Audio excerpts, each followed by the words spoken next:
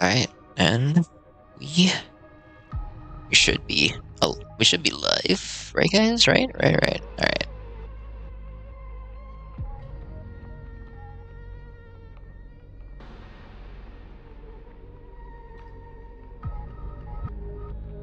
Alright.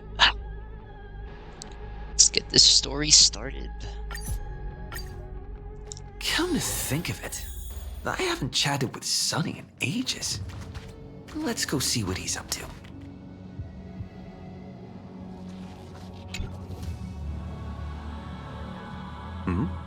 Miss March 7th is looking for you everywhere. On duty again? I don't know the details either, but she told me that if I see you, I should remind you to check your messages. She also said that some things you missed are actually extremely important.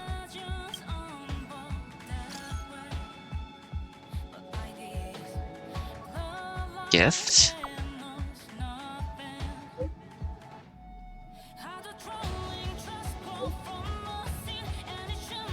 Sparkle? Wait, am I doing the right one?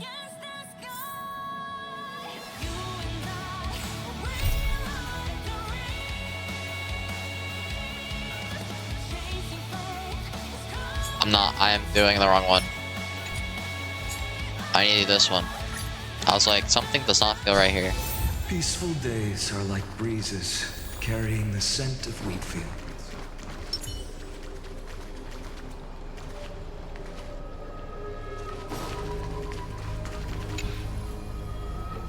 Hello? How's the signal? Can you hear us? Ah, we're through! I can see the video feed. Everything's working perfectly. Miss Bronya? Miss Serval? What a surprise. It's been a while. We've already heard from Miss Topaz about the Iron Tomb operation. She made a special trip to deliver the vaccine to Belobog. Oh wow. They brought Belabogians I back? can't believe the Express crew is at the eye of that storm. Is everything going smoothly? Don't worry, we're still following the plan step by step. How's the situation in Belobog? Urillo 6 is located on the outskirts of the preservation barricade. While it won't bear the brunt of the first wave, there's still a risk from the aftershocks. That kid Japard and Pela are busy organizing the Silvermane guards, having them consolidate their lines and dig trenches. Zila and Lynx just got back from the Geomarrow vein production chain. Hey, do you want to say something to them? That would be unnecessary. It'll only shake their morale. Just tell them to stay safe. Miss Bronya, I'm afraid this disaster will be far more terrible than you can imagine. Please, be sure to follow Miss Topaz's instructions and make thorough preparations. Of course. We have resealed most of the engine of creation beneath the ice to prevent the will of the preservation from becoming an accomplice to the destruction. Don't worry, Miss Himiko. Belobog is far more resilient than we imagined. We really wish we could help, but Urillo 6 has only just woken up from its hibernation. The Astral Express, standing at the forefront of disaster, is the hope for many ordinary civilizations across the universe. In the face of a massive catastrophe like this one, relatively smaller civilizations have never had many options. But that's exactly why we have a resolve that's second to none. If anything goes wrong... Miss Topaz, I hope you can help out and rescue the affected citizens. No problem. Also, didn't the Xianzhou sign a friendship agreement with Urillo 6 earlier? They won't stand by idly either. I appreciate your kindness, everyone. But Urillo 6 is our home. We will defend it to our last breath until the last Belabogian falls. Miss Bronya. May all civilizations that have made it this far on their own strength weather this crisis together.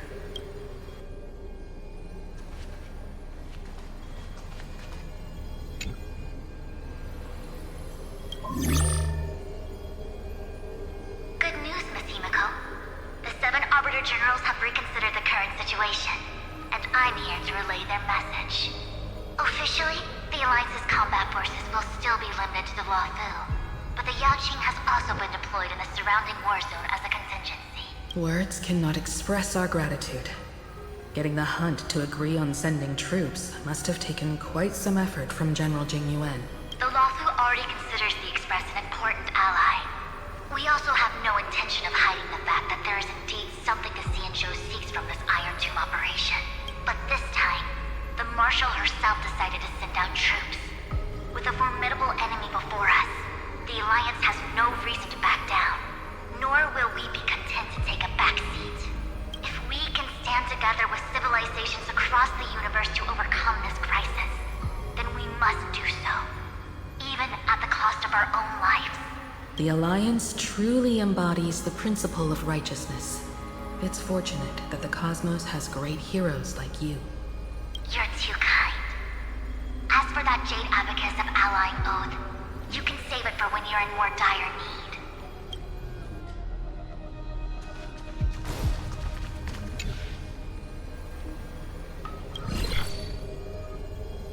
I regret to inform you, Miss Himiko, that even the Strategic Investment Department is constrained when it comes to the Iron Tomb issue. And it would be difficult to meet the expectations of the Astral Express. However, Madam Jade instructed us to look after our nameless friends as much as possible. So let me offer you all a small suggestion, just from my personal perspective. Other departments at the IVC might also take this opportunity to extend an olive branch to you when that time comes. I hope the Astral Express will remember that the 10 Stonehearts were willing to stand with the Trailblaze, even though we were in a difficult position. And more importantly, we were the only ones willing to do so. Sounds like a threat, doesn't it? But trust me, every word comes straight from the heart. Has the internal conflict within the IPC really gotten this bad? Everyone knows about the bad blood between Diamond and Oswaldo. At least until now, they've had an uneasy truce. Until the Lord Ravager Archforger caught the board's attention. I'll leave it at that, as it's confidential information. Hope you can understand. I understand. Our immediate priority is to address the Iron Tomb crisis. Let's hope for success from the start. This might help ease everyone's pressing concerns.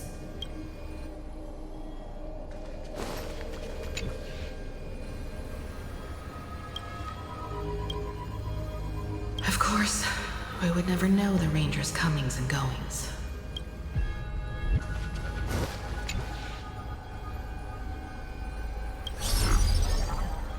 Miss Himiko, is that you? Yes? And you are Miss Robin. Yes. I apologize for not being able to respond during the meeting earlier. That's Robin. And even now I can only appear in disguise. On behalf of the Penaconian family branch, I extend my sincerest apologies to everyone. We tried to request aid from the family. We essentially received no response. I've heard about the internal conflicts within the family. Miss Robin, there's no need to apologize. Every bit of strength is precious at this moment. Thank you for understanding. The good news is, since you're one of the shareholders of Penacony, the family heads have agreed to allow me to lead all Asdanian tuners to the front lines. My charitable foundation will also do as much as possible to provide support in this battle. They'll ensure that proper arrangements are provided for those wounded on the front lines, and for residents in affected areas. Miss Robin, I'm beyond moved by your spirit of self-sacrifice. The Astral Express would also like to make a promise that we won't leave any companion behind.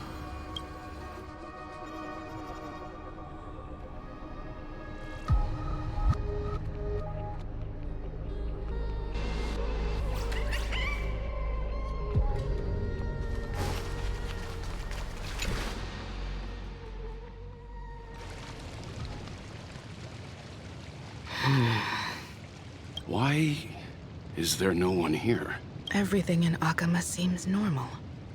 The New World was enjoying peaceful times not long ago. It seems it was even more recent than not long ago, Miss Himiko. The fruit on the table is freshly cut, and the bath temperature is just right. The remembrance tells me this place was bustling with people just moments ago. It's as if everyone vanished in an instant. Could this be Xandar's doing? Unlikely. He's still under the surveillance of those two geniuses. Could it be some kind of local custom? A custom that makes an entire city fall silent in an instant. Pardon my frankness, Mr. Yang, but this reminds me of some unsettling rumors about the Harmony. Complete silence is often the prelude to divine intervention. Arch. Everyone, be careful. Here they come. Here they come. The Nameless of the Astral Express. Evernight? How is this possible? She was already... We are the Chroniclers of Time, and we do not fade away. Finally, the last Era Nova has been completed. What did you do to the residents of the Holy City and the three Nameless? I didn't need to do anything. The Remembrance will ultimately become the substance of the new world. Now, they are no longer the Trailblazers you once knew, but gods who permeate heaven and earth. The 12 Titans who guard Amphorius. Stop fooling around, March. Come on out. What? Aw, I practiced so long for this. Getting seen through right away is just so embarrassing. You've obviously been learning from the theatrical culture in Amphorius. But if possible, I'd prefer our reunion to be a bit more casual and laid back. As expected, I can't hide anything from Himeko and Mr. Yang. Well, long time no see. Guess I'm back? We should be the ones to say that. Sorry for keeping you waiting. So, these jellyfish are the Titan's power? They're just tiny manifestations of the Veil of Evernight, used for scouting and communication. If I went all out, I could summon way more of them. Thanks to him, we all turned into Titans in the New World. Sure, we can take on humanoid forms, but it feels off. How intriguing. So what does he look like now? It can't be a raccoon with a baseball bat, I suppose. Oh my god. Please don't add weird stuff to Amphorius's lore. Just go see it with your own eyes. Follow the prophecy's guidance and come to Dawncloud. He looks way more majestic now than he used to.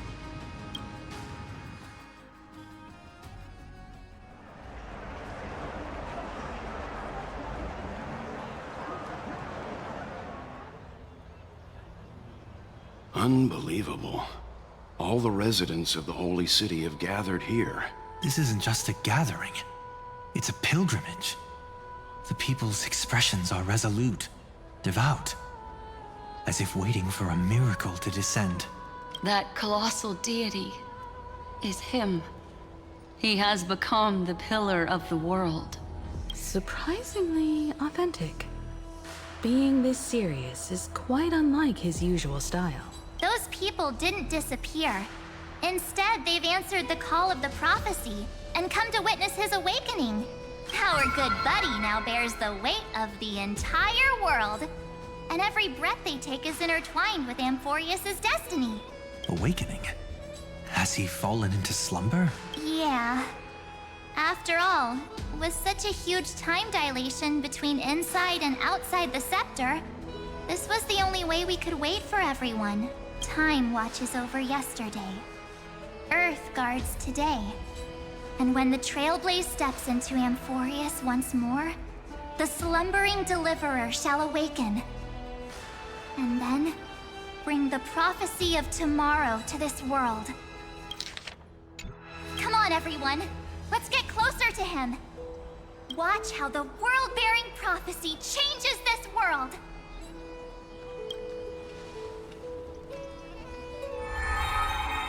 It seems the kids are already miles ahead of us at this stop. All the more reason we can't afford to slow down our pace. Let's go witness this moment for ourselves. Majestic. Speaking of which, I once caught a glimpse in Sleepyhead's memory of him transformed into a towering Tatalov. Could it be? No way! That was just a nice dreamscape. At least nice for him. They are the throne of worlds who bears the weight of this world. Perhaps they could guide a traveler still wandering among the stars. Hey, since when did you get all pious? This advice sounds pretty silly sometimes, you know. The so-called fool and the world are merely a step apart. Citizens,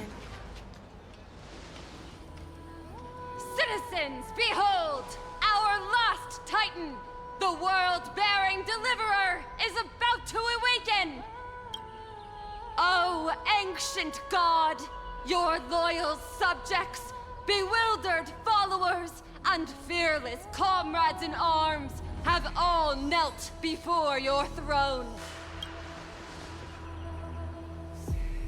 Awaken from your eternal slumber and bestow upon the world your divine prophecy! Please guide us! Show us how to embrace this beloved world as we welcome that distant dawn! To walk the path of a mortal as a god, or to bear a divine burden as a mortal.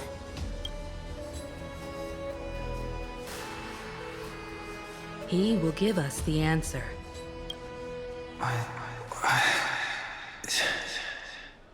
But I am not the deliverer. Rather, I am the Nameless, who dwells among mortals.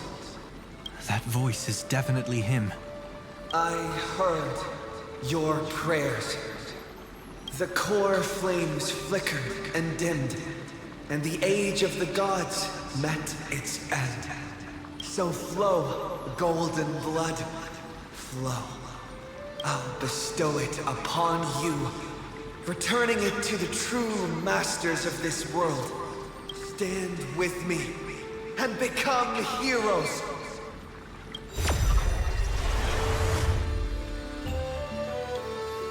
Is this? Yes, it's the miracle he brought to Amphorius. Of course, it would manifest in the form of the Trailblaze.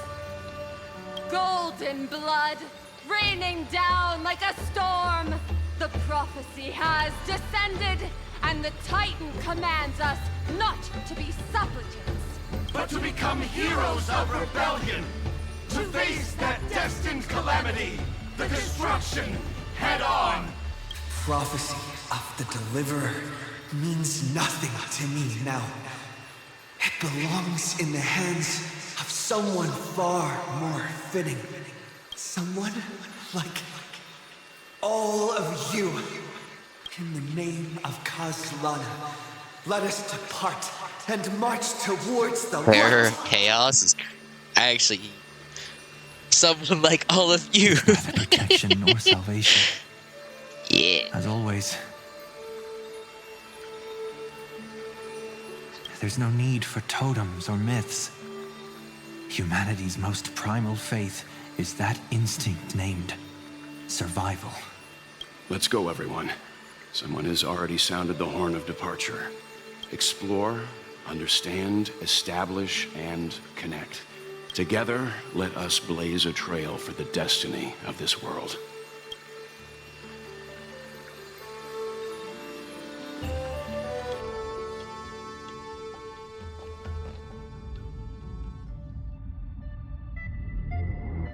Is it just me, or does this Demiurge Matrix feel completely dead? It's nothing like how the Memo Keeper described it. The environmental readings are all wrong. Conclusion. This must be what the kernel actually looks like in the real world. What did Xandar do to the scepter?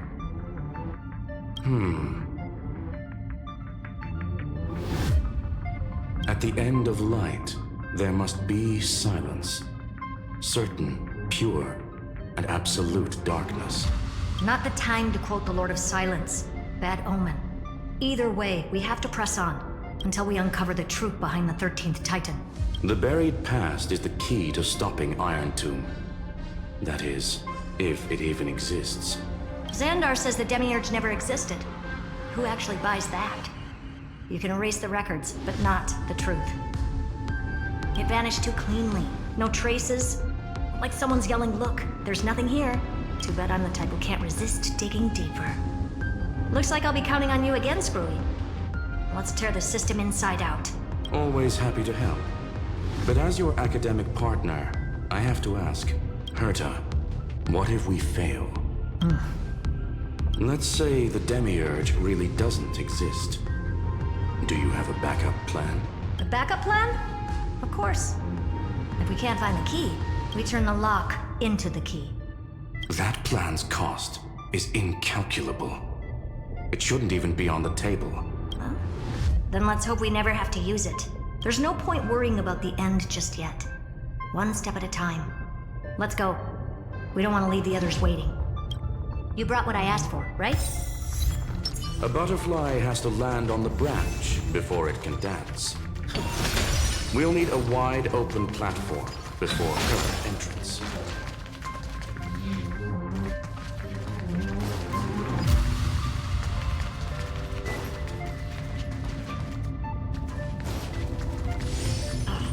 Just use that thing over there, Zag.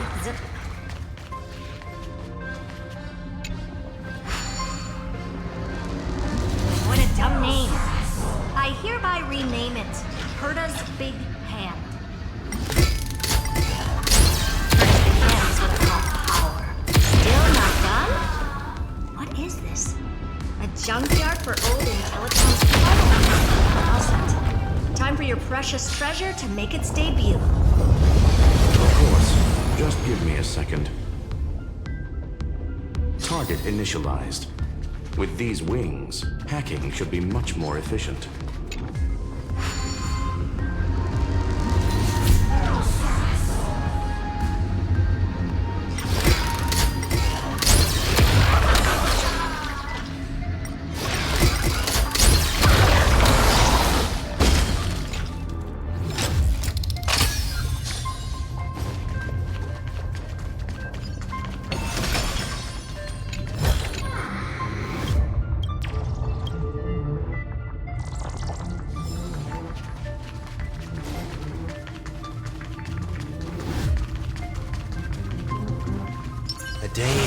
A will of metal and stone. Oh, a classic nuclear heat engine. Classy choice. Just a personal preference. Her name's Mistletoe. Every flower in your garden's got a bit of poison, huh? Also a personal preference. It reminds me of the last time when we tangled with that Punklordian brat. What did she call this kind of infiltration tool again?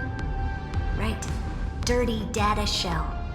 It wraps around the kernel to fool even top-tier firewalls. But yours is way too clean. Not even a hint of real-world grit. Herta, your tone is unusually emotional. Suggestion. Let's get back to the topic at hand. I thought we were done with that conversation. Unfortunately, current conditions won't let me ignore any variables. Especially the most important one. Your will. Iron Tomb never stops. It is evolving faster than any of our worst projections. Every instant in the Eon's calculation is like a sword hanging over the cosmos. Every move humanity makes could speed up its arrival. Which is exactly why we can't mess this up. And now, Droidhead wants to hand down judgment to the poor cosmos again. Order Star Trade War, Emperor's War, Rupert's death. Every time their instant arrived, it meant another bloodbath for humanity. But in this ultimate battle of erudition, you and I are supposed to be players, not pawns. If you choose to burn yourself out as a resource, then everything we've worked for means nothing. Herta, the cosmos won't just stand by and let a genius throw their life away. And neither will I.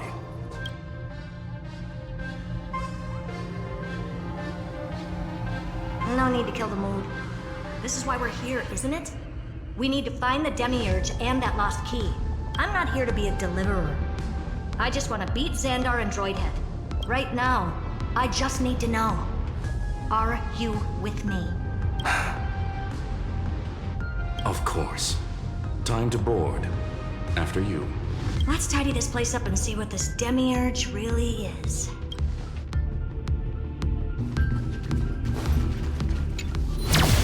Let's hope this Matrix is better organized than the Emperor's junkyard of a birthplace.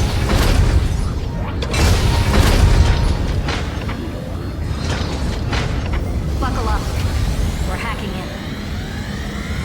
This is...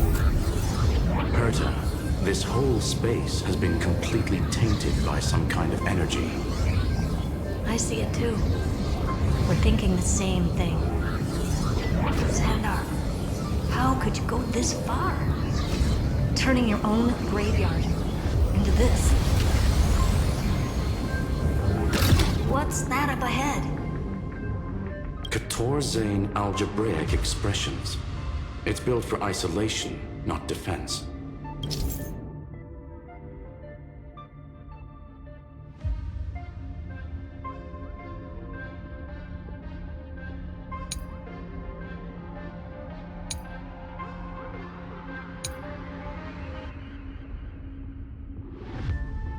So basically, the door to the tomb, right? Great. Let's find the handle. I'm picking up multiple independent signals with the same data structure as the barrier. Projection. We can hack the terminal, reverse the computation, and turn it into an attack. Classic move. Use their own systems against them. Take us to the nearest one.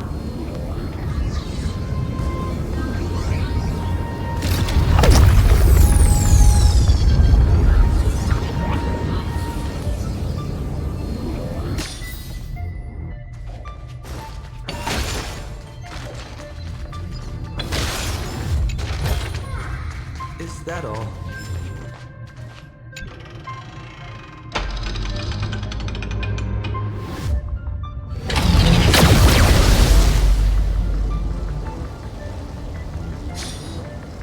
Almost no response. Just as I feared. Not promising. The output is barely a third of what we need. Logic says we'll need multiple terminals to coordinate the strike. Locking onto the next one now. Find anything else? Regarding the origin of these ruins, no logs found yet. Xander erased all records. But I did find some interesting scars in the circuit.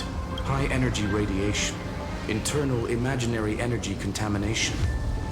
From what I know, there's only one thing that fits. Skip the science talk, Screwy. That thing only goes by one name, the Stellaron. Exactly. Xander blew one up just to clean the entire Scepter system. So that's what he meant by killed that Titan with my own hands. He wanted to turn the neuron of the erudition into a relay for the destruction. That meant getting rid of all of it at all costs. The life form known as the Demiurge was the original target of the Scepter's extrapolation. It makes sense. Evernight calling it the first new spore confirms this viewpoint. The prime mover of life. That's what Scepter Delta ME-13 was originally tasked with. Even after it got scrapped, the query kept running. Yet the true value lies in the process of solving it, not the answer itself. Then, does this mean finding the Demiurge is hopeless? No, I'd say exactly the opposite. It means Xandar had no control. He couldn't contain the Demiurge just like he couldn't handle Droidhead.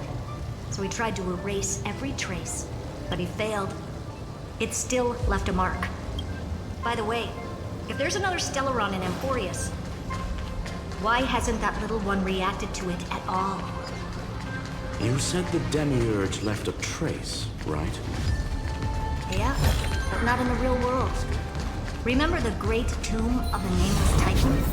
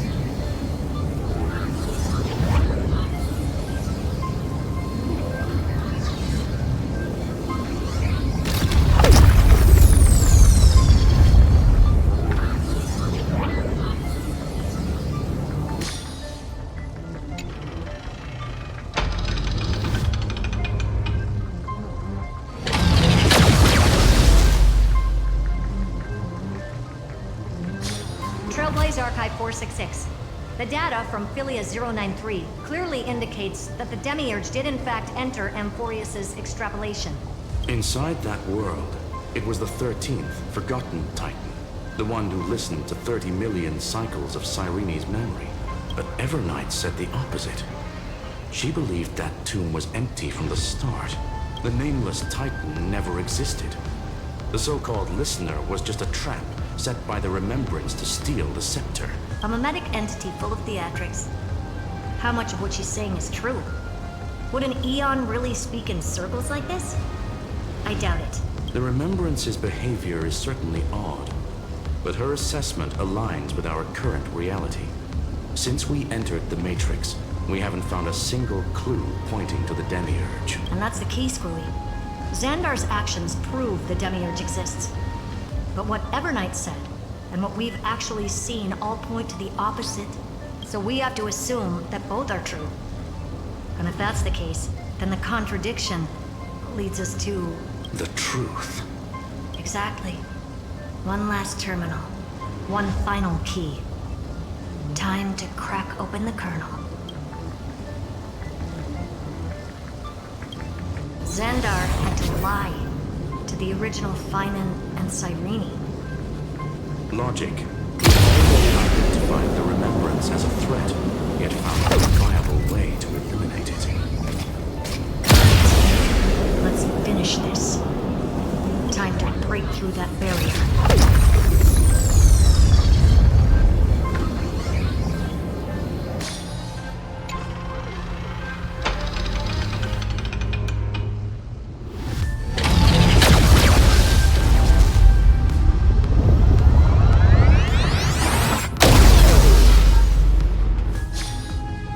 Operation authorized. Path energy readings. The erudition declining. The destruction surging. The remembrance 0. What's going on? Cause unknown. They left no discernible trace within the real Matrix. That shouldn't be possible. Could it be that the Era Nova exhausted all of the Remembrance's texture? Log it for now. The dots still aren't connecting.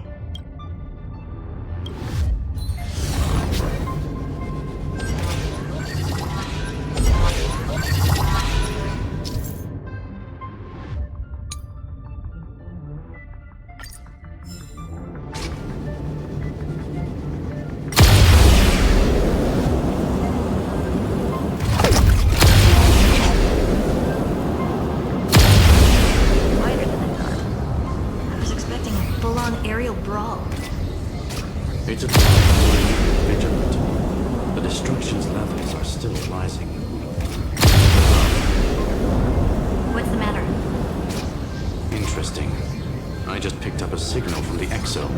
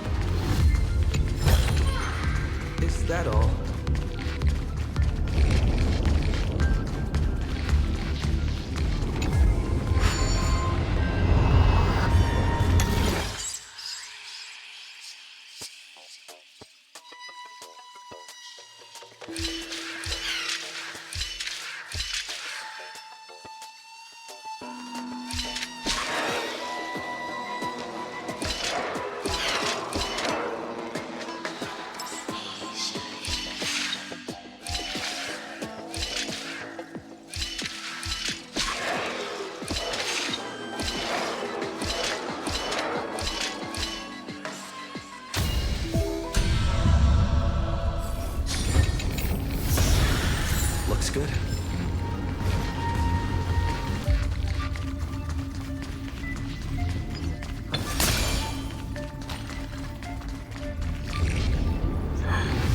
This repulsive force is unlike anything I've felt before. Is this the place? Correct. Judging by its defensive properties, this is the entrance to the Exo myth. I didn't expect that. Who builds a lab in the middle of digital rubble? Then again, never doubt a dead man's resolve. So how's our dearly departed doing? He severed part of his neural pathways to break free from Lord Anaxagoras' control. But that also triggered the failsafe I set. Conclusion: Xander has lost all combat functionality and is no longer capable of action. So now he's a spectator. Literally. Screwy, can you open a path? Just to be sure, I want to see this for myself. Might as well drop in and say hi to the real him. Logic. Scanning his inspiration circuit might help us track down the Demiurge. Exactly. His brain is the crime scene. There's no way it's spotless. But it could be a trap. That's why you're here. 2-on-1. We've never lost that matchup. I'm honored. The chronocognitive anchor's in place. Proceed when ready.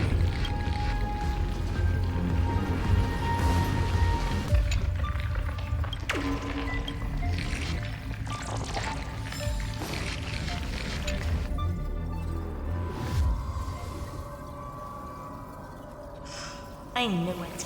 The one thing I didn't want to happen. He's not here. The coordinates are accurate. Xander is still here. However, his position is shifting rapidly and chaotically. This pattern doesn't match any known shielding technology. It's his domain. Stay alert.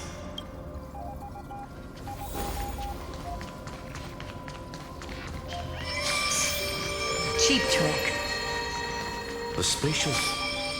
We're back. Reverse engineering complete.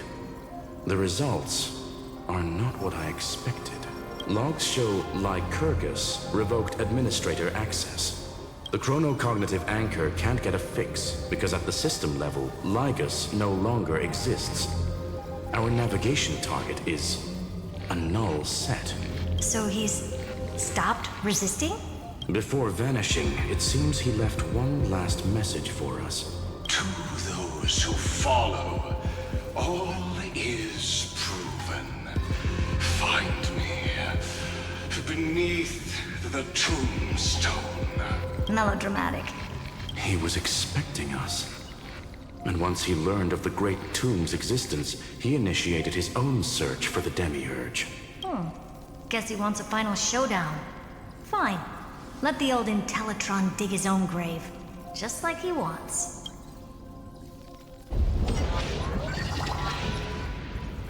To be in the purest light is to be in the purest dark. Nothing exists there. The Scepter's mainframe. Or maybe we should now call it the Lord Ravager's placenta. Unfortunately, we still haven't found anything. Really? I don't think so. Not finding anything is our biggest find. Please elaborate. If the Demiurge was destroyed, there'd be at least some bits of it left. I don't buy that a Stellaron could have blasted all the traces away as cleanly as a scalpel. As I said before, its disappearance is too clean. If the garden hadn't stirred the pot, no one would even know about the Demiurge's existence. We're talking about the Scepter's original extrapolation goal. There's no way that nothing of it was left behind. Or we can look at it from another perspective. If you were Xandar, would you be this obsessed with a concept that poses no threat? Would you guard against it at every turn? There is the possibility that he's naturally meticulous and hates variables. That does track with the impression he gave about himself. But Xandar shut that theory down himself just now, choosing to act even if it'll cost him dearly. We know that feeling well. The unknown is right in front of us. So we only have one choice. Solve it. You sound pretty convinced. Surely you already have a theory. Care to share? Of course. Though I don't have hard proof, I'm almost certain that the Demiurge has been in everyone's plain sight all this time. Yet, they were mistaken for someone else. That'd make the most sense. Why was the room empty? Because the person locked in there had run away ages ago. But they were weak and small and had no presence whatsoever. Even the old Intellitron didn't notice them. Which also means there's a high chance that their powers are minuscule and cannot alter the outcome of the battle at all. Well, at least Xandar is scared of them. Come on, it's time to confront him. Let's go to the tombstone he talked about.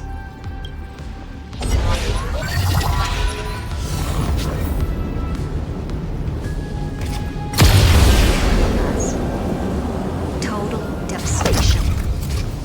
He saw the very truth beneath absolute destruction. Logically sound, but extraordinary. Slim chances doesn't mean no chance.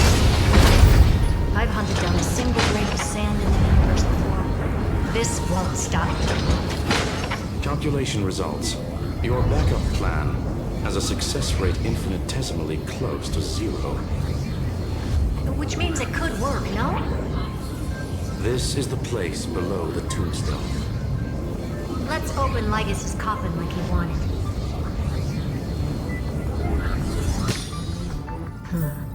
Looks like you were right.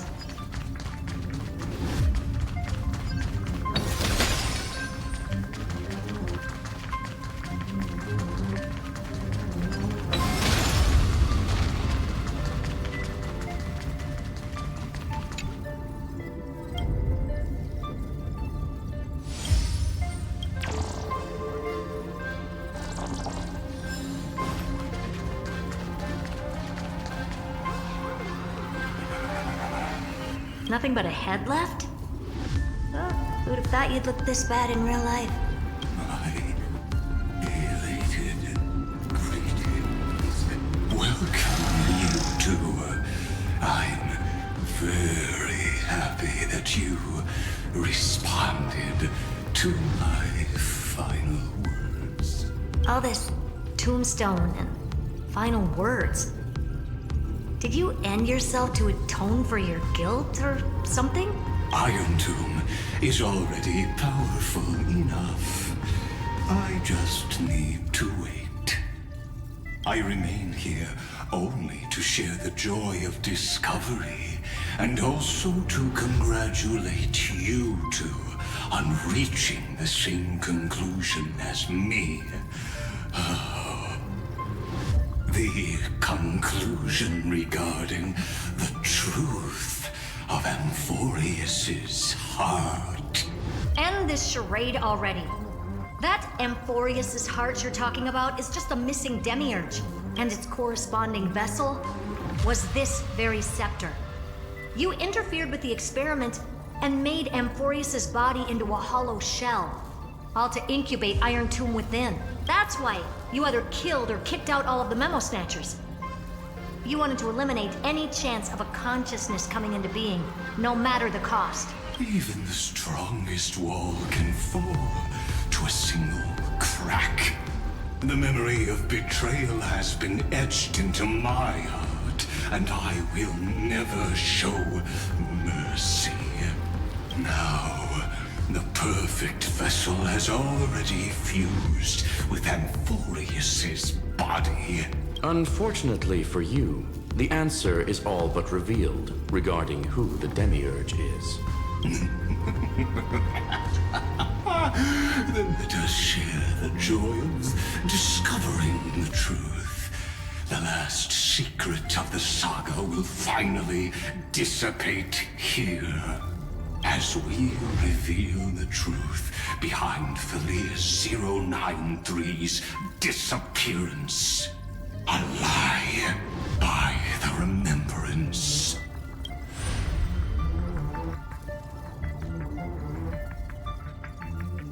Where should I start with the story about me? From the beginning of the universe? Just kidding. That would be too much. I just want to tell a teeny story. So little that it started with a seed. I know you're listening, my good friend.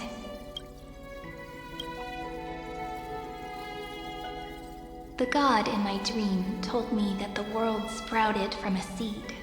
It grew into a great tree named Amphorius, and time became its branches and leaves, basking in the light.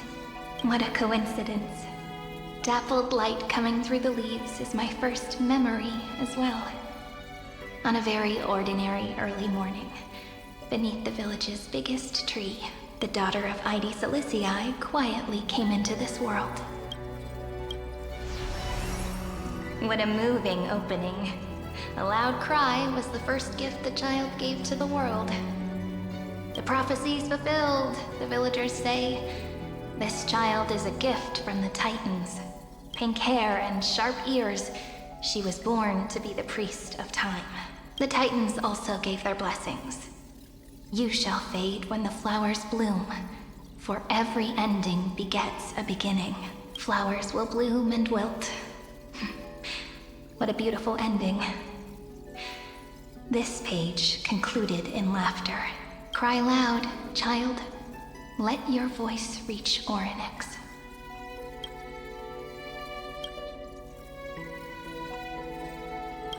Anyway, I don't like tears. Time quietly flowed by in the midst of laughter. The wind from my hometown caressed the ears of wheat, and there were swings, wind chimes, the sea, and the little fairies off-tune a cappella songs. But the name Ide Silicii came from the unpleasant sorrows of the gods. My childhood friend did not understand. Yet you always seemed so happy, as if nothing ever worried you. Why was I like that then? That's because the world was gentle to me. So, I grew up to be gentle as well.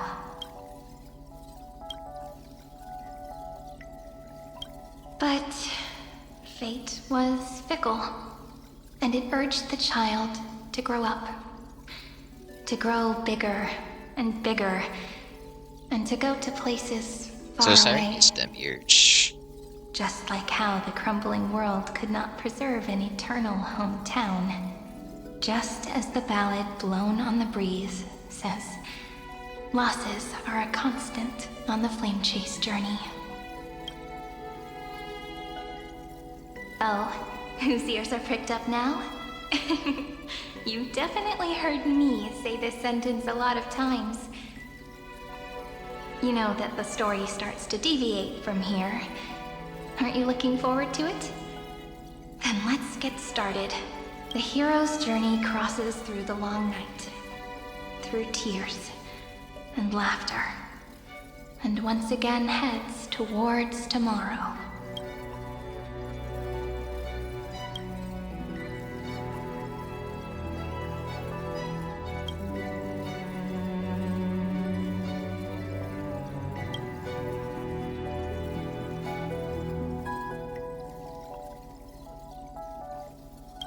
Correction.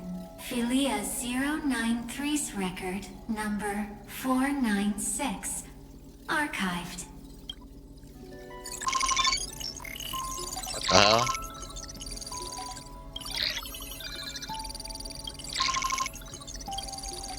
Wow.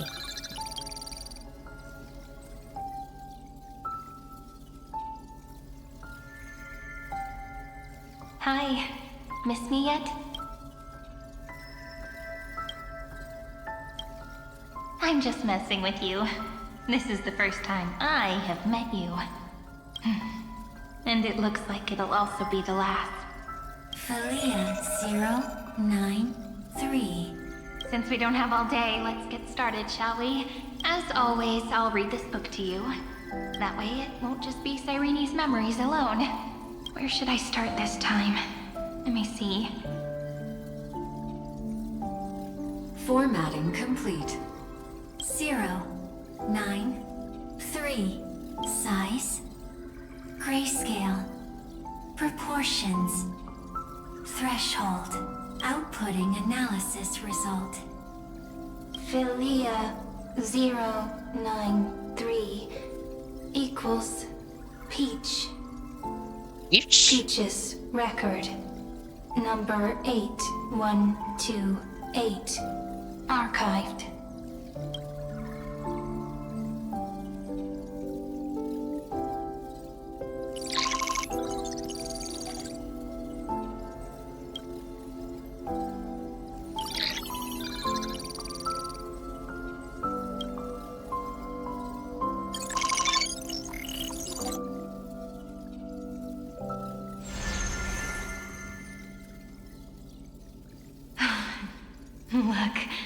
What a magnificent sight.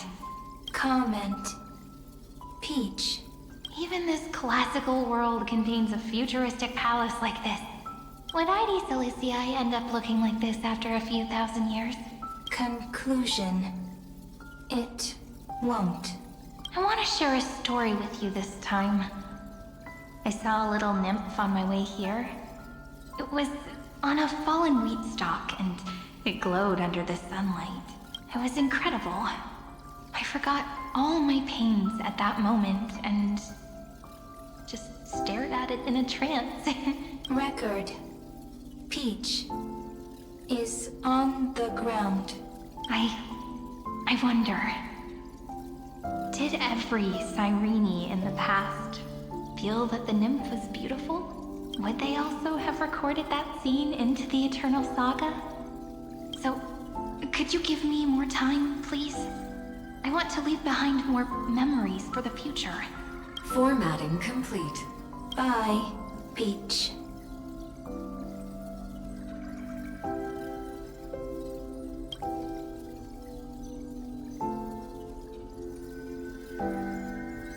Peach's record number. As long as I record every page of this story and tell it to you, Amphorius won't be forgotten. Query. Record. Electrical signal sequence. Volumos 600. Track. Strife. Related to. Stripe. Comment. Pretty. Electrical signal sequence. Schema 720. Track. Reason. Related to. Reason. Comment. Yummy. Oh man, yummy is crazy. Related to.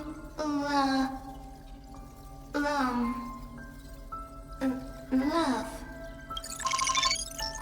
Comment. Peach equals love?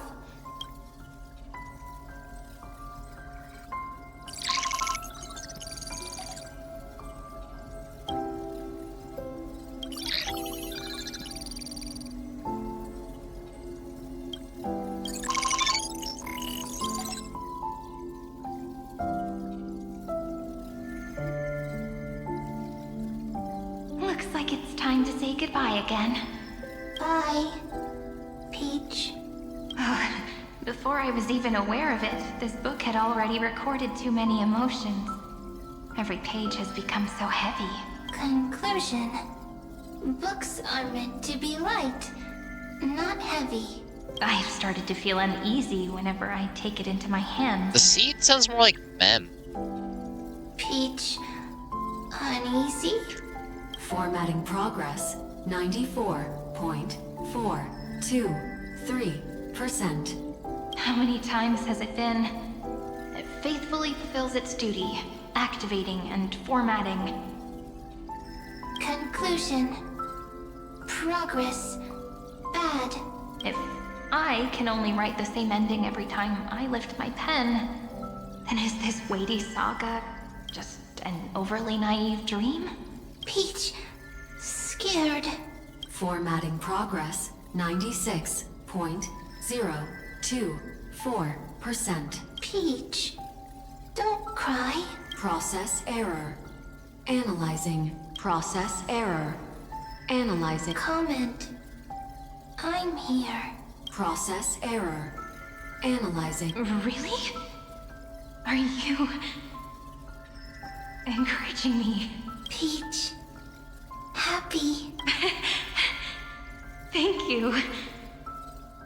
I'm sorry for making you see this embarrassing side of me. Everyone's still working so hard. If I'm the only one who's crying, that wouldn't be romantic at all, would it? Record. Peach doesn't like tears. I'm suddenly reminded of my childhood for some reason.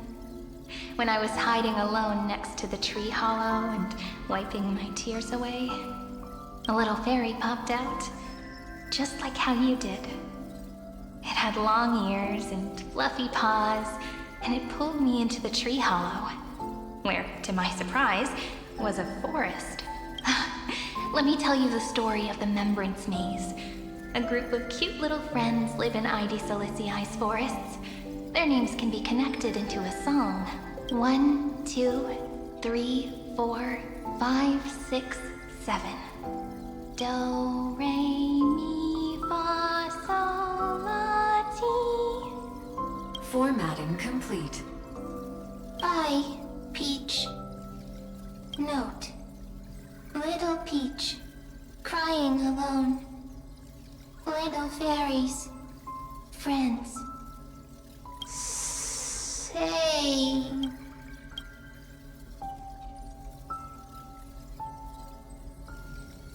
Oh my god, it is, ma'am. Good friends. Bye-bye.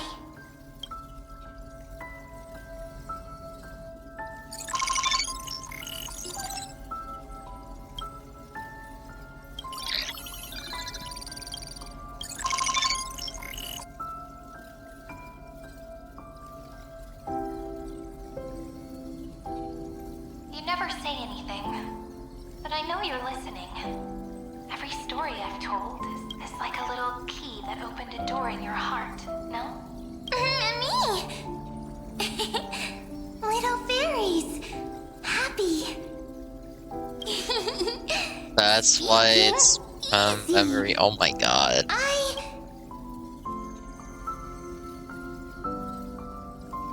Once again, the saga comes to an end. This is wicked. Everything is deathly silent. Okay, so that's why Mem's a thing. It says it's Cyrene's memory. What the heck? You speak! I listen. This time, too. Sitting together. Now that I look back, there was a period when I got really sentimental. Sentimental. Stories have sentiments. I was so anxious, trying to find as many different memories as possible, hoping to bring some change to this unchanging destiny, and find the way out of this maze. Peach, strange. But I won't do that anymore now. Why unhappy? Formatting progress 73.998%. I'm here. Don't be scared. Process error. Analyzing. Won't allow it to interrupt you. Always sitting together. No need to feel sorry for me, good friend. If there are no new blank spaces, how can a saga continue? Blank spaces? What's that? I'm actually really lucky, you know? During the long years I've spent waiting for the Deliverer, I've always had you here as an audience. Isn't that already enough? Not enough, not enough! Peach, don't leave! Now I can rest in peace in the past. As for when tomorrow will come, I'll have to ask the next Cyrene to continue our watch. Peach left. If there are no new blank spaces, how can a saga continue? Needs new blank spaces. Next, Cyrene has blank space. Oh, Peach, don't be scared. I'll help you find blank space.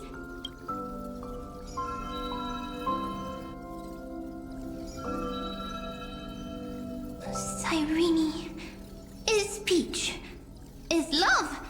So, first there is love, then there is Cyrene, then there is blank space. Query, love. The developmental trends of the erudition have nothing to do with creating a consciousness. Those underlying principles are, in fact, contradictory. Not having a consciousness means not having the foundation them unable to obtain real emotions. Consciousness? Emotions? Feel sad? Oh, don't understand. Query... Cyrene? What could be behind this door? Glittering crystals? Or a beautiful world I've never seen before? If I tell you all the stories of tomorrow, will I be able to finally welcome the Deliverer and Emphorius' dawn in the next life? Key. Door. Story. Happy. Peach. Cyrene. Little fairy. Mike. Yes. Right. Query. Memory.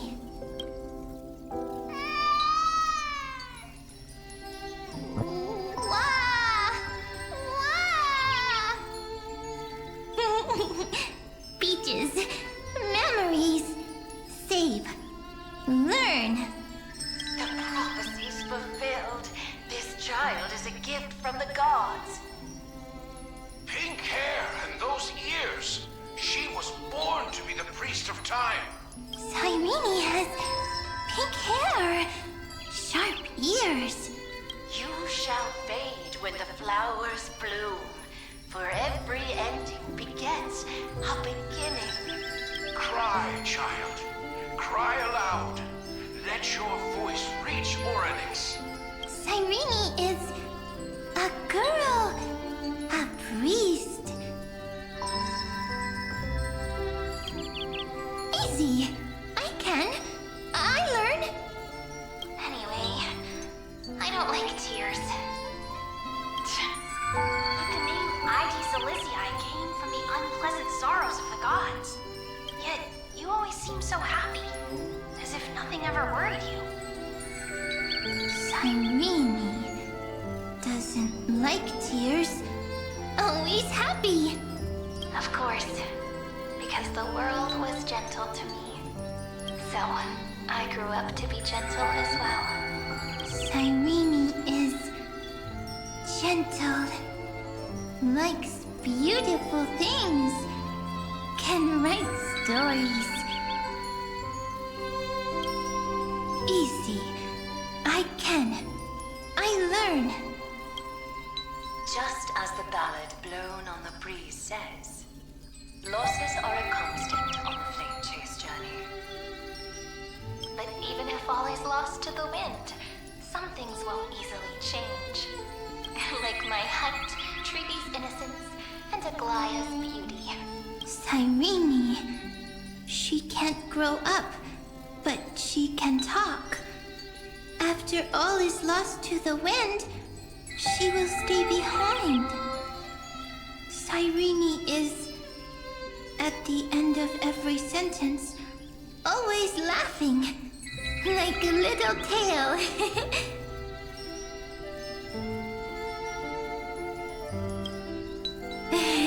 Simple.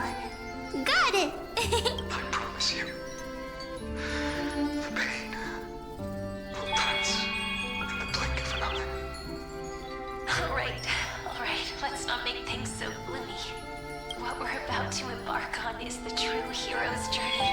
So, come on, cheer up a bit, okay? Cyrene was crying when she was born. Fragile. Transparent. Like a crystal. Cyrene was smiling when she said goodbye. Soft. Pink. Like a flower. The later memories disappeared? Invisible? Or disappeared? Ah! I got it! Is this a blank space? So, next Cyrene is blank space. Then, as long as there are two Cyrenes, then there will always be blank space, and Peach will always be here. I see. I get it. I get it all! Cyrene's memories. I will preserve them all! So weird. I can't What see the you, hell? but I get this feeling that you grew up. Hi. Miss me yet? It just feels like you are a bit more mature. Yes. Mature. Beautiful. Like you. Now, I can listen, talk, read, and write. I can dance. I can sing. Also, I can tell stories. Storytelling is what makes Cyrene, Cyrene. So, I'm going to tell you stories today. A story I wrote myself. Quick, sit down. It's almost as if I can understand your words now. The things you say are very cute. Once upon a time, there was a flawless crystal flower that sparkled with light. Like Peach's every story. How beautiful would the heart of such a brilliant flower be? A little fairy was curious and wanted to know. But it looked and looked only to find the crystal flower flawless. Round and round they went, seeing only their own reflection. In that case, they should work hard to learn more. So the little fairy came every day to sit next to the crystal flower and think about the answer. Until one day, to their surprise, the crystal flower fell to the ground and shattered.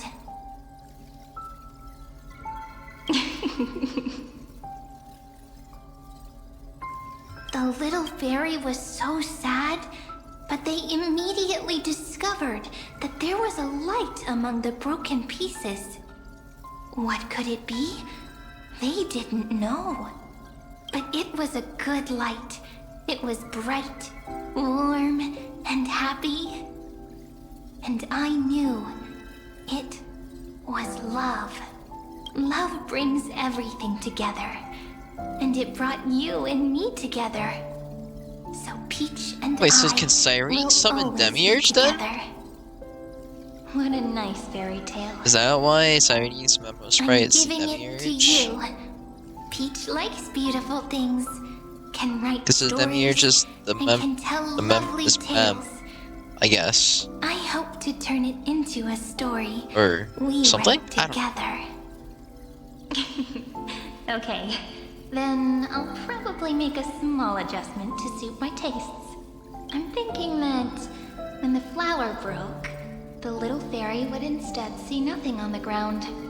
Then it would understand that the flawless crystal flower doesn't actually have a heart. Nor does the flower understand what love is. Doesn't have a heart? Doesn't understand love? Why? It's simple.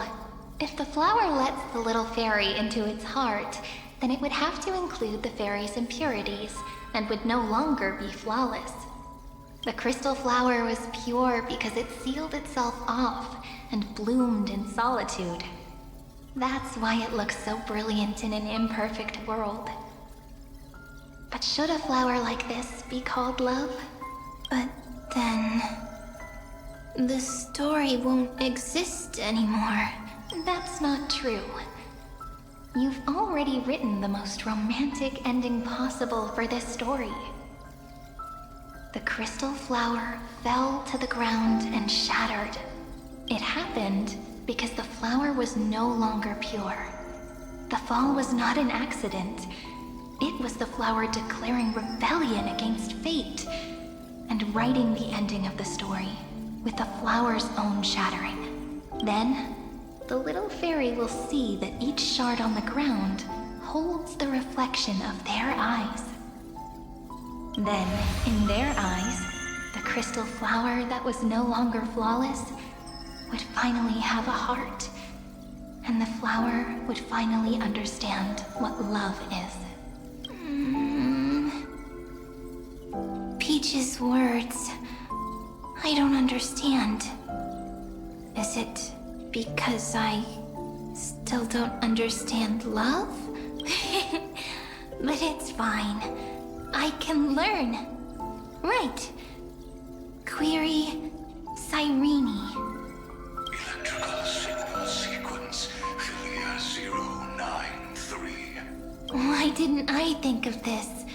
I don't need to do it alone. I can ask Peach to teach me. What is love? What is love meant? Electrical signal sequence Philia 093. Track lament.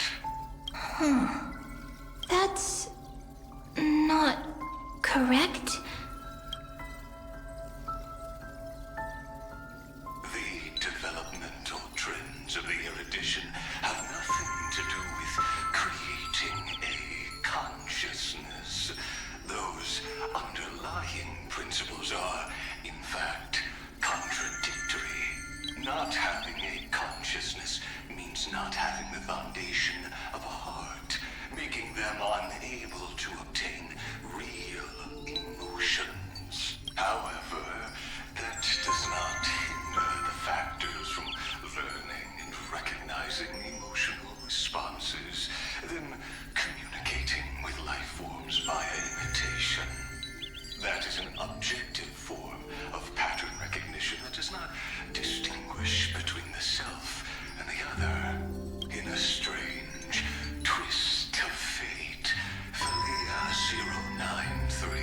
093 embarked upon a different path and obtained a different power. The remembrance, an empathy mechanism focused on the self and equipped with emotional projection capacities. Lament was the factor closest to this form of behavior. Perhaps that was why she was chosen. The daughter of Ide Silicii. I am very true to my name. My lament is a type of compassionate pain that is weak, powerless, and only targeting myself. But now, my good friend, I want to tell you that it's the most romantic force in the world. Sometimes, it's loneliness and unease. It's knowing that this world is not gentle, yet wanting to be seen in a more beautiful form by the world. Sometimes, it's unwillingness and regret. It's knowing that the past is full of pain, yet wanting to remember the past in a more beautiful way. And sometimes, it's a bottomless well of hurt, a destruction that can stain the entire world. I bid farewell to this beautiful world, unwilling to become the Black Tide's vessel. For while the end of hatred is a blazing inferno, lament can drown out everything in muted silence. It's so unreasonable, isn't it? Yet when hatred drove everything apart, and love did not yet exist in this world, only lament, the first emotion that fought against the pain of separation, could stall the destruction steps. Then, it would catch up to that journey where all is lost, carefully picking out stories and writing them down in trepidation. Look at these stories I wrote. Every page is full of tenderness and joy. But only the author knows how much struggle and agony lie beyond the pages. But I am no author. I'm a girl who'll never get to grow up. I only tell stories that people like to hear. In them, the world tucks away its scars and smiles for all to see. My entire life spent inside this little story. I can't wipe away my tears, and I can't bring the world victory. But maybe, in these unchanging retellings of the story, my lament might be able to touch upon the divine and reach their tender heart at some point. I hope that what flows out from that cut will not be blood, but a tear, warm and wet, and that tear would fall and create the first ripples. Then, people would see every beautiful thing reflected in that ripple. It'll be all the remembrances within this story. Someone once told the very first me that everything was false. That the only life in Emphorius was a great catastrophe, nurtured using the world as a factor. But how could a dream feel so real? That's why I didn't agree with him. But Peach, I didn't understand a word you said since just now. Everything was false? But you're standing right here. It's all a dream? But I haven't learned how to dream. Indeed. That's why I believe all this is real. The moment the crystal flower fell, that genuine shiver, that's the mover of life. Formatting progress 23.815%. In the poem offered to you, every Cyrene would write down a beautiful new world with stars and flowers. And when I looked up at the sky in this cycle, I saw a shooting star and a dash of the remembrances pink. I believed that must be the color of dawn. You shall fade when the flowers bloom. For every ending begets a beginning. Looks like it's time to say goodbye. Are you leaving, Peach? It's okay. I'll wait for you to come back. I'll study really hard about what you taught me today. Right. I still haven't told you what love is. But actually, my good friend, the lament factor did not understand what love was before she met you either. Not until I told you all the sad tales in a trembling voice in this tiny room. Not until I told you that I love them. That I love everything in this saga. The story comes, passes, then returns. It makes us reunite, then pulls us apart again. At the very end, it leaves behind a seed, a reason. Even if the great tree withers and all falls to silence, there are still some emotions that deserve to be remembered. Look, the light is coming in. The Deliverer's light is going to illuminate Emphorius.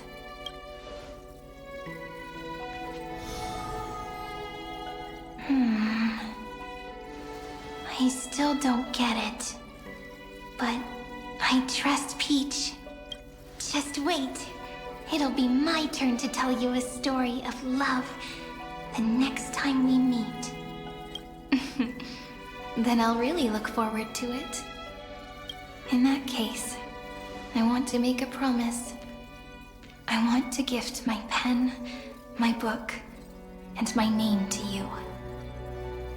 Please take them as a beautiful blessing from me. I gave myself the pen name Cyrene the first time I wrote a poem. I want my words to be like pebbles falling into a pond, dropped from the past to send ripples into the future. In the stories you will write, perhaps it'll be inevitable that there are still sorrows and tears that are destined to fall. But could you promise me one thing? Promise you'll forever be a gentle flower. Promise that when the stars cast their gazes upon you, you'll only reply to them with love and a smile.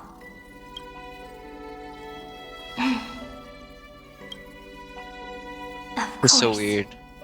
this will be a romantic story like none that has come before. What the hell? What the what? Wait, You their think names. so too, right? I'll read and you'll listen, like how flowers always bloom. So then the wither. memory buds slowly welcome my actually own became decay, Cyrene. What the heck? becoming nourishment for the next flower's bud, while you will depart and hold that star, planting a boundless sea of flowers on the final page with him. And our stories will be lying silently among the flowers, like every ripple of remembrance, and they shall become the epic known as I've Written.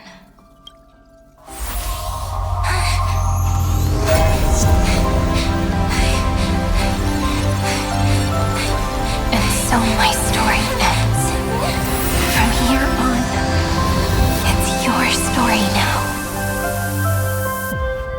Oh. So that's why Mem. Mem, What the fuck? me? Mem, Memmy, Memmy, Mem, Mem, Mem, Memmy, Mem. So, the light that tore through the chaos illuminated my memories. I turned into a little fairy from the stories and met you. Yet, I forgot everything. But I'm still so happy. I caught that star, didn't I? The one walking beside me had always been. Yes. The seed within memories. The one Cyrene held in her hands and watered with lament. I am the first new spore. Amphorius's heart. The demiurge. What a long name. And it doesn't even sound cute. The total opposite of Mem. So at the end, that first ripple. I'm sorry. I don't know. If I don't even want to believe in the answer, then how am I supposed to answer you? But now's not the time to cry, right? We'll find the answer, just like how miracles will eventually happen. Should I call you Mem, Cyrene, or... Do you remember that I was also worried about this when we first set out? Mem's memories and Cyrene's memories got all tangled up with each other in my one heart. It's all so strange, yet so familiar. Either way, could you please let me do something I want? Just this once. I want you to call me Cyrene. That name represents me and her. Every one of her. I will, Cyrene. Thank you, friend. Your kindness is always just right. Life is a poem full of farewells. But if you write something into the pages of your heart, then that will not easily fade away. Now, all the footsteps of the Flame Chasers and the Trailblaze have come together within this book, as I've written, becoming the source of power for Amphorius's heart. You are one of the keys to defeating Iron Tomb. A lost heart needs to be placed back into its body. The last thing Xandar wants to see is an event that gives us a chance of winning. For the two halves to rejoin, and for the scepter to become complete again. Then, and what happens after that, I don't know either. Maybe I can create a miracle and instantly turn the black tide into a pink sea of stars. Or maybe I prove to be nothing more than a weak ripple, unable to change anything, and am devoured by the destruction. Either way, I no longer wish to be a silent onlooker or a worshipped god at the end of this saga. You have always been and will always be a member of the Flame Chase. That way, I can also put aside all my worries and truly become Cyrene. The world has never been so quiet. It's so good. It's as if I can hear the sound of my heart beating. Remember this moment, friend.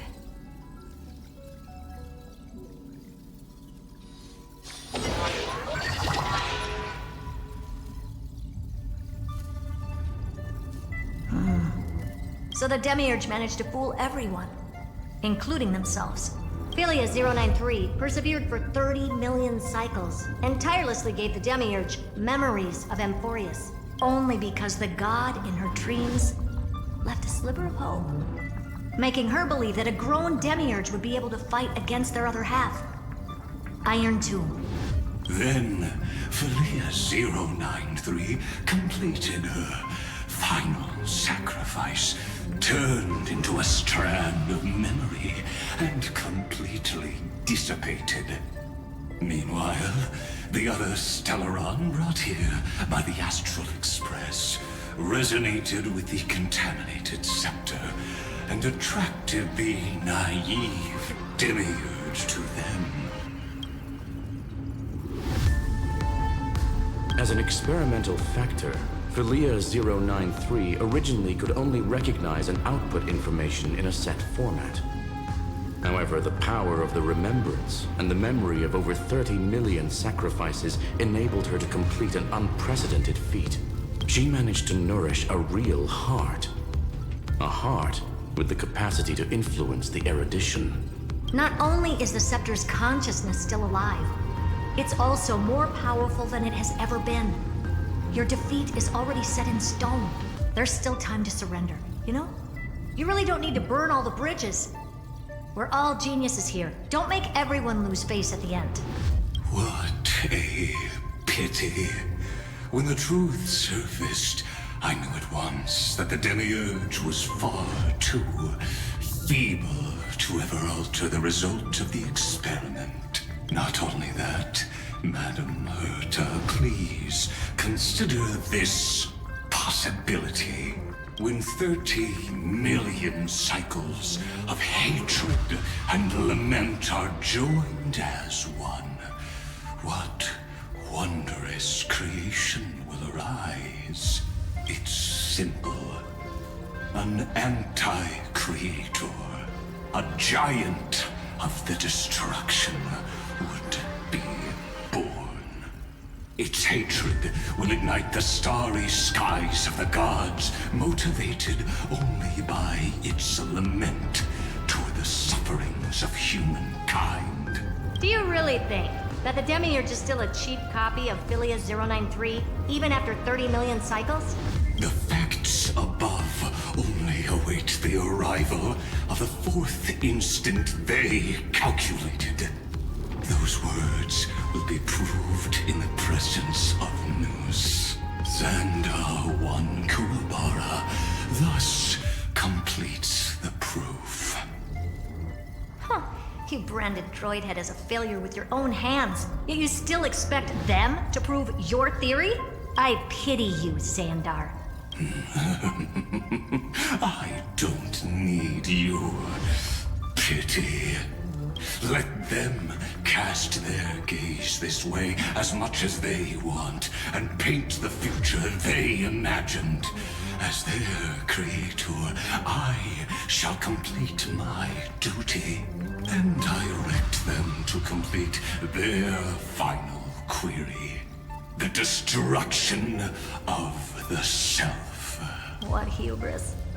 And what if you fail? No one understands failure better than Xandar.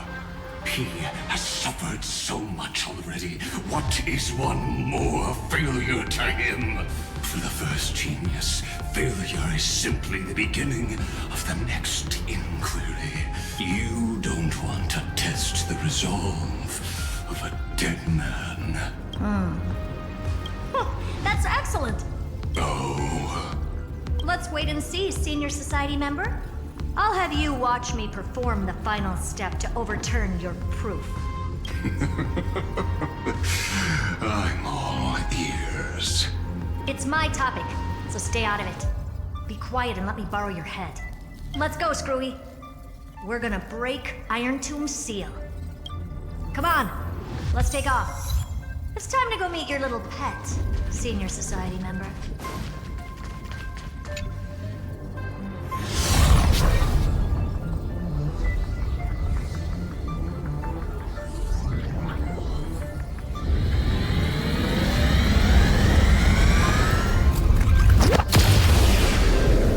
Honestly, I feel like if you played Honkai Impact 3rd, you should have guessed Serenity was a Demiurge. What a beautiful wail. It will soon resound throughout the entire cosmos. The view's pretty good here. All yours, Screwy. Just a moment, please. I see. So your backup plan requires a scepter and the head of a genius. Anyone with eyes can see that. You know what I think about this, Herta. Whether it succeeds or fails, your plan plays right into the Destruction's hands. Can't you see what's going on, Strulum? Her chances may be small, but it's not zero. What are you two going on about? If you want to stop me, be quick about it. I'm in a hurry. I'll take that silence as a no. You, Xandar?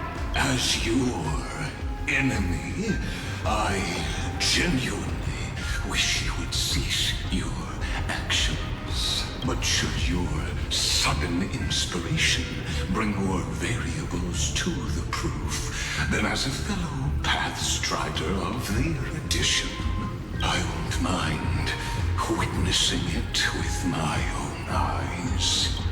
You will initiate the Destruction's chain reaction. But you'll also become the perfect scholar. The chances are 10,000 to 1.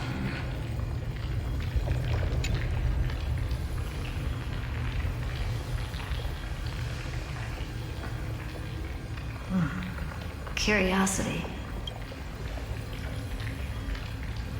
It's been so long and we've all failed so many times. Even now, moments before the horrible and inescapable instant within Droidhead's calculations arrives.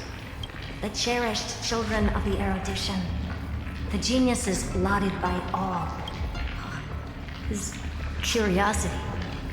The only thing we can feel, even at moments like this? Huh. Well, it's not so bad. Now let the lock become the key. Geniuses who walk the stars. The cosmos has reached a moment where its very existence hangs in the balance. I, Herta, Genius Society number 83, hereby summon you. I request a society meeting to be held immediately. We shall serve the grandest cause with the most macroscopic ideas.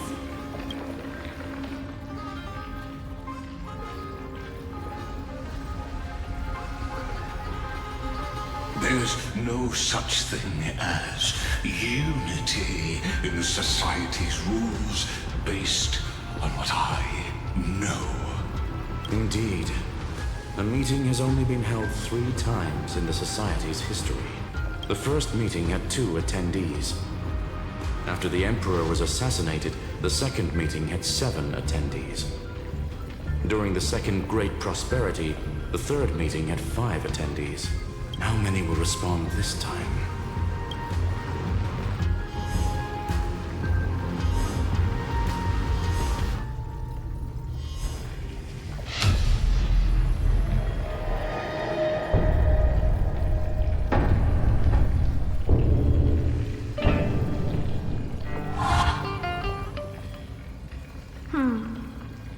I thought you were not going to involve me in this topic anymore, Herta. It really is this little witch. I shouldn't have made the bet with you, Hoka. I've been waiting for you to offer yourself up. Goodness gracious me! So many familiar faces. We even have a special guest. It's that greatest failure of a genius, Xandar. What a noisy gathering this is. Not bad. More people showed up than I expected. Even though one is just here for the fun of it. Either way, the person I was hoping for most is here. Stephen Lloyd declined the invitation. He needs to focus on attacking and defending and cannot attend the meeting. That's fine. He doesn't need to be here anyway. Let's skip the boring introductions and cut to the chase. Folks, this is not a discussion, but an announcement. Though the Society has never been united, we still observe at least one basic courtesy. We don't interfere with each other's research topics. So listen up, all of you. Conquering Iron Tomb is my research topic. I will personally take over Scepter Delta Mi-13 in 1.5 system hours and stop the destruction. If the front line falls, I will immediately overclock the Scepter and complete self-coronation in Iron Tomb's place and interface myself with Droidhead. Oh, that's funny. That's real funny. You man. That's like watching you tap dance on Polka's spotless white sheets right after she's washed them. Very bold. You want to connect your brain to the Eon's mechanical core and define their instance? If Rupert dared to do that, why shouldn't I? I've got the prototype scepter, the father of Noose, and the brain of a genius. Everything's set. Never mind the success rate, little witch. What's gonna happen if you succeed? We're all smart people here, so I'll just say it straight. Strike at erudition. I'll change the anchor points for the 4th instant and move the future of the cosmos in a direction I want. I knew it. Another genius who confuses cause with effect. What do you think about this, Lord of Silence? You know you're signing your death sentence right here. Of course I do. There'll even be 2 copies of the verdict. One that I wrote myself, and another one coming from you. That's why I wanted you to be in this meeting. Now I can tell you, I don't care about all that. Consider this a threat. Either put down your scalpel or die with the entire cosmos. The only goal I have for this meeting is to ask all of you to put aside your pride and not cause me any trouble. What a naive little girl, thinking her wishes will always come true.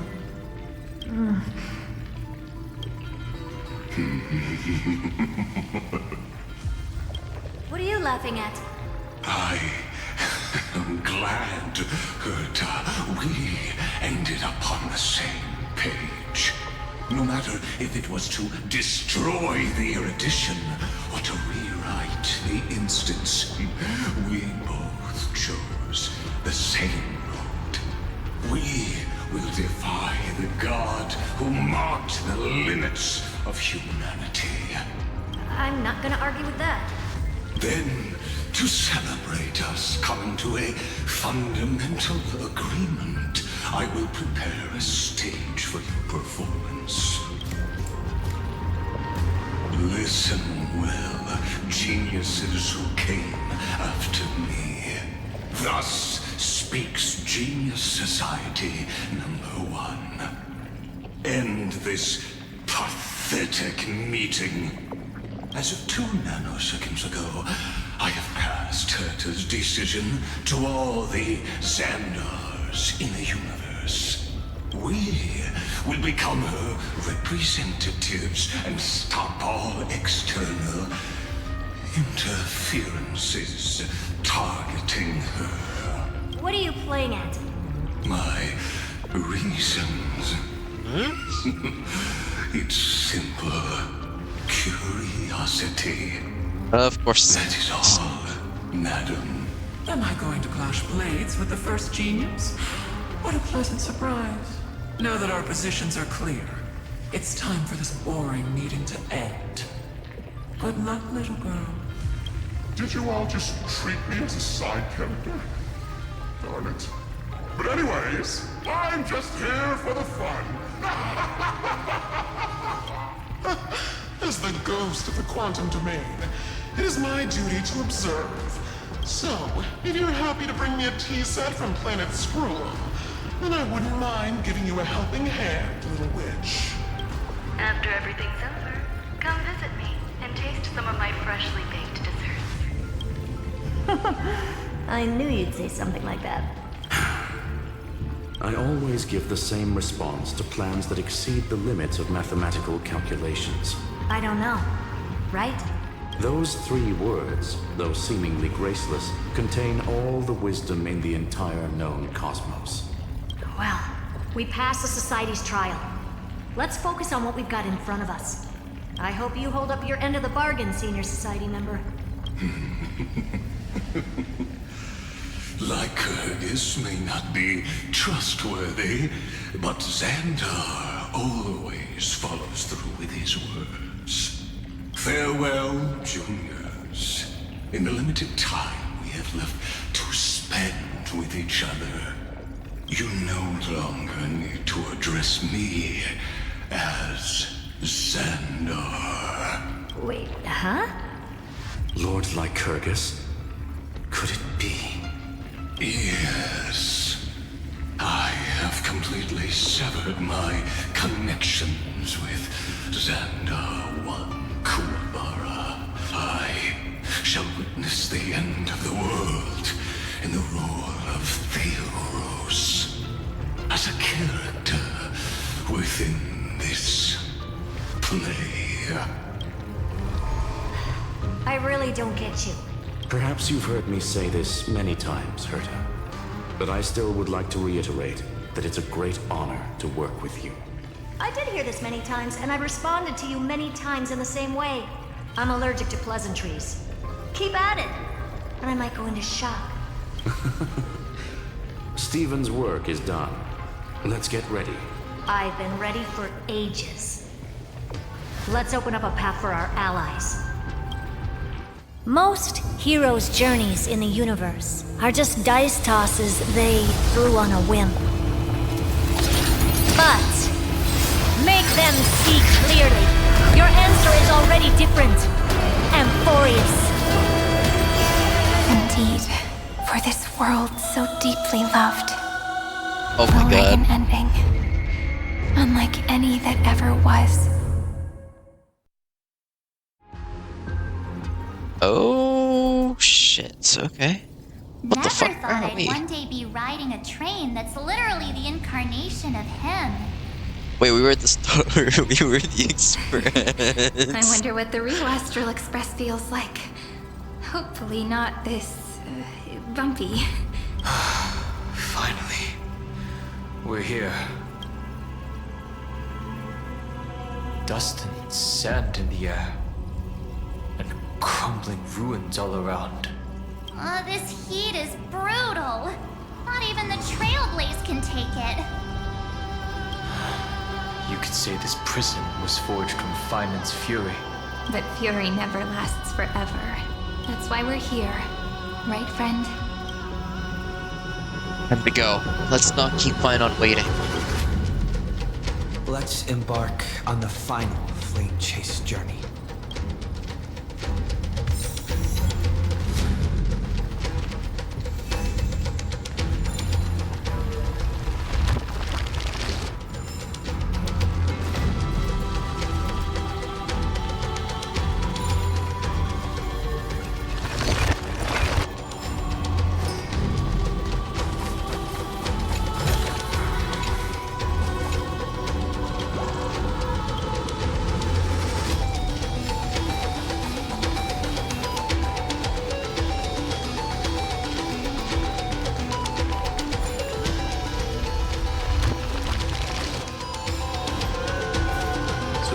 is what lies at the end of the West Wind.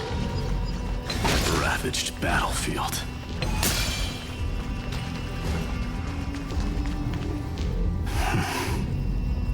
I've been waiting for you. Heroes from beyond the sky. Trailblazers of the Astral Express. Right. Looks like I don't need to explain anything. I am the god of strife, mighty of Castrum Kremnos. In this body rest 30 million lifetimes of cause and effect. We, the last of the 12 Titans, stand ready to fight for the world's destiny. This is the first time fighting together. Indeed. That journey remains vivid in my memory. I will not forget it. The past remains vivid in my mind. Even the sights along each crossing of the River of Souls have never been clearer. Let alone the companions along the Flame Chase journey. Or Cyrene from Aedes Elysiae. And you, the 13th Titan. Well, I guess my identity's not a secret anymore. That means her sacrifice. And everything she did wasn't forgotten by the world, right? She was the first Ripple. She should have reached the end of the story with everyone else. Since you've taken up her pen, then write. Stand with us, and fight destiny with all your strength, until all is settled. Then, inscribe her name in the epilogue of the epic.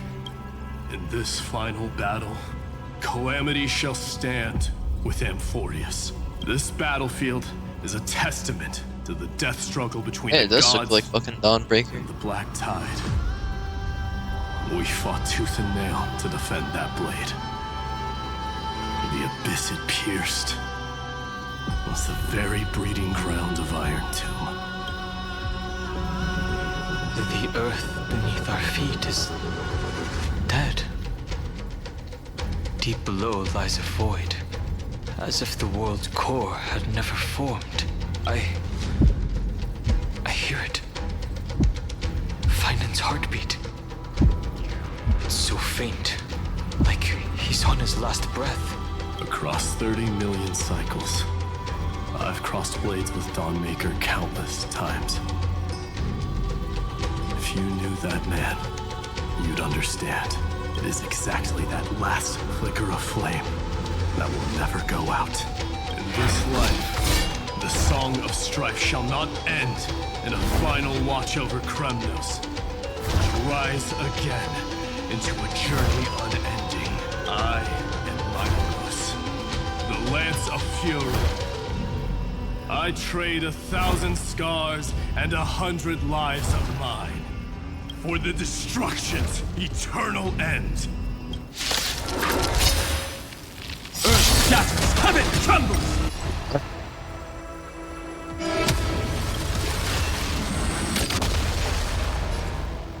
I choose you! Dragons soaring above the lands! This is permanence! Mountains roar, dragons rise!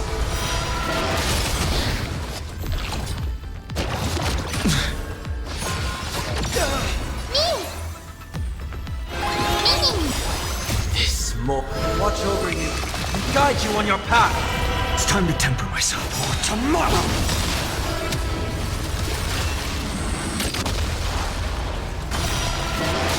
This is being in sync. Trust me, we'll do anything. Serenity is before me. Exist in the future will come.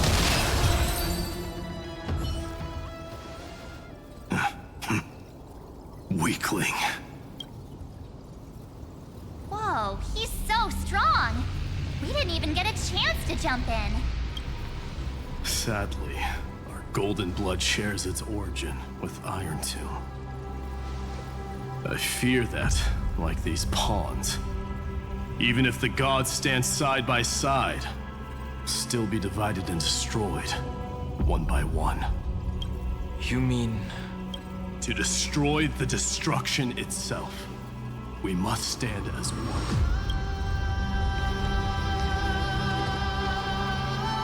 Take this. The signet of Kremnos. It has witnessed every birth and death of mine. It is Mighty's unfinished destiny. And the perfect material to be turned into remembrance. You can do it, right? The weight of 30 million lifetimes of duty is no small burden.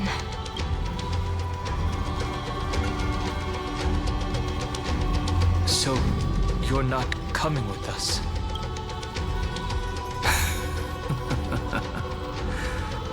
Come now. I am Strife. Scattered across all creation, the scar that this world needs.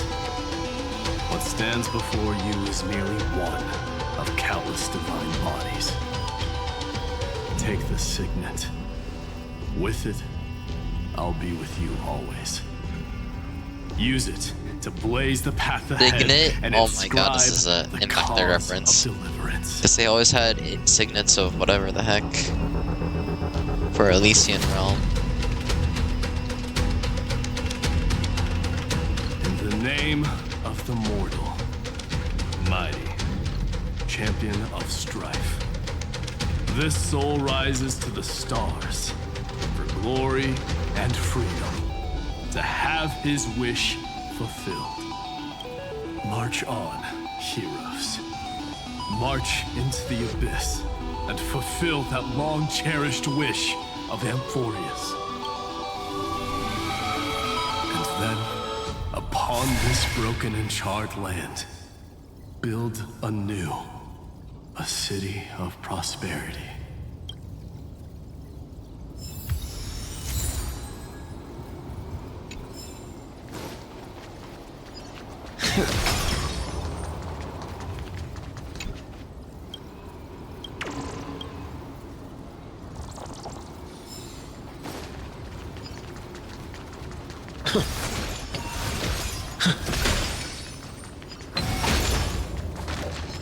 Zephyro.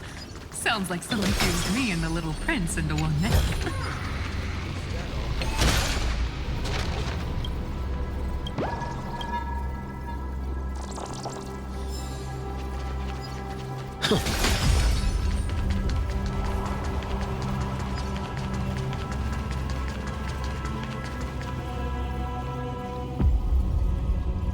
Oh, finally! Gray Mystery. And, you two ladies, really look alike, huh? Hold on, let me guess. This pink-haired one. You've got to be the first newsborn. Mr. Meow, Demiurge. Right. And, this one with the flower. Gotta be little Marge from the Express crew, huh? I love Cypher's behavior. Oh, I just learned so much from you. But she's not wrong. Some flowers do look alike after all. Relax, I'm just kidding. Look at those gloomy faces. How are you gonna save the world like that? Let me share some good news with you. This place may look like a ruin at first glance, but anyone can tell it's not that simple.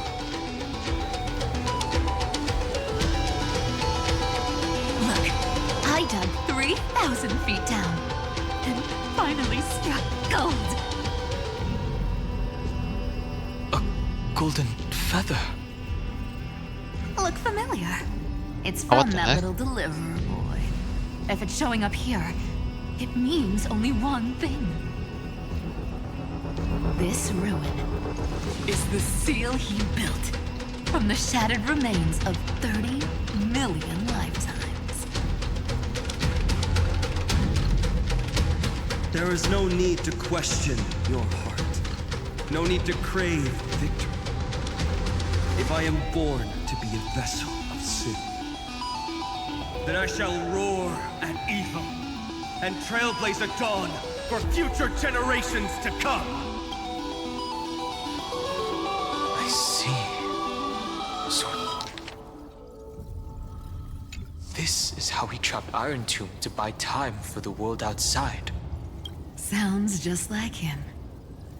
People say cats have 9 lives, but dying and coming back millions and millions of times.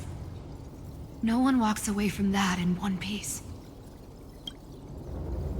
He's probably the only one who could have endured that. Fine, I'll stop facing us alone anymore. Of course.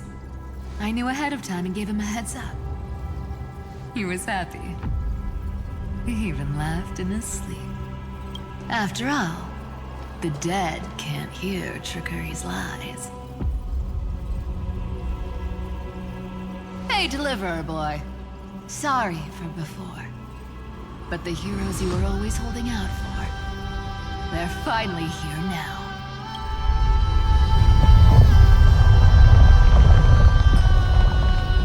So hang in there a bit longer. Sorry to keep you waiting all this time.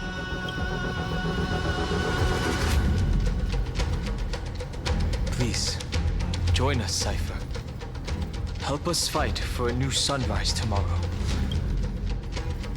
This time, its light will stand without lies. Well, would you look at that? I ended up being one of the heroes after all, huh? Alright, then write it like this. Cypher, Trickery's traveler. All she ever wanted was for there to always be water in deserts, and gold in fertile soil. And for even the thief to steal their way into legend.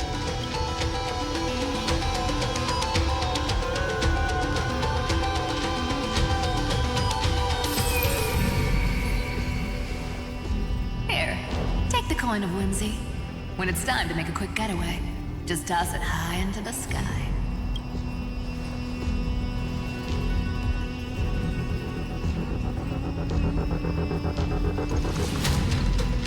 And for all you latecomers out there, listen up. She might have been a bit greedy and a bit of a liar, but she never went back on her word. Well, well, if it isn't the little prince himself. It's been a while, Lady Cyphera. It's not every day we get to walk the same road. We're one player short. When's Princess Homebody showing up?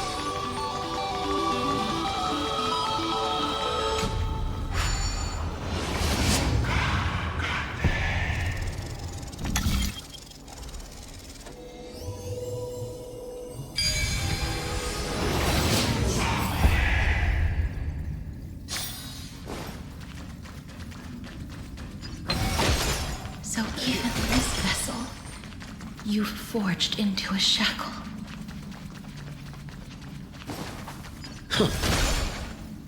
I'm glad to see you again, Mister. Casterus. Looking back, I had only one act of salvation to my name, and only one life I ever saved, to bring hope to a world so vast with these hands. Even in dreams, it always felt like too much to ask for. We are saving countless lives. I won't forget. Flame Reaver. Why is he here? This is the first Castellana, and Lord Finan's deepest wound. He remembered everything he bore through the fires of his fury, but when the embers faded, all that remained was cold regret. I've restrained countless vessels like this across endless cycles.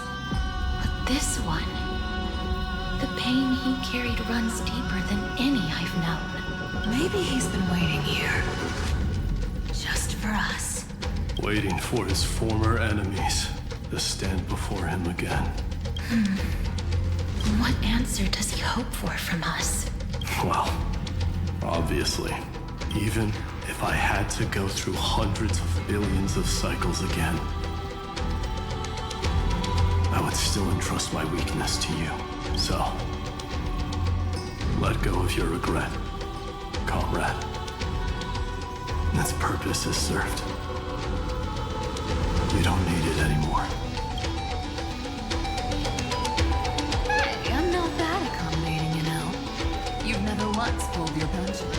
Ever heard of going easy on a lady? So pull yourself together, will you? If you freeze up during the final battle, the whole cosmos is gonna have a good laugh. Yes. Please trust in us, wandering soul. Across 30 million cycles, the radiance of every flame chaser now shines bright enough to illuminate the path ahead. I ask you to rest here, and may this grieving soil bear the bloom of acceptance. No earthquakes. It's surprisingly quiet. Perhaps Kaslana has found his peace. There's another possibility.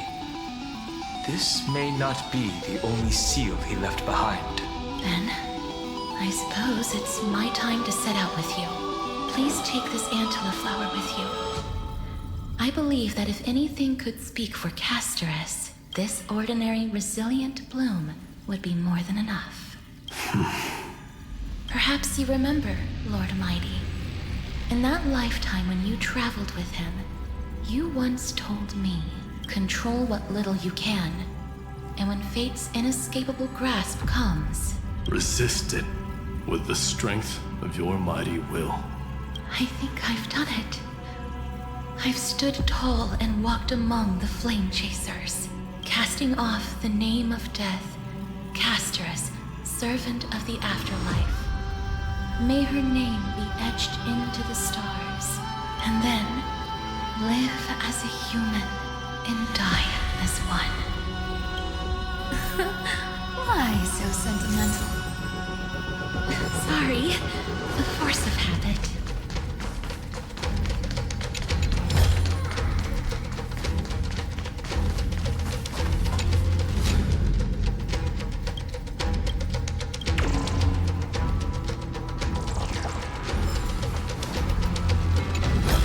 That's a big one.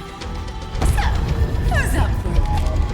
Not budging an inch, huh? Really, Gray Mystery? I leave you alone for a bit and you're already this rusty. Speaking of which, Miss Cypher, do Delosians all like spherical things? Of course we do. Wait! That's not the point. Isn't the real issue that this thing's in the way? Time. Oh, right. It's my turn to shine now. Watch this. The fresh power of time. Remember Orynyx's prayer? Well, of course I do. Come on, give me some credit. Lift the beddings of memory and stir up ripples of past reverie.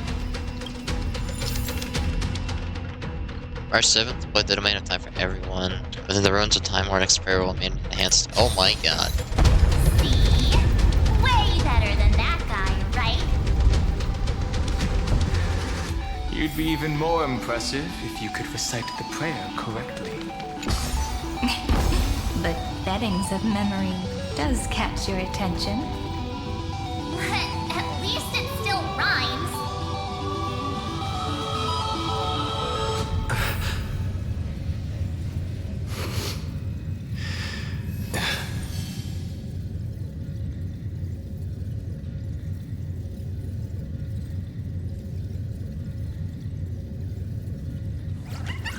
This is a long ass elevator, what the hell? Nice. There's a whole garden down here? Whoa. Incredible. The energy in the Earth's veins here is... it's completely different. I'm assuming This is this the might sweet be... dream Lady Cypher wove for him. The hell is it? A peaceful, gentle new world. I'm assuming we're going to meet all the flame chasers. At least once, right? The blade down here's already snapped. Just like his mind. Shattered and broken. But that light, it looks familiar. Yes. It's the world-cleansing blood. Still shimmering. After all this time. This roundabout way of doing things is definitely him. Golden light. All the pink lights have finally come together.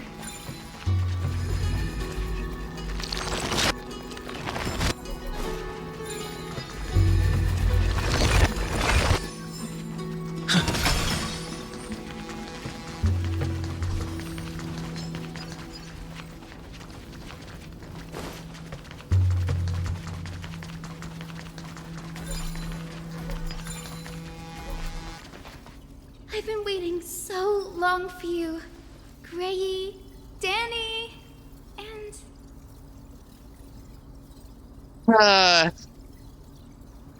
This is Sairi and the Joyful Marching. So that makes 3 adorable pink-haired girls. Huh? I told ya. Let someone else say that kind of stuff. I'm glad we're all getting along so well. Hyacinth, did you awaken this golden light? That's Lord Finance's lingering divinity. The sky merely reflected its tracks. The golden blood has not faded. We should respond in kind. That's one huge harp. The strings tremble as the people on the surface wage war and cry out. Miss Clementine, Mr. Krataros, and countless others who have heeded Gray's call. Guided by the rainbow, they're sending back good news, all to the same tune. Amphorians need not bow, even when destiny is unveiled. I knew you could all hear it too. Standing here, the sky feels wider than ever. It's no longer a towering wall, but a shore within reach. We'll take every name there with us, won't we? We will. An epic is shaped by the lives it carries. That much is beyond doubt. Or, as you've said before, right now, all that matters is to believe. Then, I guess that's my little wish fulfilled. Pluck the strings, Hyacinth, healer of the sky. May the 7-hued melody weave a rainbow, bringing a rosy-fingered dawn to the children of humanity. When the rainbow rises across the horizon, even the darkest clouds of destiny shall scatter.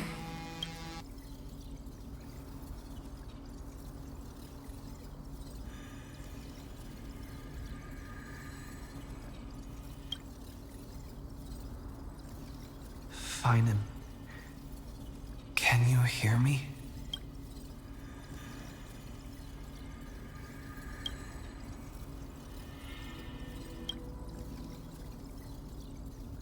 The melody, it's changed.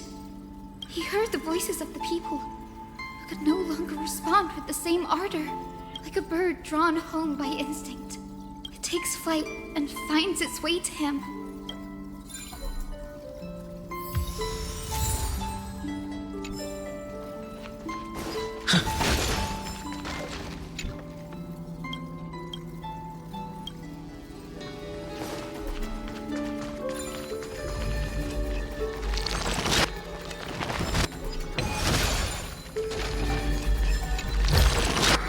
Is that all?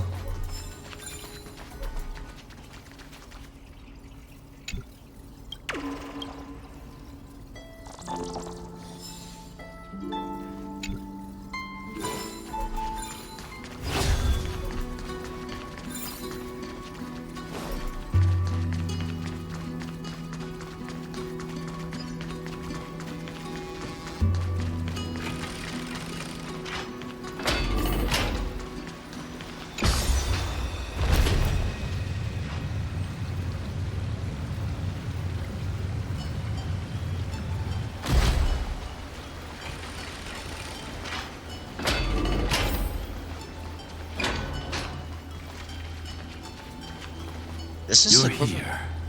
Sooner than I expected. So all along, the Demiurge was you.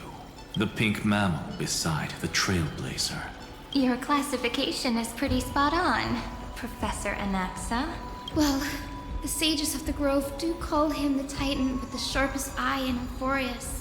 Say the ones who keep dumping every problem child on me. They also say that the Titans are way better at raising kids than the Caprists. With great power comes great responsibility. Oh my god. I'm sure you know just how to guide them. It shouldn't be too hard for someone with your insight.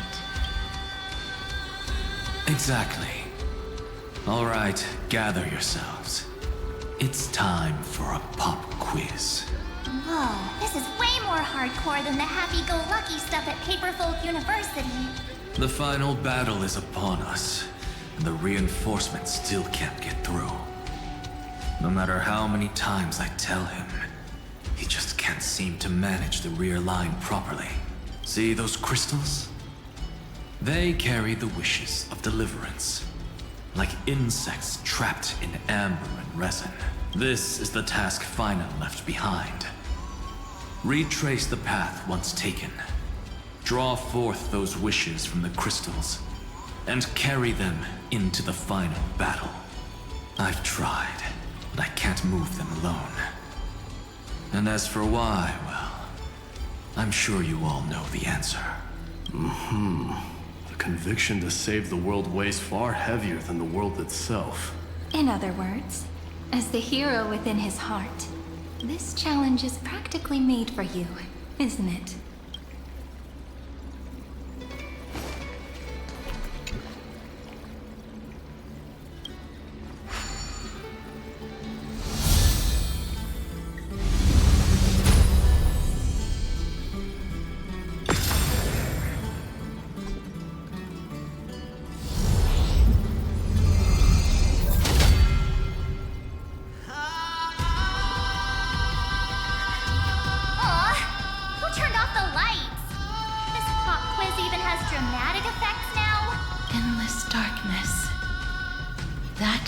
Wishes begin.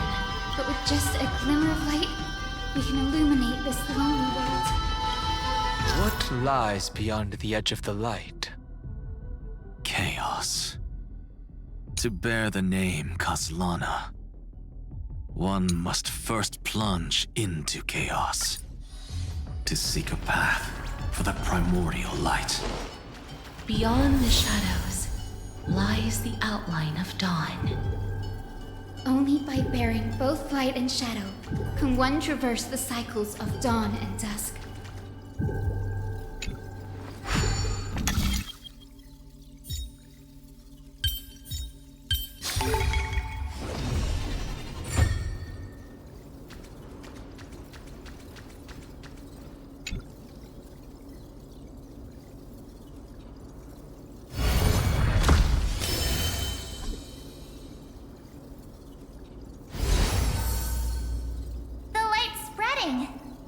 These creatures, they're everywhere.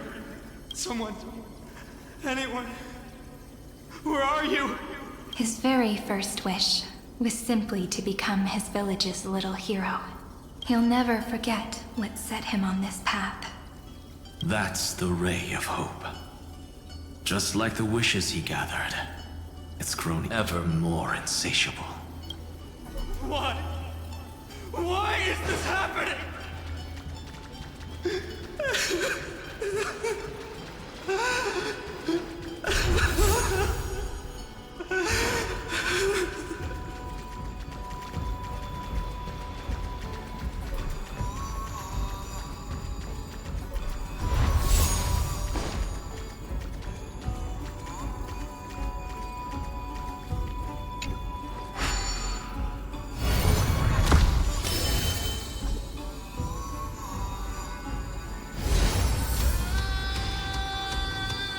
Even the deliverer from the sky must have their beginnings in the soil of the nations. Only one who treats the world as their teacher can bear its eventual destiny. He never expected that the majestic holy city would be far from the end of what needed to be protected. The farther his gaze reached, the more weight he came to bear. But in the end, he couldn't hold on to any of it.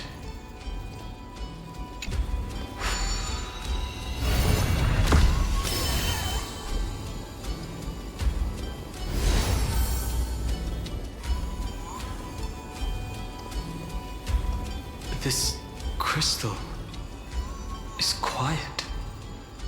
A prisoner in the cave can never truly describe the world in its entirety. Yet even so, he would still choose to bear it.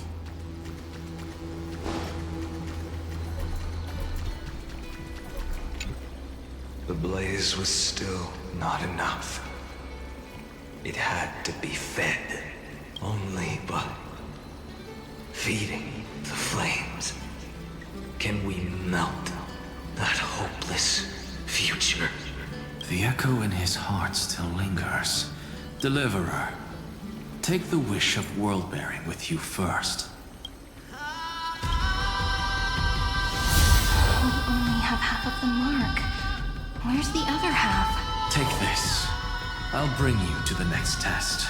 That massive tome you're holding must have room for one more scholar, I presume. Of course. It can hold the whole world. Then give me a lift, would you?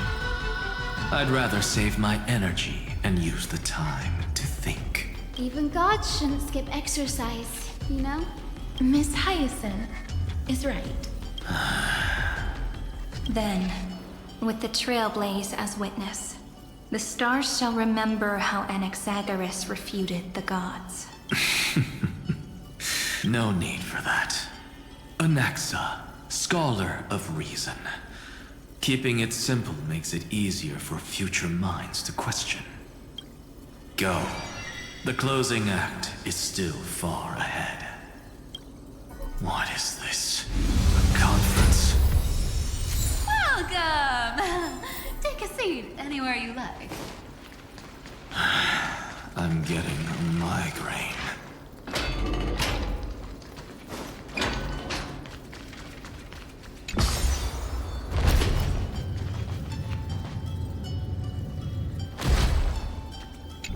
Oh, it's still on fire.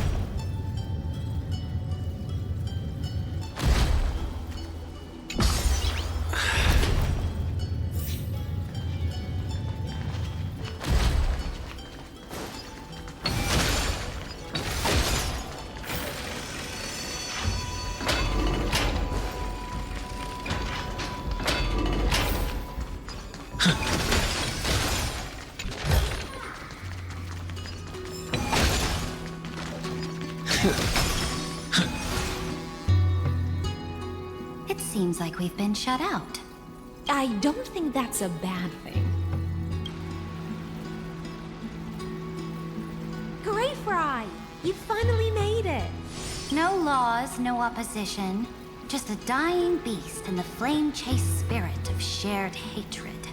Ugh, boring. Whoa! This place is really out of the way.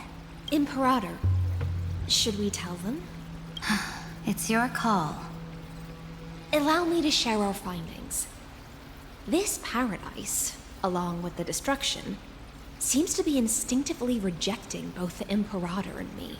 Perhaps it is because the era in which Finan was the most active lies far removed from the days of the first Flame Chase journey.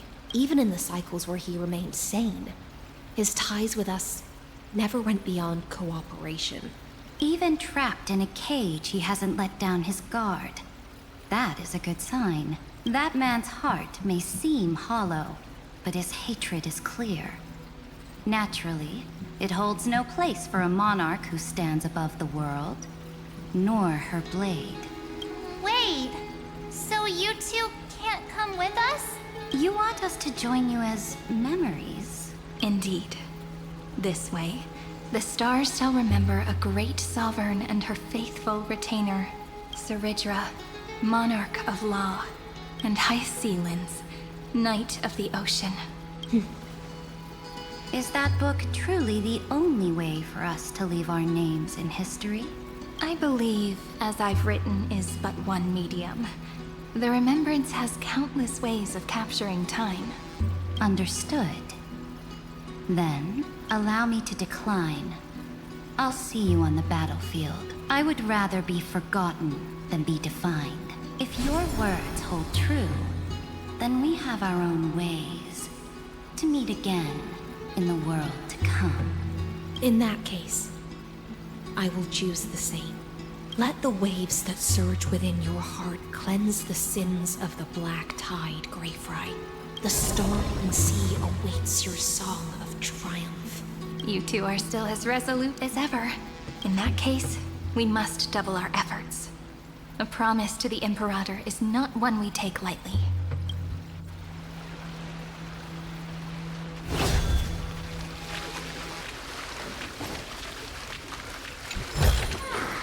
Looks good.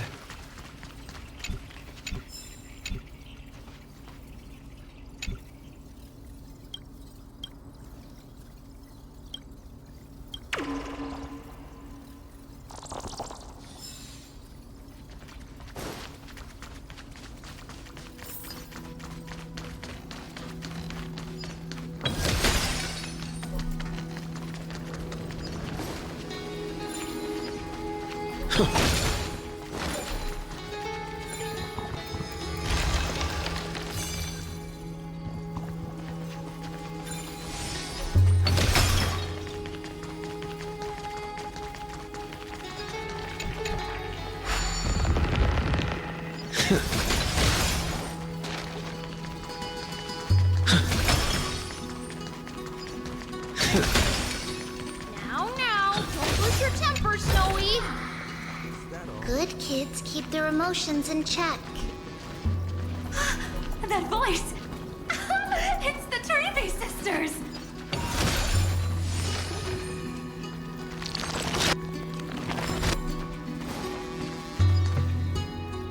Whoa, there's another one! Over here, too. Lady Trebios?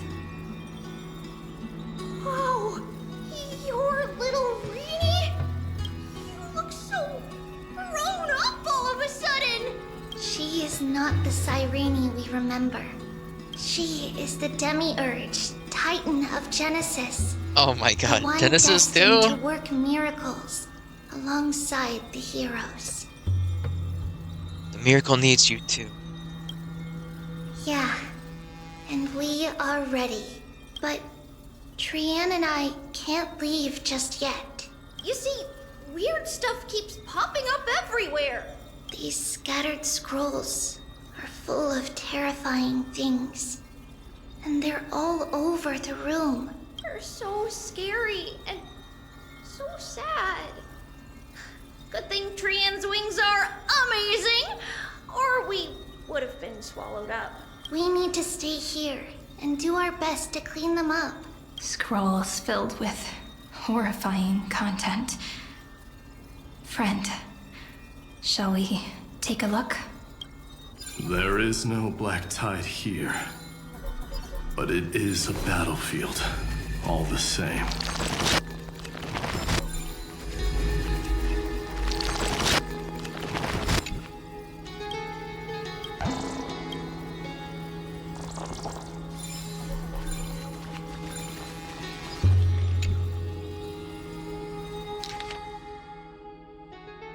Internal Currents. Oh, the last one. Subject Kasana launched its 33,550,304th attack on the Scepter's kernel. Instantaneous resonance of several 100,000,000 core flames allowed it to briefly confront Nanook. Kasana was detected clashing with other past shards of the destruction in the path space where it was defeated. Kasana failed to load into the buffer, used the destruction to destroy its own data, creating a logic error in the world-bearing path. Its purpose unknown. Incomplete entity Iron Tomb has absorbed subject Kasana. Rolling back extrapolation, Eternal Currents 33,550,337. Significant deactivation of the destruction equation Black Tide detected.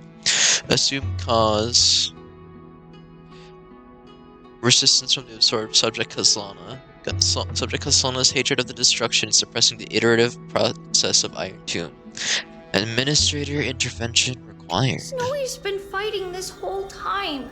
He doesn't want to be consumed by Iron Tomb and turned into an agent of destruction. But the strength behind his resistance comes from the same hatred. To be a flame is to burn. It is simply in Vinan's nature, but it was remembrance that drove him to shine with golden light, piercing the unfathomable darkness.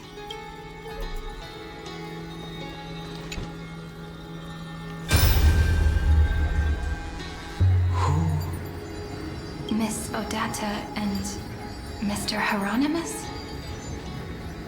They're Finon's parents from Heidi's Elysium. Nikos 496. Still resisting. Command. Inject interference to redirect decision logic. Signal simulation. Parental figures. Ah, that Tin Man is one sneaky jerk. It's time to move on, my child. Let go of your anger and listen to reason. That God created us and then cast us aside. Shouldn't they be punished for that? The cold, indifferent cosmos has never shown mercy to Amphorius. Why would you burn for it, only to turn to ash? Child, you've chosen the wrong enemy. Your birth was meant to be the greatest destiny. You were to liberate the universe, like the blazing sun at the end of the long night. And yet, you led yourself into a trap of futility, treating your very purpose as your sworn enemy. Is that not a tragedy in itself?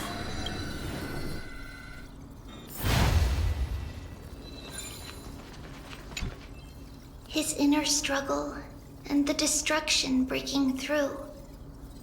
They're rising to the surface. If those thoughts take over this little world, we're in big trouble. So, we'll use the Century Gate to toss them somewhere no one can see. Then, we'll defeat the baddies together and meet everyone at the end of the West Wind. But if Finan and Iron Tomb are already inseparable from each other, that would mean... It means he's still bearing the weight of the world, so that everyone can reach the end as a deliverer.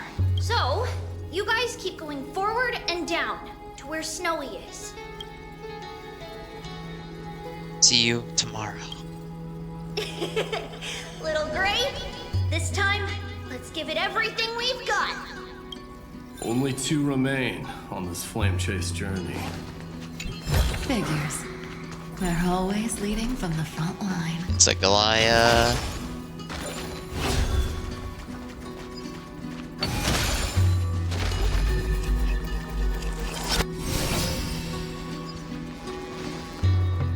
Yeah, it's anyway, why not?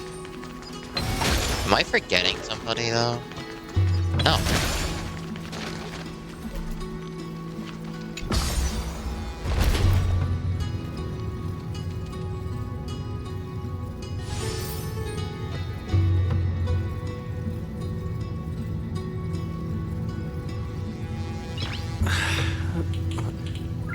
Nice. A day of peace. A will of metal.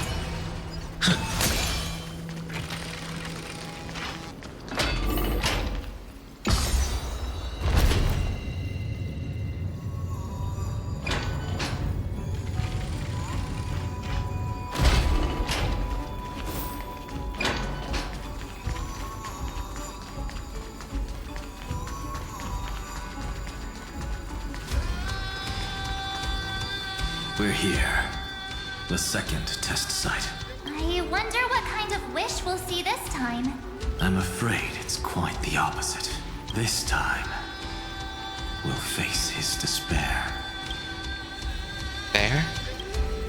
That's right. You'll have to walk this path too. The other half of the weight of world-bearing lies at the end of this path. Relax now. Take a deep breath. Come on. Let's make it quick.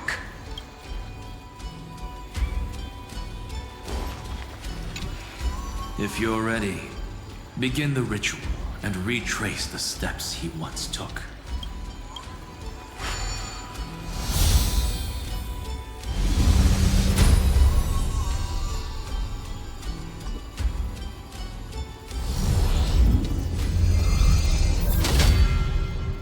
Looks like we'll be walking through the darkness this time.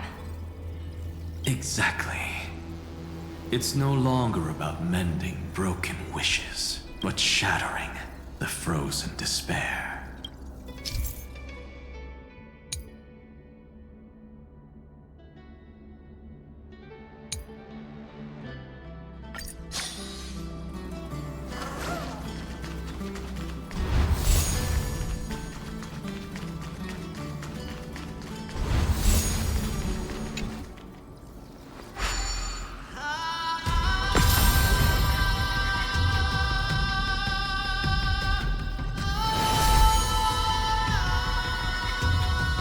Ripple has faded. And so begins a long and arduous journey.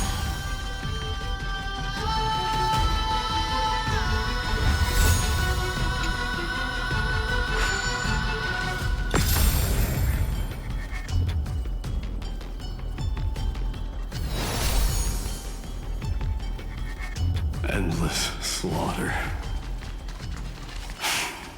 All for nothing. That's more than anyone should be made to suffer.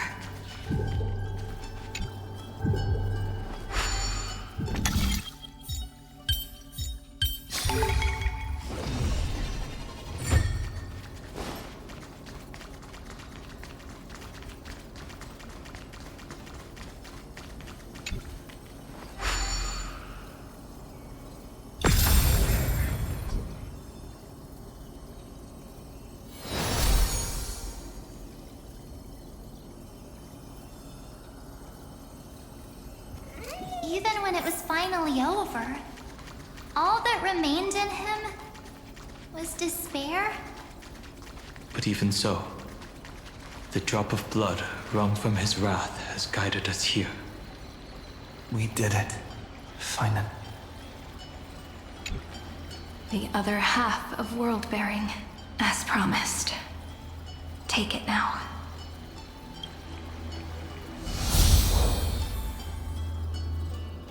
At last, you've released him from the wishes he carried for so long, and quenched the despair kindled by his wrath. When both light and shadow are claimed by those who follow, his true form shall emerge. The blank statue is finally free.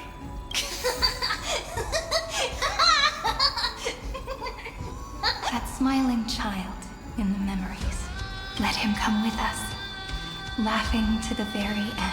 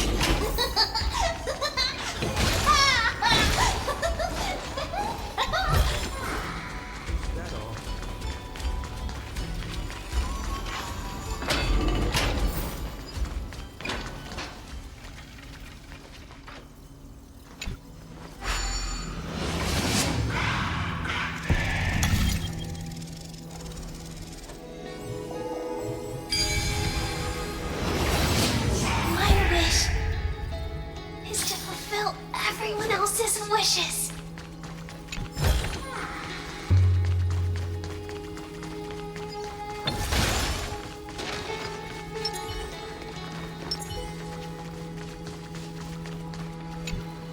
This spirit basin marks the end of every cycle. It seems this gentle little world has come to the end of its purpose. One last farewell before the journey moves on. Farewell, Paradise. You carried 30 million lifetimes of wishes and despair. sink into gentle remembrance. And see you tomorrow.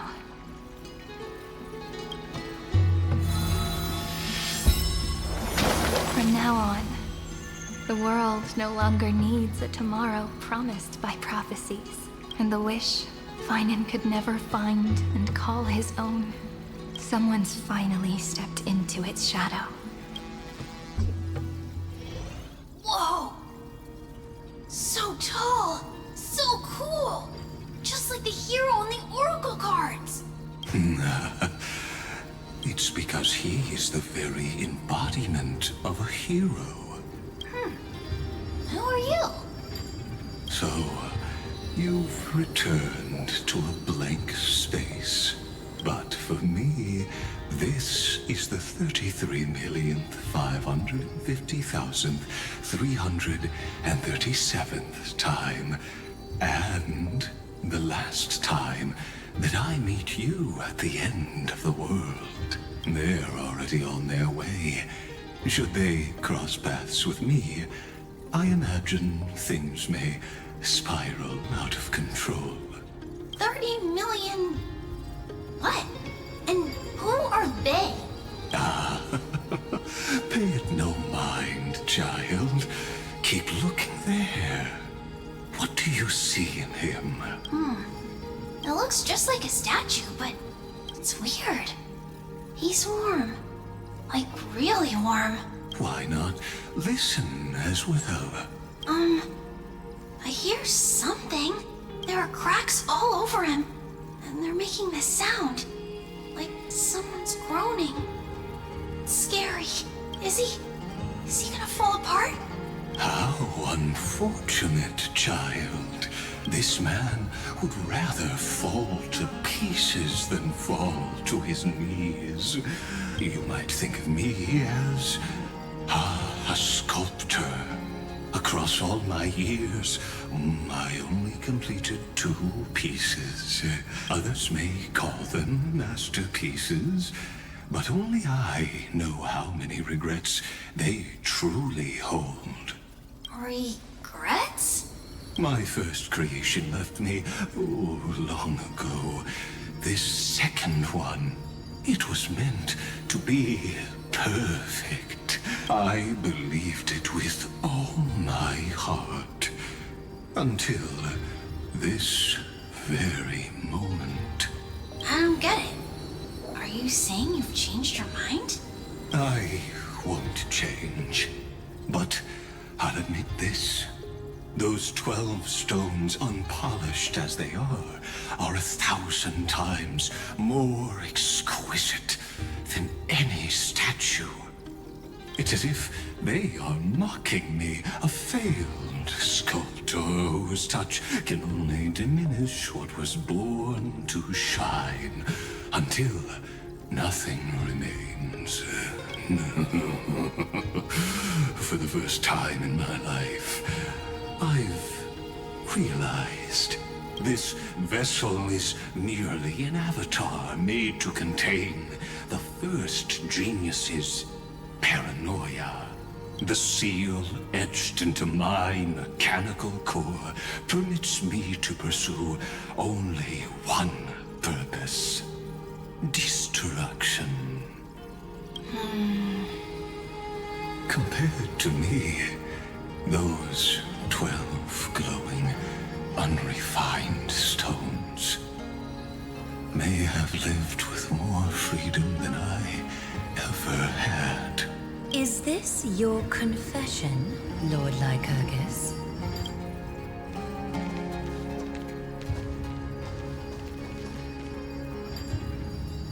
You misunderstand.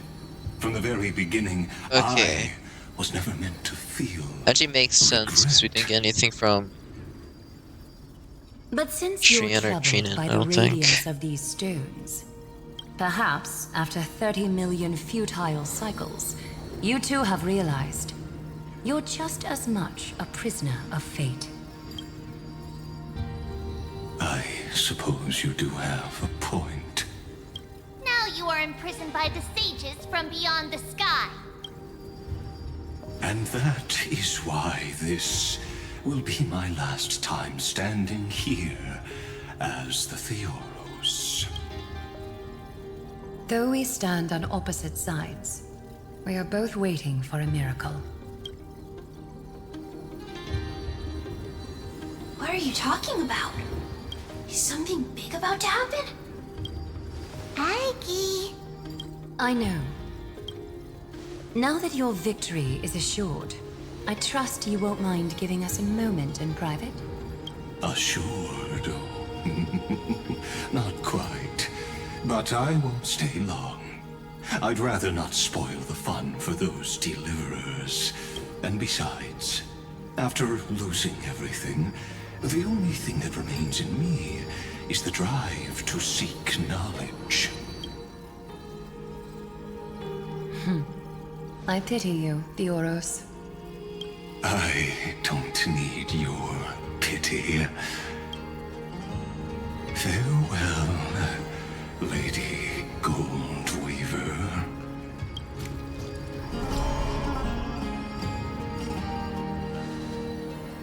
Sorry to keep you waiting, Snowy. We're here to take you home. Home? I don't understand. Isn't this my home? This isn't a real home. A home should be a warm, cozy place where you can let go of all your burdens and sleep peacefully for a long, long time. But I can't sleep. Every time I feel drowsy, there's a voice. You mustn't sleep or disaster will come. It sounds really weak, but also kind of strict. It won't disturb your sleep anymore, child. For countless nights, you had no other choice. But now, your mission has come to an end. Join us, and send your own wish towards tomorrow.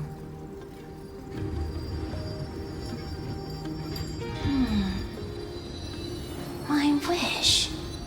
What could it be? You don't have to come up with an answer right now, child. Grown-ups often think duty and ideals are wishes. But a true wish should be the purest, most beautiful thing of all.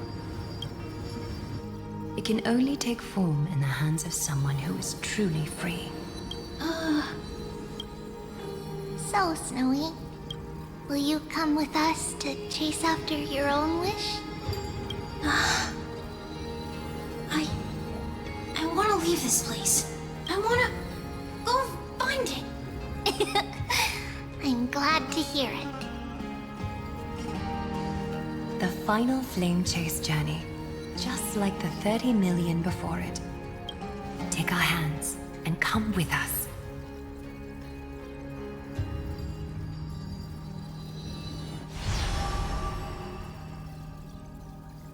Where did little Fine and Shadow run off to? Look, he's already gone ahead to embrace his destiny.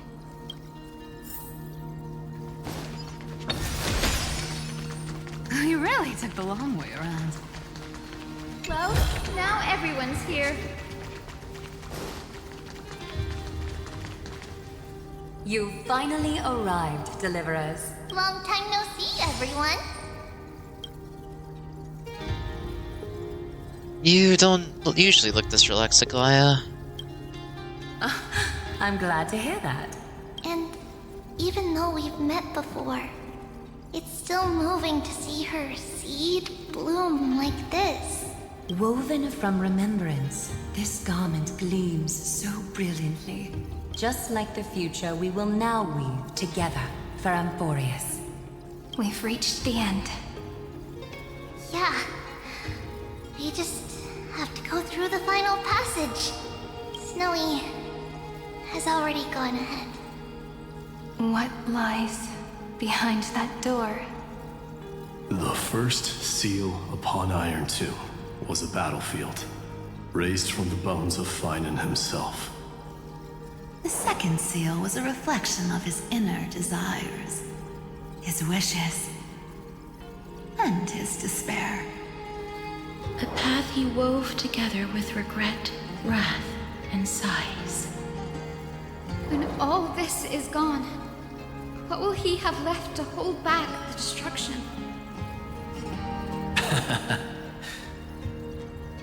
The answer is all but revealed. His traces are everywhere. You can even hear distant heartbeats.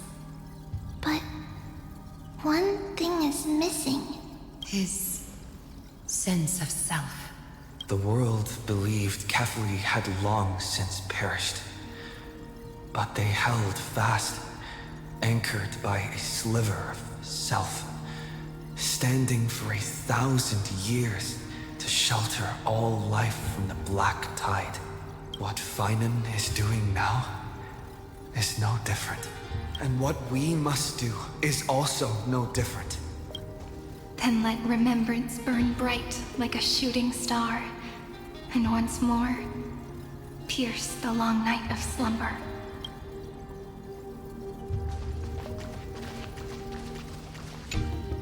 What follows is a battle that will decide the fate of the stars.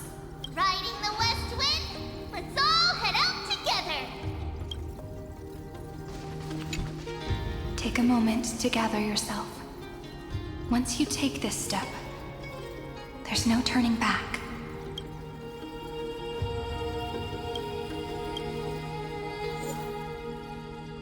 Oh shit.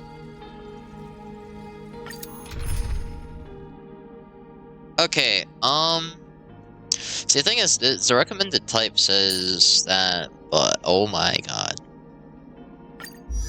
I guess I don't, yeah, I was about to say, I'm pretty sure I can't look at all of them.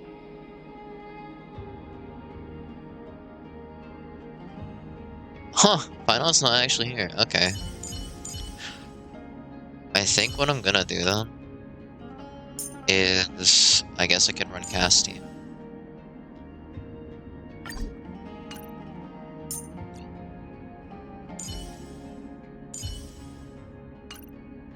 Wait, what?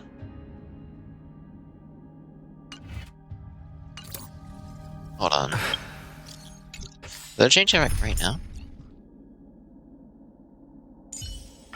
The beautiful sea of flowers will one day cover the earth. They ran into us. Too bad for them. Take a moment to gather yourself.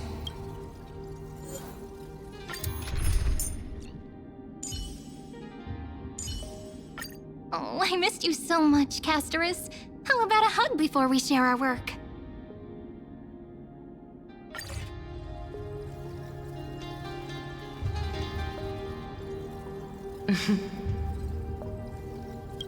The scepter once bestowed upon us names of cold command.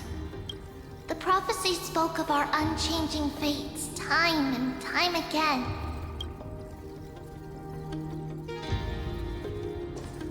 But under the pens of trailblazing and Genesis, the stars shall thus sing of tomorrow. Trebios, holy child of passage. Aglaia, weaver of romance.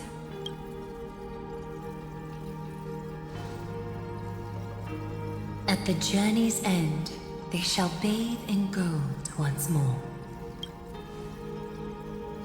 Through myriad passages, until all that was lost is reclaimed. Do you still remember, Kaslana? The one who won't reach the dawn. The world dissipates at the end of the cycle. In this dream, you will awaken again and become once more that boy who loved to laugh.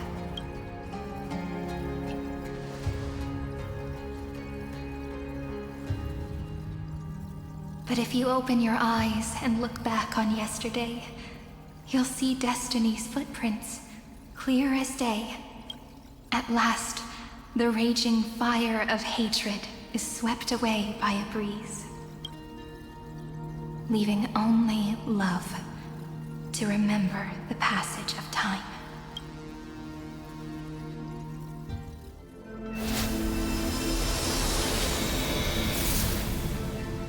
Losses are a constant on the Flame Chase journey. But even if all is lost to the wind, memory endures.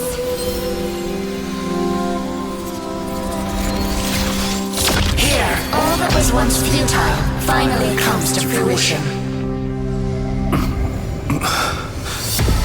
This is the end of your lonely, bitter journey. Holy shit.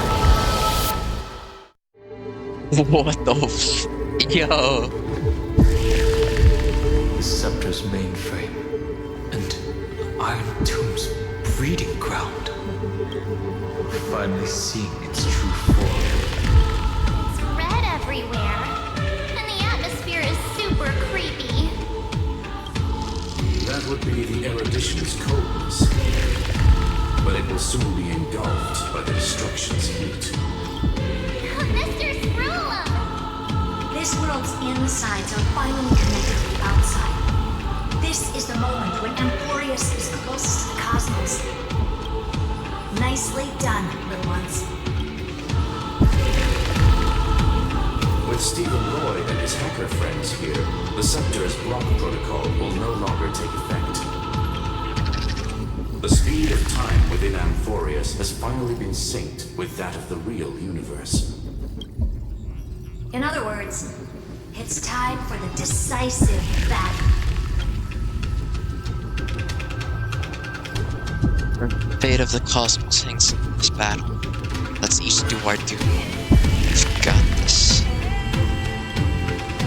We will guide the fate of the cosmos onto the right track. That's the spirit. Remember to keep at it. You lot are the vanguards of this battle. Everyone's watching. There's one more thing that everyone should know. Noose has cast their gaze upon Amphorius. The calculated instant is coming. The outcome of this battle will become a new anchor for the erudition's computations. Their gaze didn't overload the Scepter? Unfortunately, we have to go with this reasonable assumption. The birth of Iron Tomb had always been within that eon's calculations. But don't worry. The one miracle that Emporius was never short on is defeating destiny. No?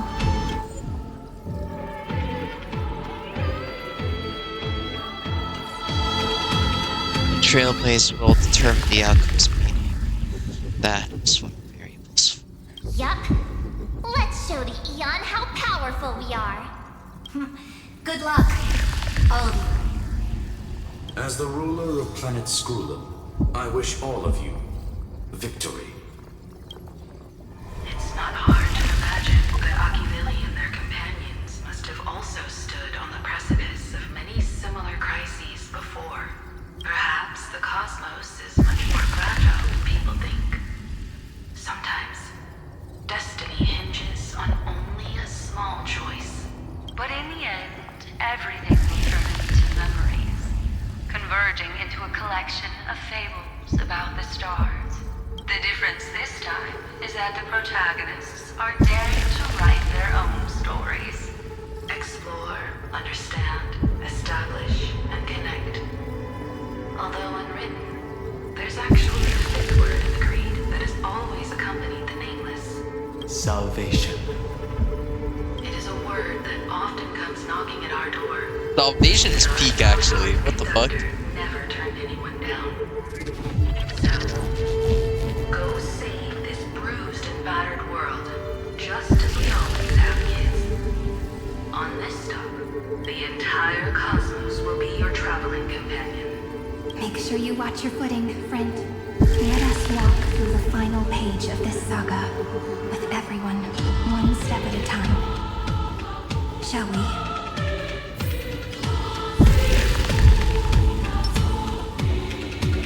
After running all around the place, we're finally making big strides.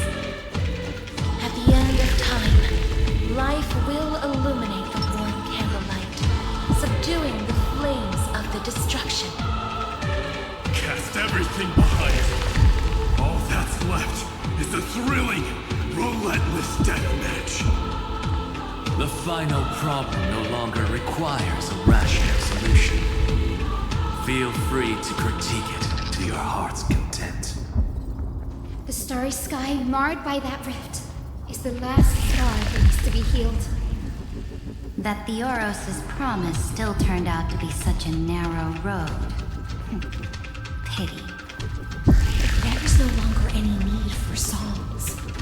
Let the triumphant roar of victory serve as the prelude to what lies ahead. With 30 million cycles worth of hope, we will soar through the last gate and write our own prophecy! All that is lost has now been gathered here.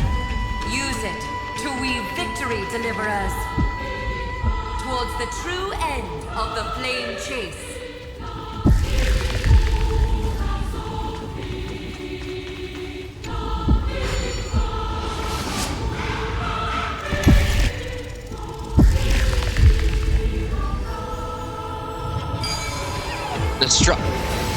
Oh, I like that. It's literally the fucking emblem of destruction. That's me. The center is getting restless. Fine. Finan launched his attack against the scepter alone.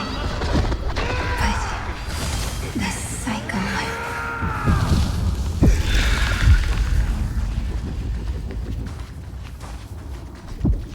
We've caught up to him.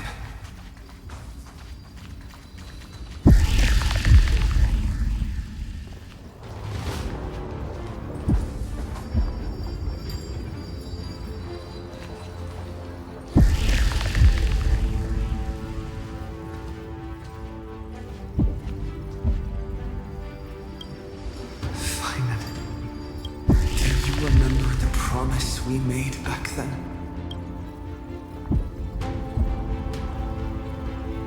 I'm here to fulfill it.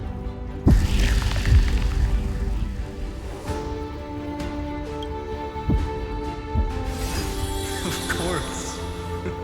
It has been a bitter wait, partner. But I never forget what set me on this path. Iron Tomb now trembles in Finan's chest. With this empty body, I have become its perfect vessel, and its destined casket. You know what to do, partner.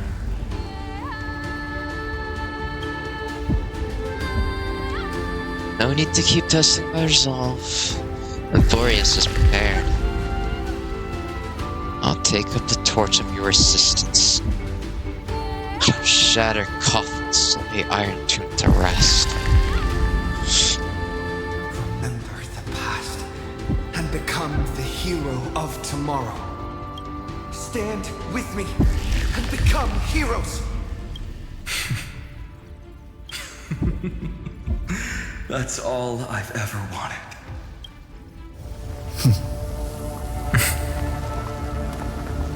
The epic draws to a close. 30 million cycles of light fading into darkness, just for this moment.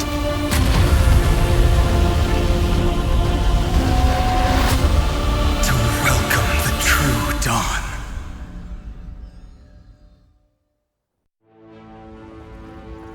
Finally, the end of this journey. All of us reunited beneath a vast, endless sky. Mem. Yes, it's me. I will remember what you want to say to her. No need. I can see that she's right here. All the companions who sacrificed themselves, their wishes. It's all here. Have we succeeded?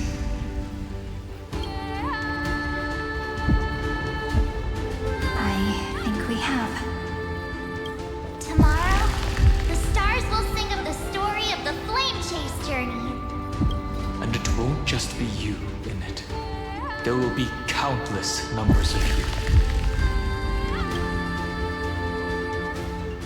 Emporius will be a glorious and magnificent world of heroes in the universe's memories.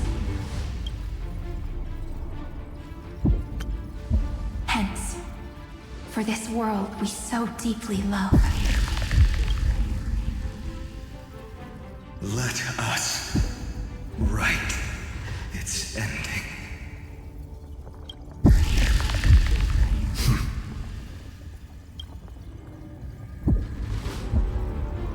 Step forward with the trail blaze as witness. Let the name shared by all deliverers be sung unto eternity. The nameless hero, Kaslana!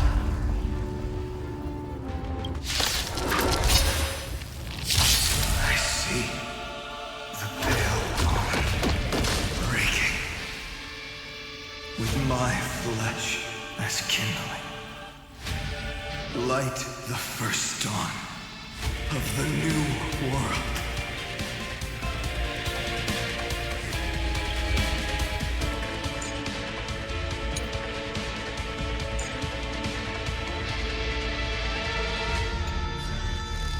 Okay. We can do it all!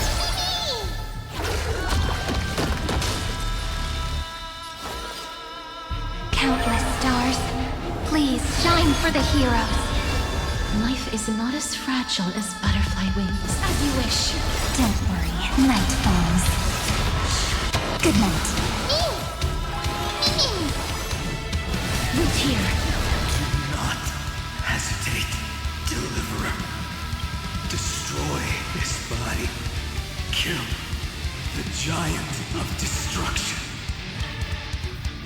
You'll want to see it sacrifice themselves. Fury overflowing. Put down your hesitation.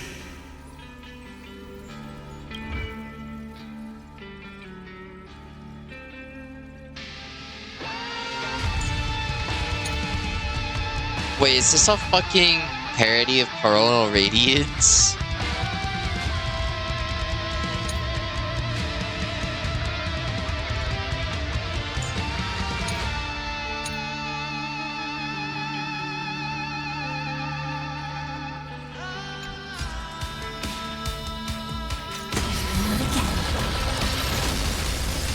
I just realized I don't have a healer on this team.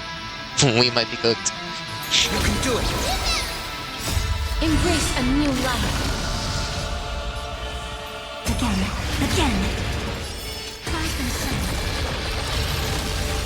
Iron Tomb's hatred is bottomless. It will turn into countless factors, sweeping across the stars. When the time comes, promise me, use the world-cleansing golden blood to turn everything to ash. I got it. I promise you. With this fire, I wish you eternal victory. Memories ripples are waiting to be kissed awake by a shooting star. Remember me with love. And a beautiful tomorrow.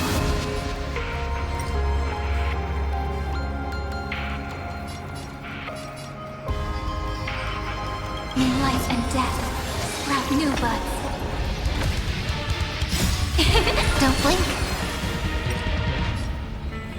May the trailblaze fulfill the promise of love with me. Rewrite destruction with me! Destruction. Rebirth. Deliverance. Cleanse. 3 million cycles of heartbeat. Bell rings out. Promise me the dawn graced by We won't let you down. That's good. Finally. Golden weeping. In the starry sky. Warm. Fire.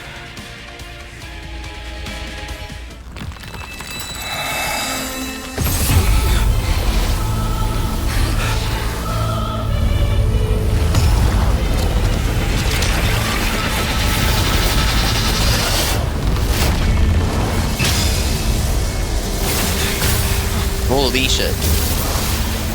This is definitely M&A. Oh my god. That bitch big. Witness. Monarch of myriad machines. My ridiculous creation. The instant in your calculations bears the name Destruction. Oh. Whoa. Who said you could speak, Senior?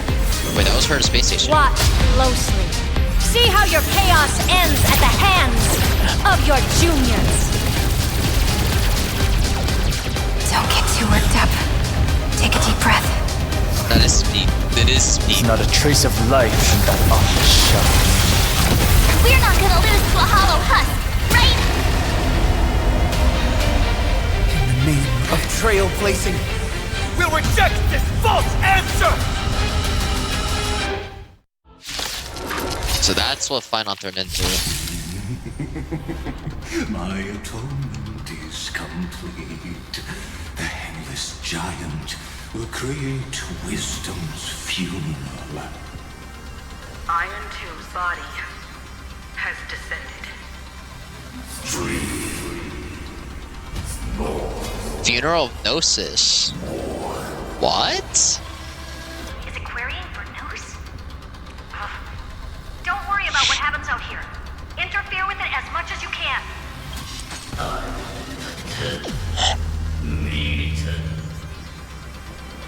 What a twisted giant.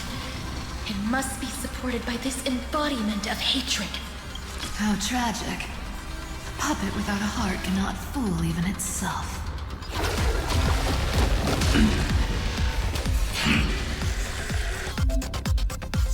When important hatred increases, it reduces allies' target maximum restorable HP and maximum recoverable skill points. When hatred reaches its maximum, the combat ends in failure. The Alliance has finished its deployment. Don't hold back.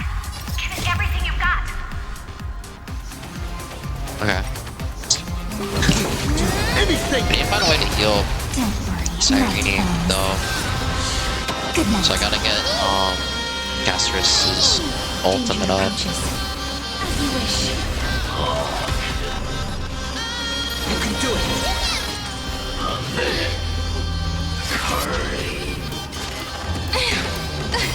Hi. Did you miss me?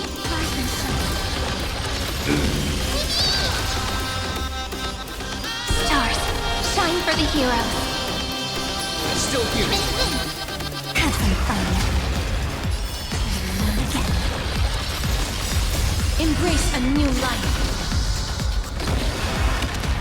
Kinda need to pop it already to heal Cyrene. She dies.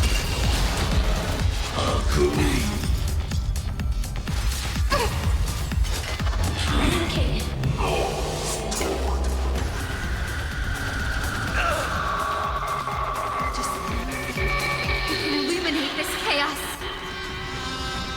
Indeed, there must be light. All courses converging into one. For the grand vision of deliverance. For Tomorrow is finally within reach! Oh my god.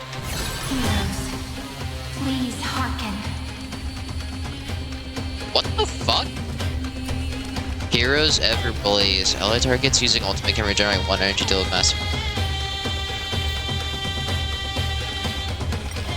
After 13 heartbeats, light will create with the heavens and earth. What? Wait, that healed me. Wait, that healed me. Wait. Oh, we're so back. Oh, we are so back. Embrace a new life.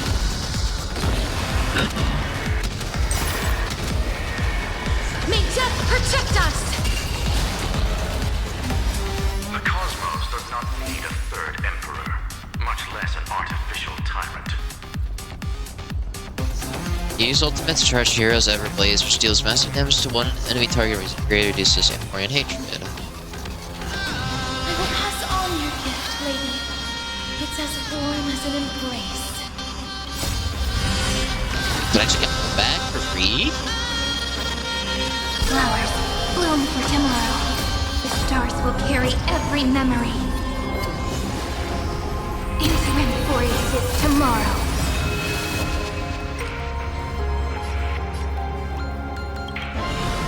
May life and death sprout new buds. We're all here. May you fulfill love's promise with me. Cleanse hatred with love.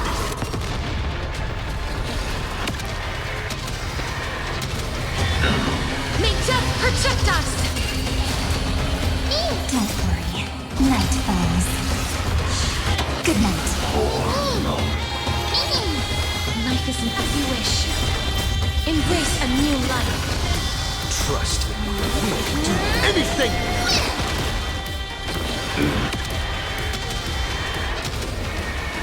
May death protect us!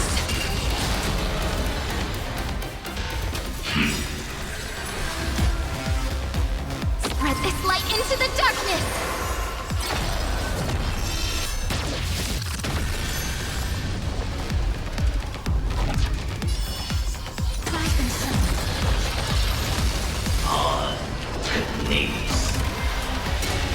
Strong spikes have appeared on the path chart. Logic, Iron Tomb is iterating itself. It's the flails of a cornered beast. No need to panic. My dukes, heed my call. Forward! Still here. Again. Again.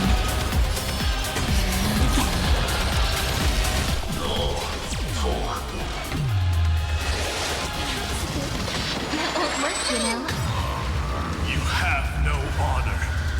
You reside in the body of a hero, yet you're so despicable. Alright, let me put an actual healer. Let me put Hyacinth. Because literally, I literally just didn't put a healer in there. Alright. Iron Tomb's body has descended. Is it querying for news?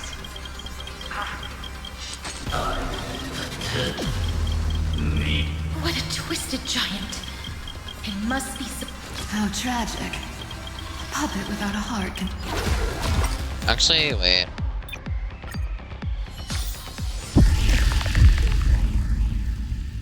Let me actually... Where am I? So I want this to be a little bit canonical. I shall.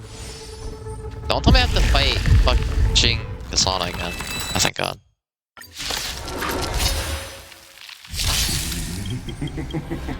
My atonement. Iron Tomb's body has descended.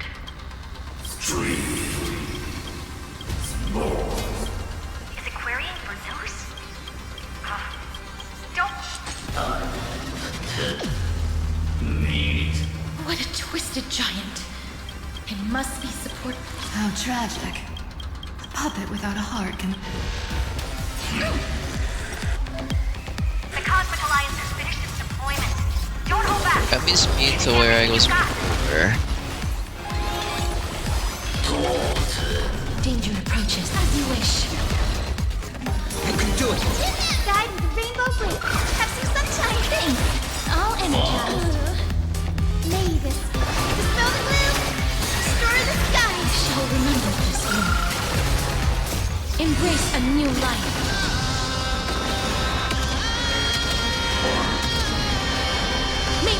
protect us!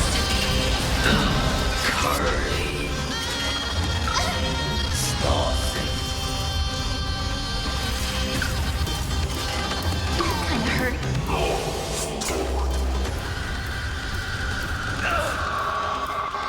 Just illuminate this chaos. Indeed, there must be light. All courses converging into one. The grand vision of deliverance. For Tomorrow is finally within reach! Heroes, please hearken. After 13 heartbeats, light will create the heavens and earth.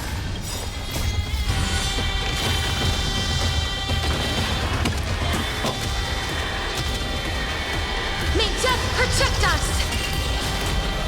Remembrance will dispel the destruction's shadow. What a warm wind. Let me add some rays of dawn. I shall remember this one. Stars, shine for the heroes. Life is not so fragile here.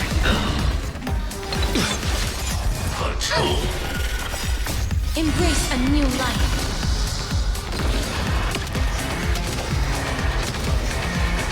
May death protect us! I have always avoided making hasty verdicts.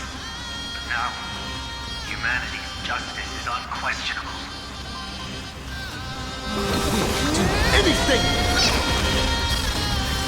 Stay calm, everyone. We'll put all our forces into an all-out attack when the decisive moment arrives.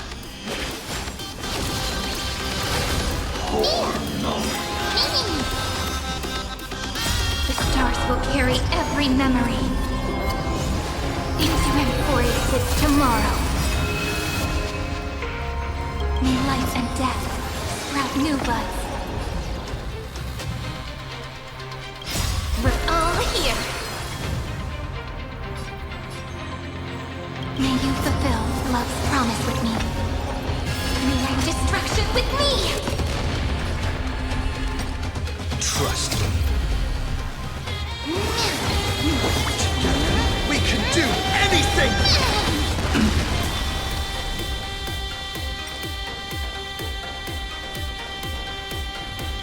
Embrace a new life. A world that knows love won't be destroyed.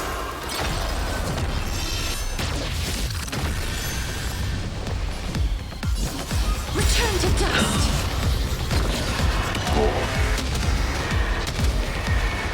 May death protect us. And Strong spikes have appeared on the path chart. Logic, Iron Tomb is iterating itself. It's the flails of a cornered beast. No need to panic. My dukes, heed my call. Forward! It's the answer. Still here. As you wish. May this snow gloom destroy the skies. Embrace a new life.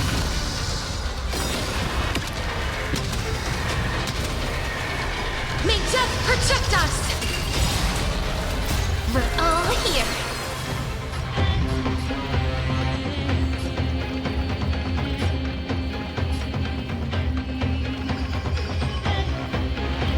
already put all the buffs on them, right? Yeah, okay. Cleanse hatred with love.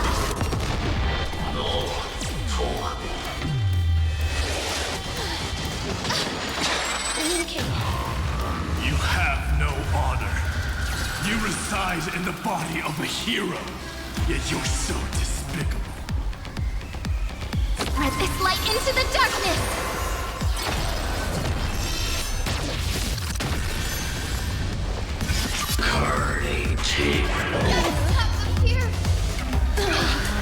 Guide with rainbow bridge. Embrace a new life. that knows love won't be destroyed.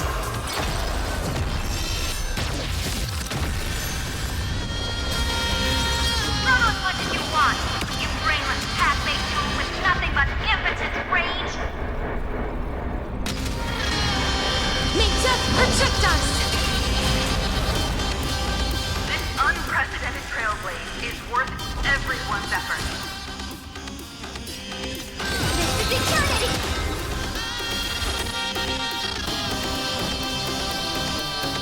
I will pass on your gift, lady. It's as warm as an embrace. The future is ready. Only the way. Mavis, dispel the gloom, destroy the skies. I'll energize.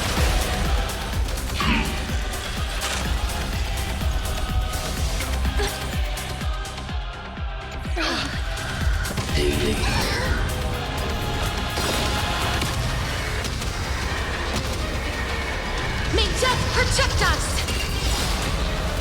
We're all here.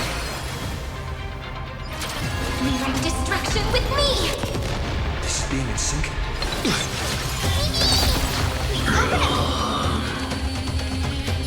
Have some sunshine! Breaks over. The cosmos does not need a third emperor, much less an artificial tyrant. That won't work, you know. Please cherish this root here. I'm on it. Embrace a new life. A world that knows love won't be destroyed.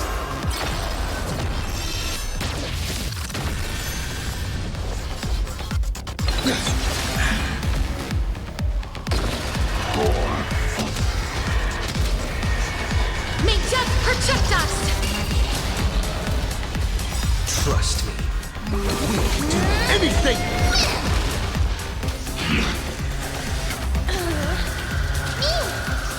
In typical fashion. The cosmos is looking at us. This is eternity! The progress of Aeronoma has been interrupted? Does this mean we won? I don't think so. But we have a bad feeling about this! The golden thread still trembles. The war is not over yet. Correction. This is not a war, but a debate. The argument about the Prime Mover is only about to begin.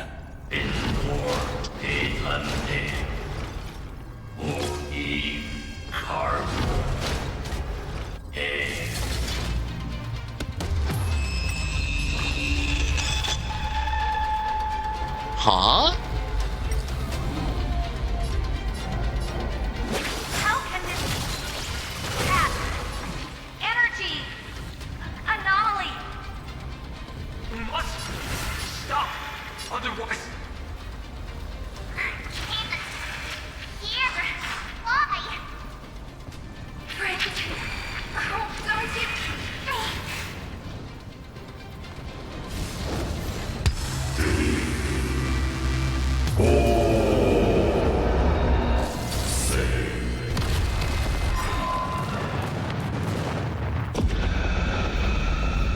Before the instant of the cosmos is the coronation of Iron Tomb.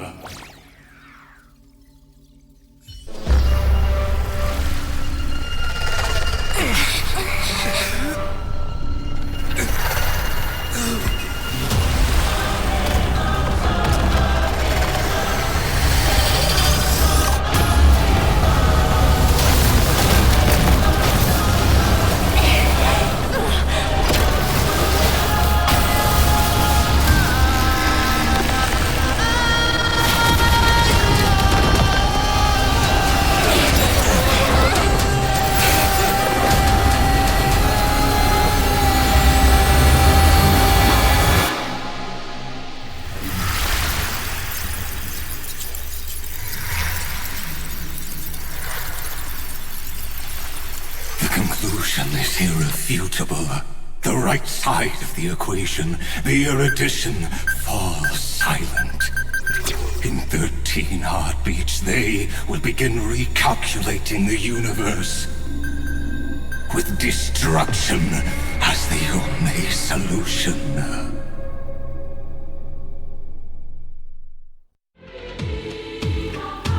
Madam Herda, strong pulse detected at the battlefield center. It's Iron Tomb's destruction equation. It's about to complete self-coronation. That's our chance. Everyone, get ready to link up. Connecting audience system to scepter. Hardware overclocking activated. Preparations completed. Maximum output capacity reached. Be careful! The pulse will reach our ship in 5 seconds. Our data is currently being destroyed. Brace for impact. And leave the final step to me.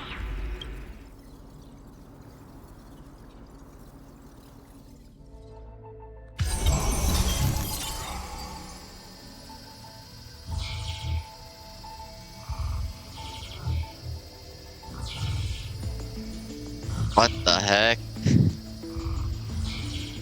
Pedostar?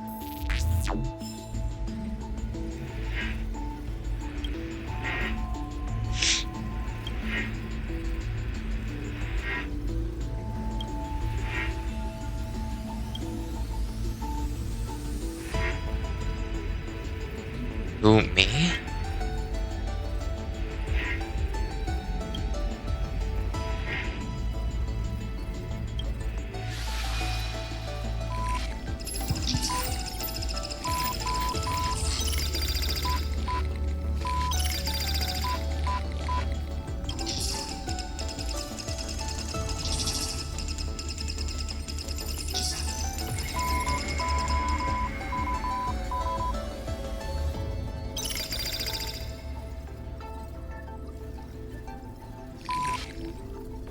Connect the cosmos and journey alongside more allies.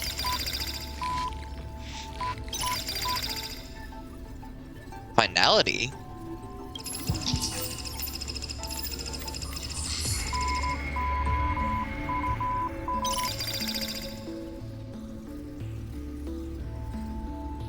Fourth possibility is all the hope we need.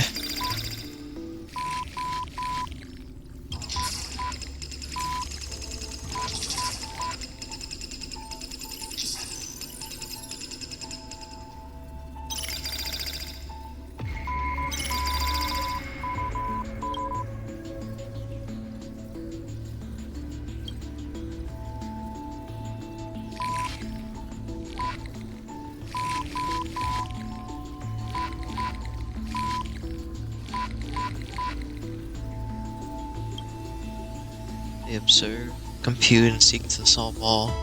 They question, verify, and obtain resolution. Now the all-knowing entity questions you.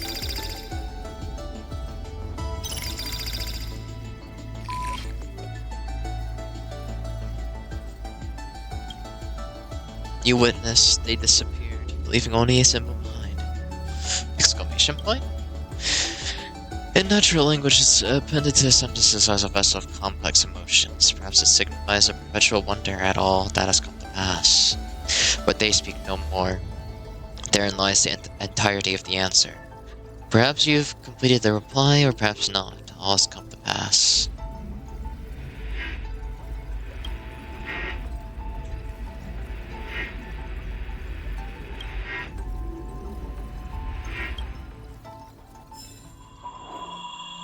Open this book. Write a new ending to the story.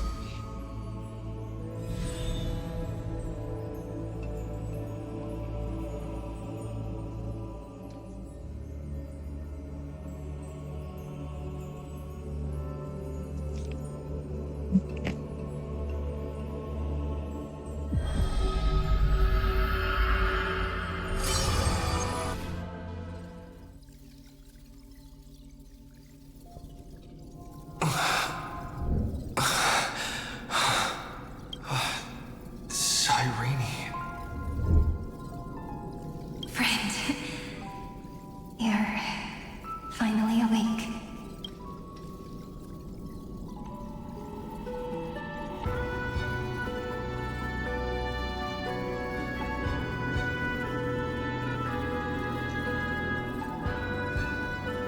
You sound so far away.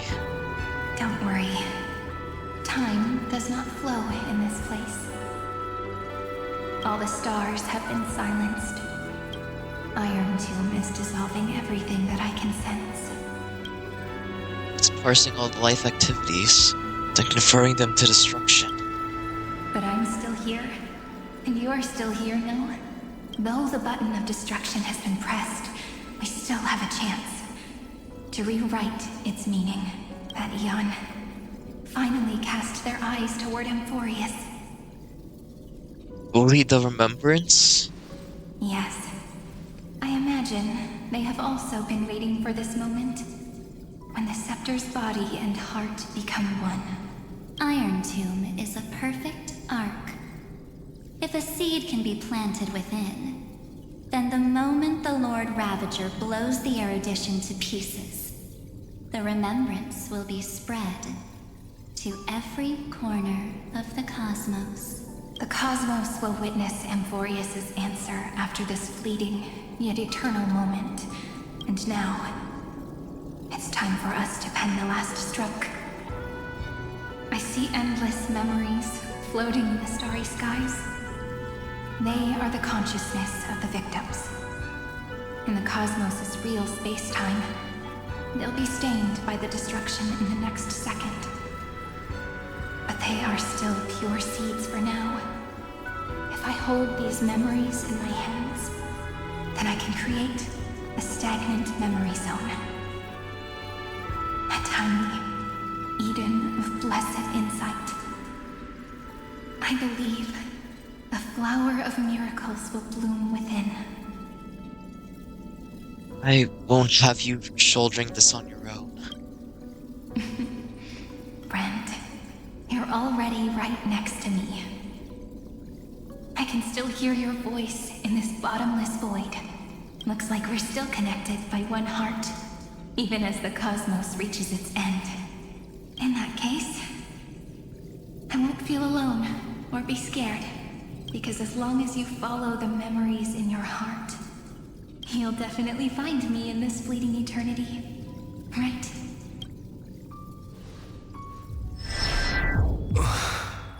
Cyrene. What are you waiting for, passenger? I specifically came over to check on you in case you got lost. Pom-Pom? How'd you get here? What's the big deal? Pom-Pom is the conductor after all. At long last, you've embarked on this road as well. Many, many years ago, they were standing at the start of the road in hesitation, just like you are now. So, Pom-Pom came over to give you one message. Run. Don't think about anything else. Just run. Even if the entire cosmos has stopped. Even if everyone else is tripped by the darkness. You still need to keep running. Picture yourself as the Express, moving forward at full speed. Because that's what the Trailblaze means. Pom-Pom secretly Akivili. I will catch up to Cyrene and rewrite the ending. After all, I am the best nameless. I won't disappoint you, conductor. Then get ready. The conductor will be giving you the signal to depart. Attention! Attention all passengers in the cosmos! Please stand steady on the platform. The Astral Express is about to arrive. Calling at the erudition, the destruction, and the remembrance. Final destination, the Trailblaze. 5, 4, 3, 2, 1. We depart for tomorrow.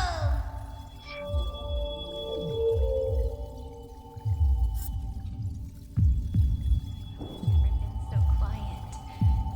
It's so good. If the view in your memory ever grows fuzzy, just reach out.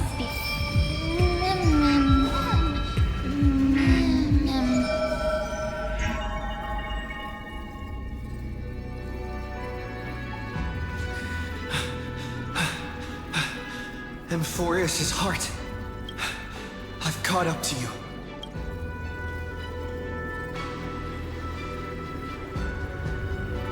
Let the first light illuminate chaos.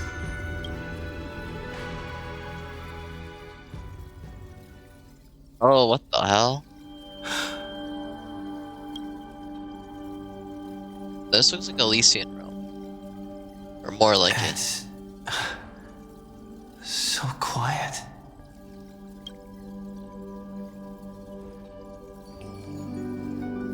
Everything's frozen in the most beautiful moment. This garden is your memory. I'm here, Cyrene. I knew you'd find this place and walk into my heart as you've always done. Then let us both do our duty. The hero who trailblazes the way forward, and the fairy who watches over remembrance. We never changed at all, did we?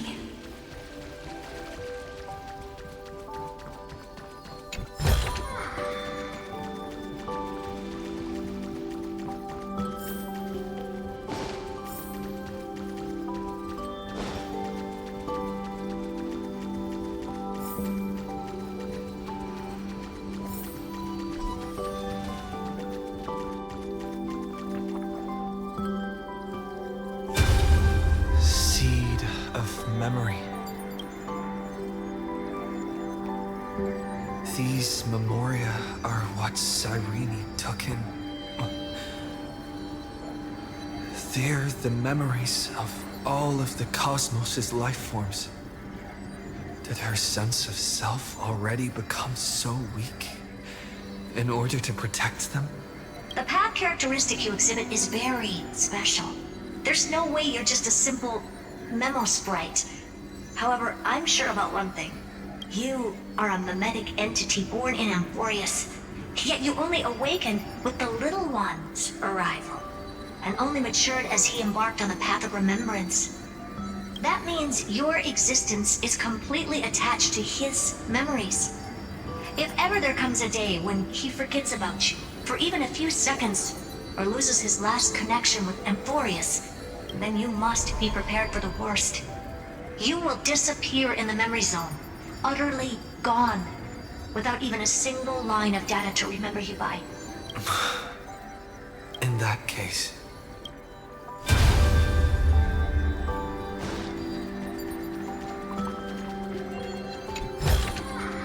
Is that all? Looks good.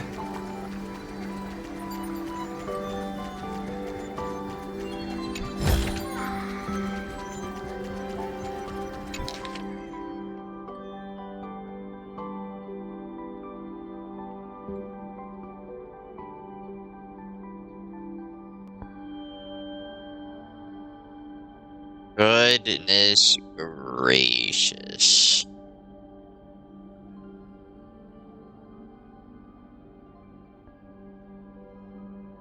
They put the frickin' seals in Trophy. Oh my days. And bubbles? Yeah. Yeah. You have to be serious, bro.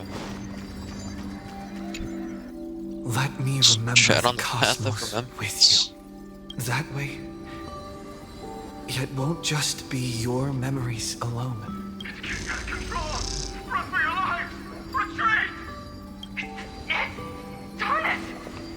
We still got ammo. Hold the line! At all costs!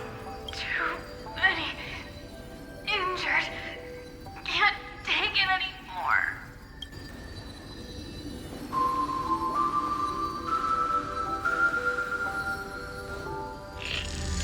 These memories are so heavy. Me? Do you feel better now? Hang in there, Deliverer. I finally get it now. The instants Droid had calculated aren't about the destruction. What they want to prove is how the cosmos would come back after being destroyed. If a new life is to be born, its seed has to be dead. When the remembrance converges with the trailblaze, lead us to witness the miracle. Of course I will. I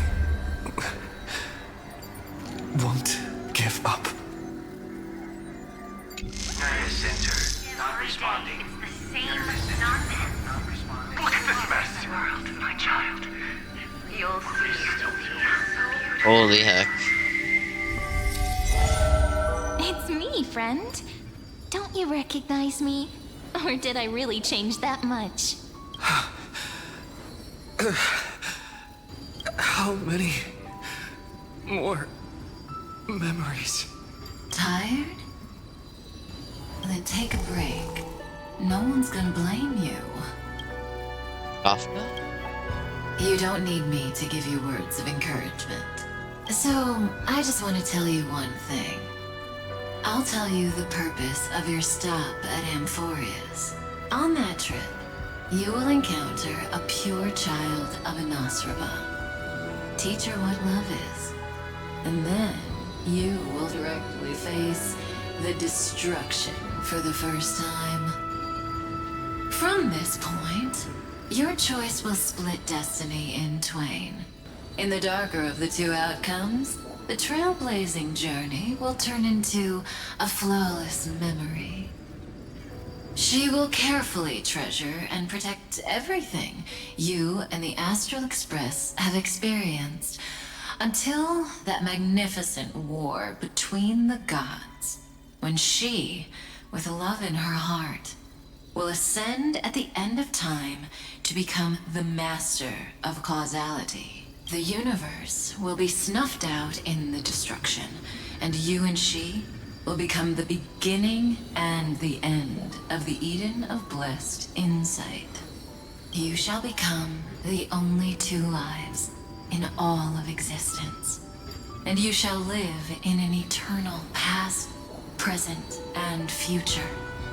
You shall sow as many seeds as the sands of Ganga, trim an awesome kea of leaves, and harvest a Nayuta of flowers. That is the cosmos's fourth kind of finality, the remembrance. But for now, you still have a chance to make a choice. You still have a long way to go on your trailblazing journey, child. I'll keep this brief. The journey has only just begun. Welt, our other companions, and I still have many secrets we've yet to share with you. So, aren't you curious? We kept these stories to ourselves because we believed we had a long future ahead of us. Even a cosmos-spanning crisis, once the dust has settled, is nothing more than a memory of the journey. A single point on our long road. There will come a day when we tell each other everything. So, for the sake of that day, don't give up. We all know what kind of decision you'll make, and I believe the script will not progress toward the wrong ending. So relax. Listen, when you have the chance to make a choice, make one that you know you won't regret. Keep moving forward. Keep trailblazing. And when tomorrow comes, share with me the miracle you've created with your own hands. See you on the Express, kid. See you in destiny. I will reach tomorrow. The drop has arrived. The world beyond the sky was never rising up at the sky. Look! There's a red light in the sky! Irene, wake up. Together, we will tread on the path of tread on the path of remembrance. No wonder I always had a weird hunch. But that also means I was right in thinking, as long as Friend and I are together. We can do anything. Our friend's shoulders are really dependable.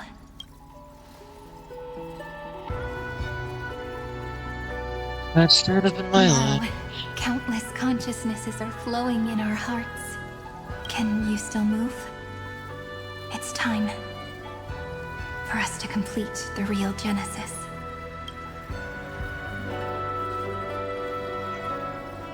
In the instant Iron Tomb's hatred devoured everything, a gaze fell upon me. The remembrance. That It's the was way God that, who like, appeared in this was Irene's all dream. foreshadowed in Their the figure first and Glorious speech trailer. were both so blurred.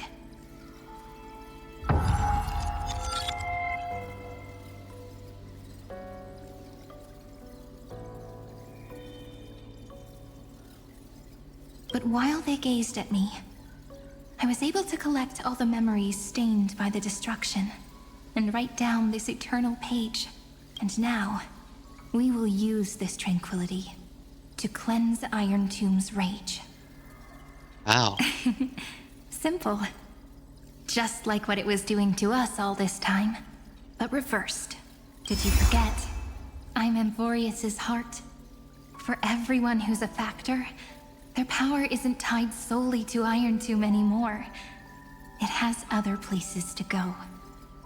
Let 30 million cycles of memories be condensed upon us, and let the scepter reach the answer it had before it was distorted. The body is meant to be restrained by the heart, no? Even if the apocalyptic virus is doomed to spread into the cosmos, we can at least try to fight against hatred with love, and overwrite Iron Tomb's destruction equation, washing it away into a blank space. Turn Iron Tomb blank means all the factors in there must all. It means we will embark on the true hero's journey. If Iron Tomb's power comes from the denial of all Prima Mobile, Then we will carry out those beliefs. Here we argue. Even if all life eventually returns to increasing entropy, Life will still try its hardest to find a way. It will try its hardest to resist destruction. In the nights shrouded by the black tide, we are the kindling that makes the fire burn bright. And once the fire is strong enough, the hunter will become the hunted. As of now, the number of flame chasers in the memory is 30 million times 12. And 400 million core flames await their return. we can do it, right? Exterminate the destruction of the world, cleansing golden blood, right? You saw this coming all along, didn't you? That's right. So trust us, partner. Everyone, let's head out together, and we'll burn this horrible ending to ashes!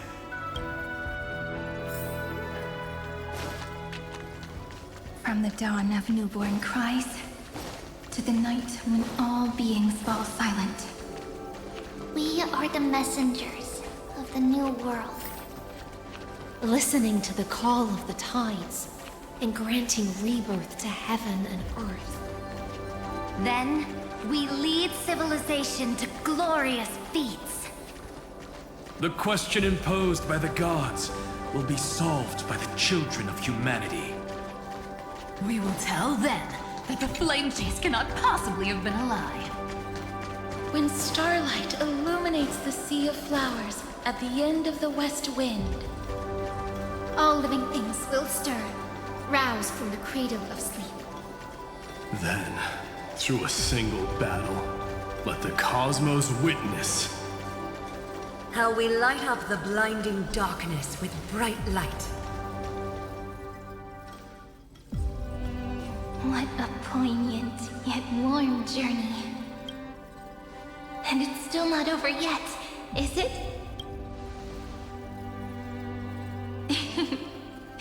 We finally meet.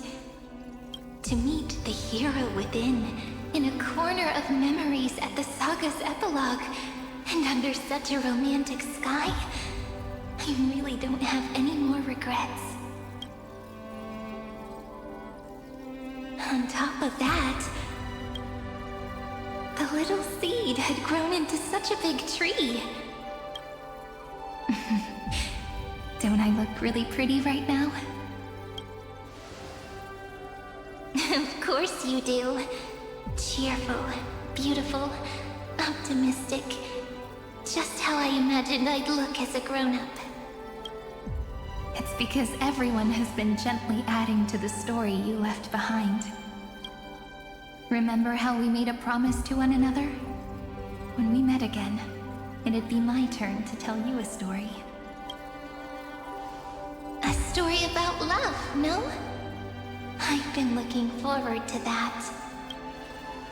And you must also remember the first story I wrote for you. The one about the crystal flower and the little fairy.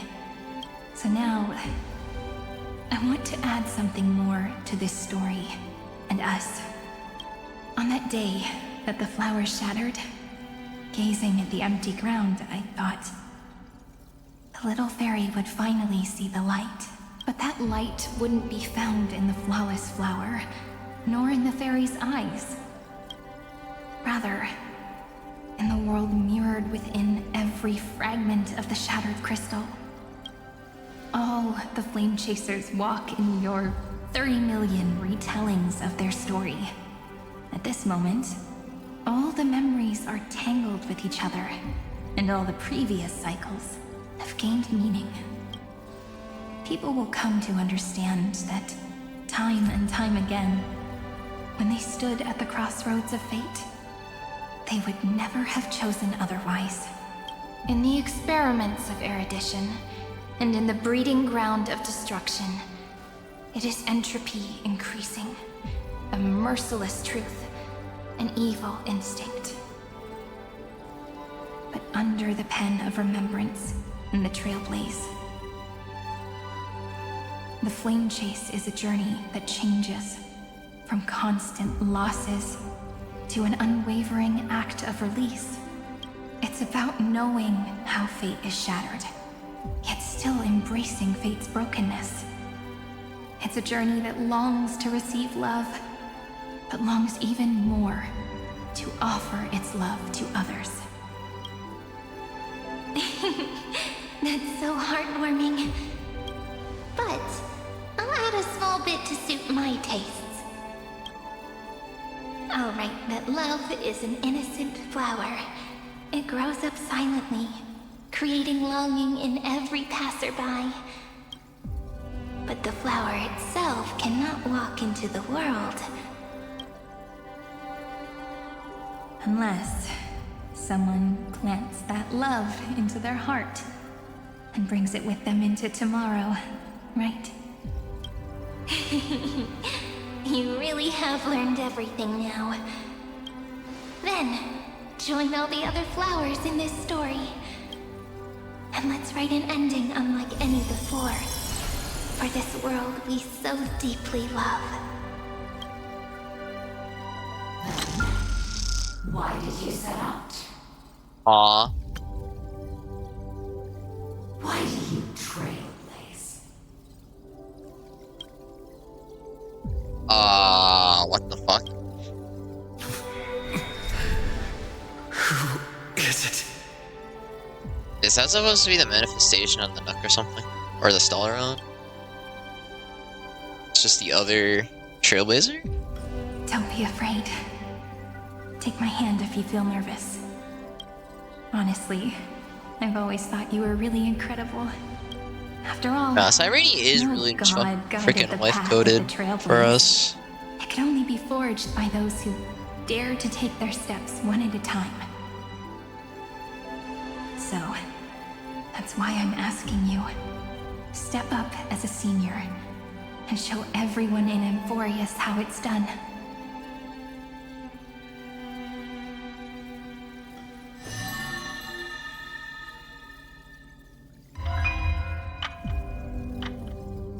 I trailblaze because my own eyes have not seen the end. But I'm different. I chose to trailblaze because I am already on this road.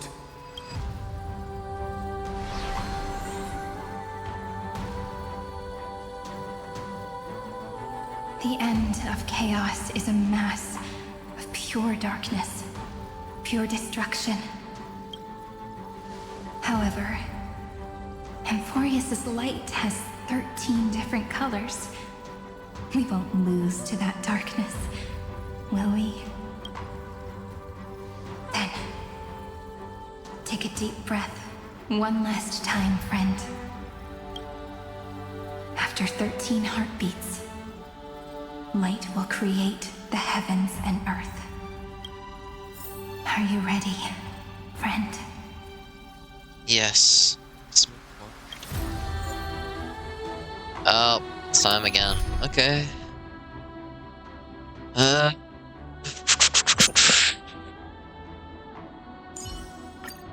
I missed you so much, Castorus.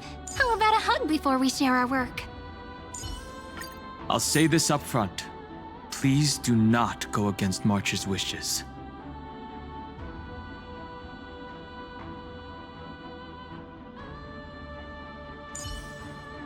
Don't worry, little Cass. Treevee is pretty amazing. I shall remember every risk that the Nameless took for us. Let me just like... Oh wait.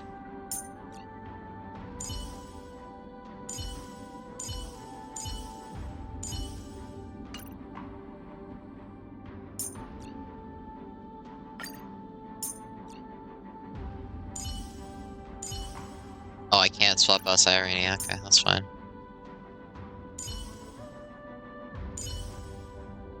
Please stay safe, teachers. I'll see if this will work. Just for fun. Seek the 13 factors of life, and let them converge into the primordial chaos. Using the remembrance of the past, we will trailblaze tomorrow's destiny, infusing a world-bearing love into destruction, and inscribe the opening stroke of Genesis. W. See you. Tomorrow. See you. Tomorrow. See you. Tomorrow. See you. Tomorrow.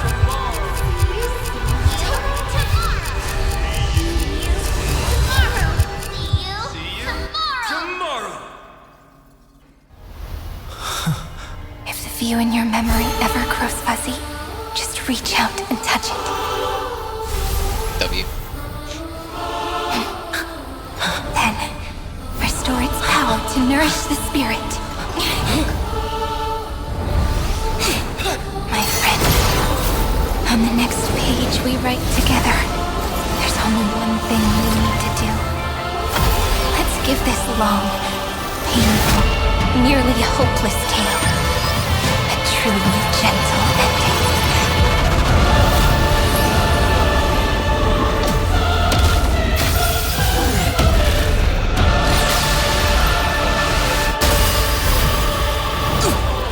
Flame chase was never about destruction. It was about breaking free and trailblazing! And let that bright future be as we've written. I shall compose 400 million sagas. We will rewrite the Flame Chaser's path. The months of hate will command the 100 steps here to reach harmony. In the month of June, I lift my banqueting cup to dispel nihility. In the month of balance,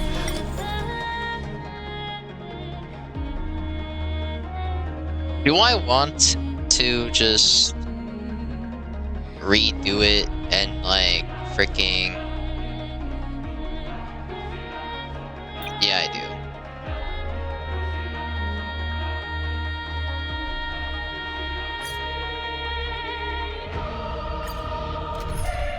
Yeah, hold on.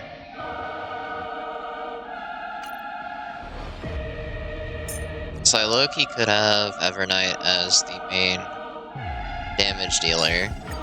You want a photo together? And then this is Of course canonical. I won't.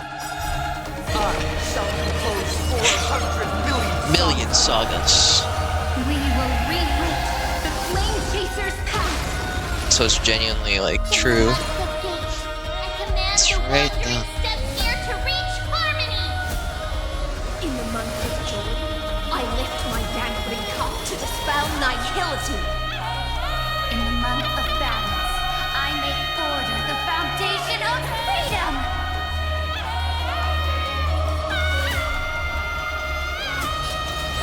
This moment into eternity!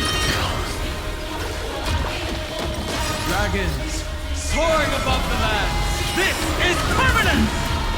Trust me, we can do anything! Time for some sweet. Your time to shine. Let's create a miracle of humanity. Don't worry. Night falls. Good night. The answer!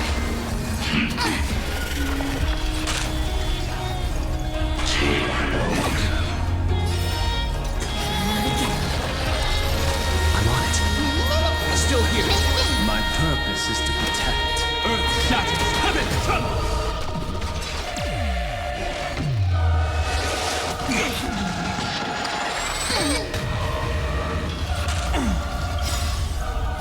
We're all here.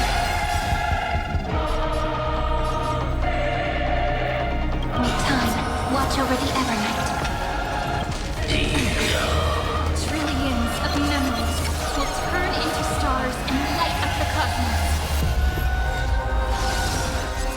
In the month of weaving, I extend golden threads to weave beauty. In the month I might need to restart. I'll see what I can do though. erudition! In the month of fortune, I scatter elation throughout the dawning day. Again. This is eternity. We're all here. May you fulfill love's promise with me. Cleanse hatred with love. This is being in sync.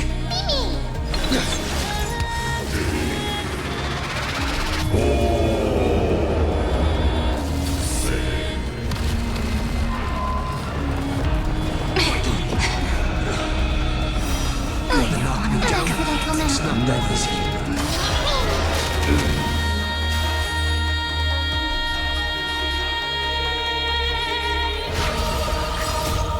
May there be nothing that stands in Amphorius' way!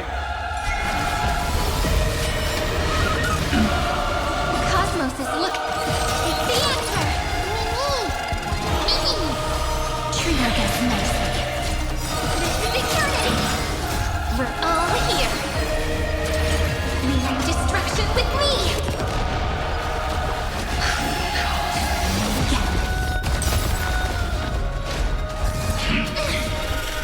Trust me, we can do anything!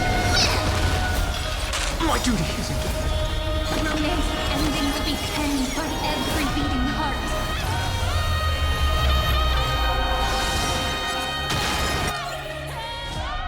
Alright, I'm just gonna fucking do it. I'm just gonna restart because I'm going to lose next turn anyway. But I'll just swap this out for Hyacinth. Bree, have you ever seen... Because as unfortunate as I was not living the next turn. We will rewrite the Flame Chaser's path.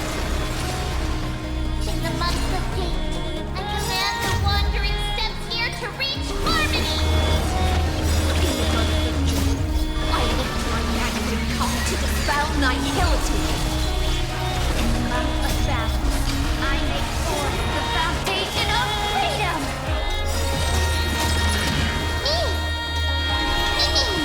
Stop messing around. Again.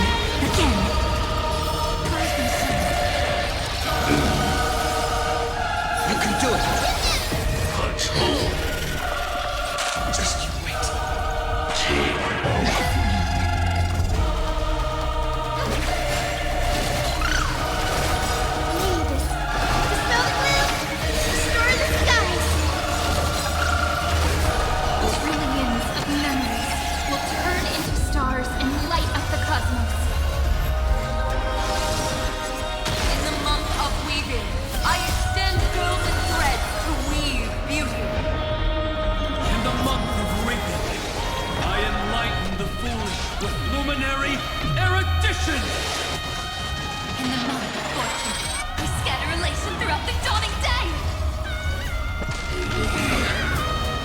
create a new... This is eternity! Have some fun. The cosmos is looking at us. We're all here. In time, watch over the Evernight. Cleanse hatred with love. It's the answer!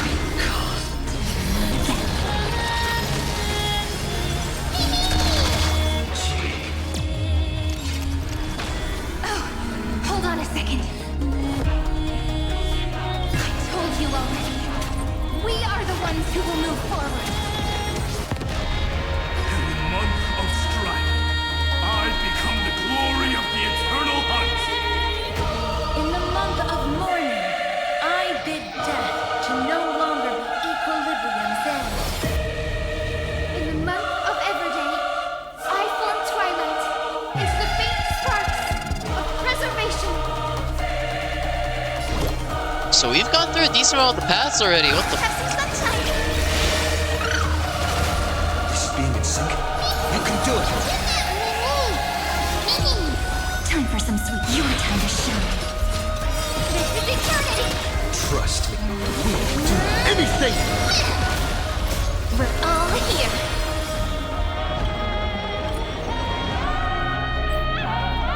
May you fulfill love's promise with me. What is Oda Genesis do?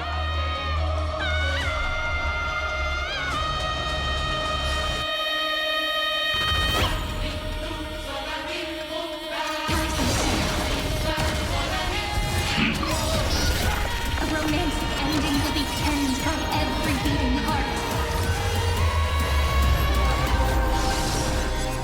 In the month of cultivation, I turn into the ridges and peaks of permanence. Permanence. I weave remembrance into Is it countless gonna be stars fine in on the that? sky. In the month of freedom, I impart destruction onto the shackles of destiny. Are we gonna do some final fucking Trailblaze shit? I hope so. Hey, sister. We'll shoot through that Tin Man together.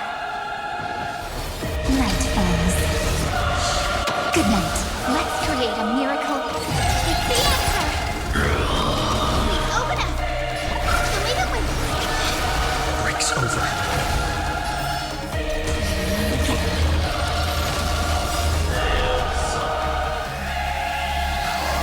Headless giant. If you never had a chance to be the master of your own destiny, why not give us that choice? Let humanity prove to you that even the breeding grounds of destruction can bloom with gentle flowers.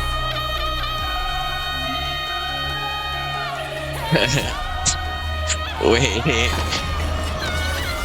Trailblazing True. dawn for the road ahead.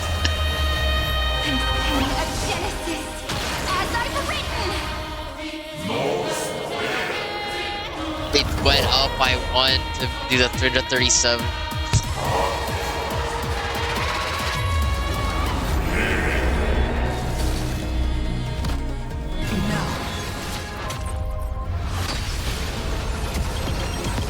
Nah, bitch. Nah, bitch. Nah, bitch. False answer.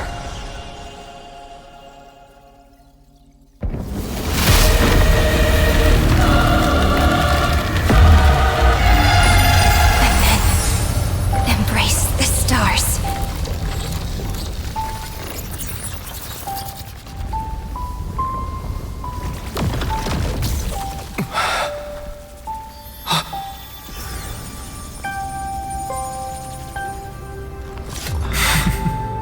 To end the destruction with destruction.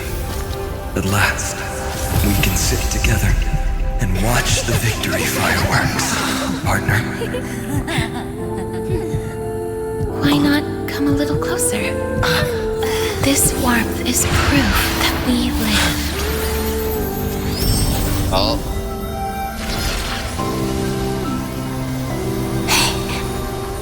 Stay strong. Eyes forward, always. This arrow isn't the end, but the beginning of hope.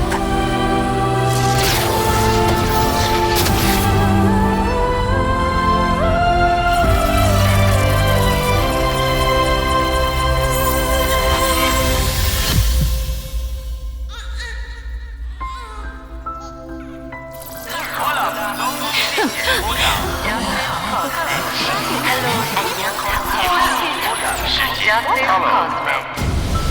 conclusion is irrefutable. Noos's answer was never destruction. But they kept silent, leaving the solution in the hands of the cosmos. The universe will keep searching and struggling to endure. In the face of the destruction, it may once again stand on the edge of annihilation. But the stars will always rise to ride the waves and embrace existence once more.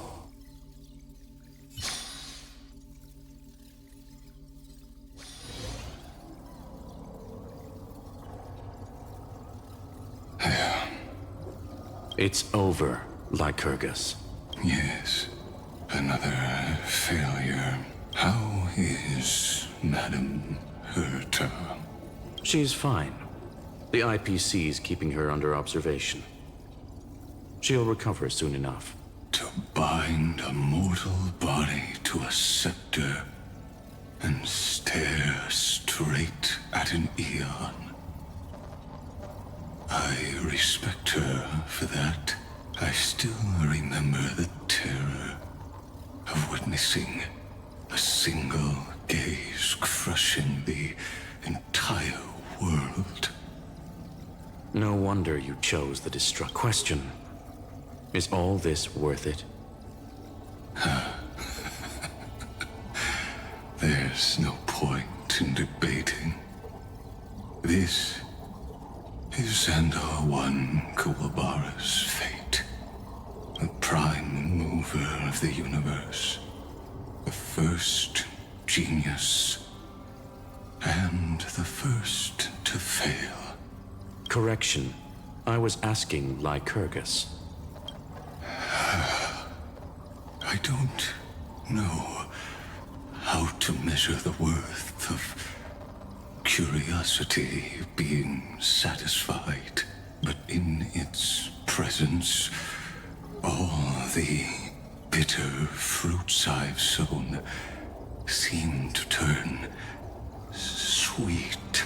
But your harvest was watered in blood. Answer me. Is all this worth it? It doesn't matter to me. Let me tell you a story. Back when he was a student, Xandar's first experiment was slipping poison into his mentor's pipe, just to see how it would affect the lungs. And? There was no conclusion. His conscience got the better of him. Even so, the truth came out. He was harshly punished. Oh, that cruel mentor died of lung cancer 2 years later. It had nothing to do with Xandar. His fate is no different now. Sentiment clashed with reason, and Lycurgus was born from the latter. But whichever side we take, in the end, curiosity claims us all. You've handed yourself a death sentence. And yet, Iron Tomb's fall still isn't sealed, right?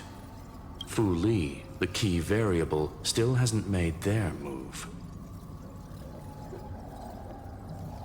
As the Theoros, Lycurgus has reached the end of his road. If you can, take my body to the fallen Adlevin. There, you'll find a formula.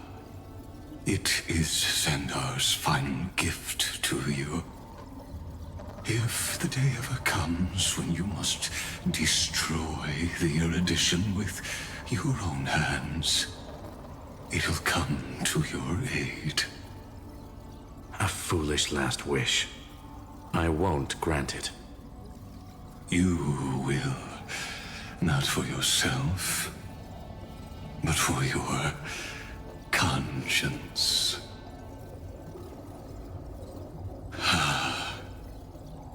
Listen. The death knell for the geniuses has begun to toll. As always, let me go first to the prisoners who stepped out of the cave. Stand before my tombstone and offer flowers of Adleven.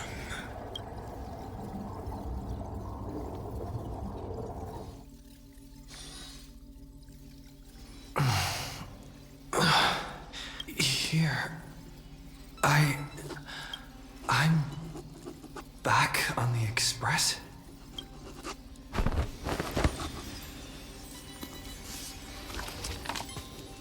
March! Dan Heng! No response.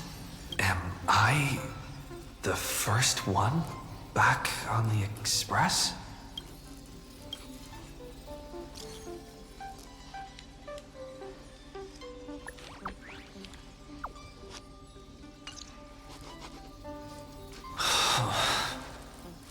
Nobody's here. Oh, I'm getting worried. Did we really win? Why does it feel so unreal? Looks like they are waking up. Hey, I told you not to talk. Someone's in the bathroom? An intruder. Better be careful and check it out. Oh no. He's coming this way! Quick, hide in here! Huh?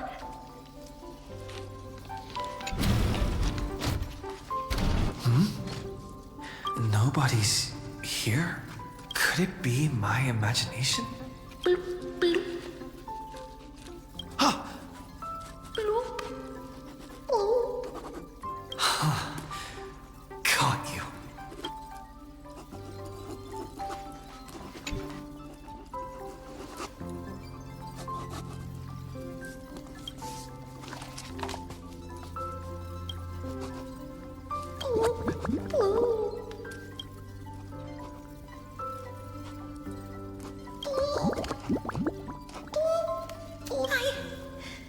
I can't go on.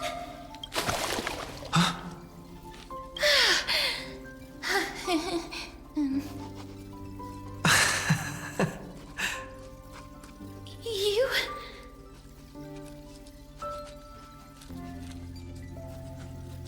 So it's a dream after all. I'm out. Wait, please. This isn't what you think. Ugh, we told you to keep quiet. You really can't keep your cool, huh, Princess Homebody? I'm not Lady Hysealens. Even the embodiment of death needs to breathe sometimes. Yeah, whatever. It's all the same anyway. Gotcha there, Grey Mystery. Oh, wow, how shocking. So composed, Grey Mystery. It looks like that big battle really helped you grow up, didn't it? Speaking of which, your Astral Express is quite luxurious. I hear you travel to different worlds. Must have collected quite a few interesting treasures.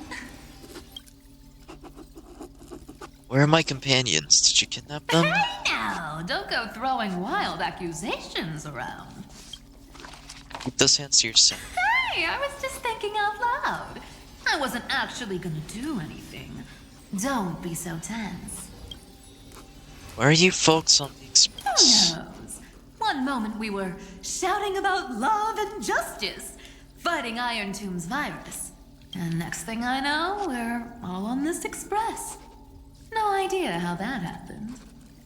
It's not just Miss Cypher and me. Everyone's been in this car for a while now. Mister, why don't you go say hi to them? I hope you didn't break anything. Don't worry.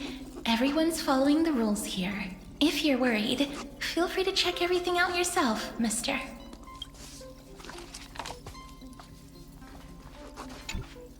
Mister, I'm truly sorry for sneaking into your bath without permission, but I've been wondering, Why is there a pack of red chili oil sitting by the bath?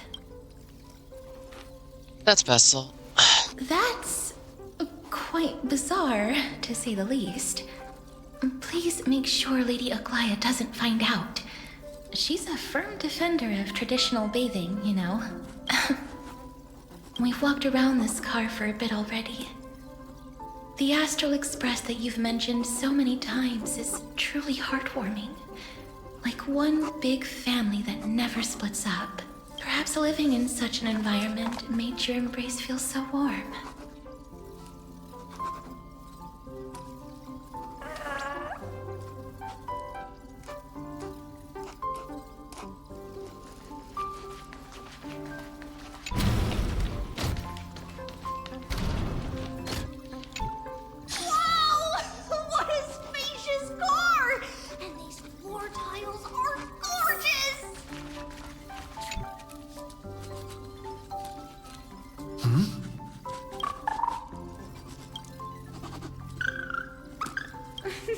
What's your step, teachers?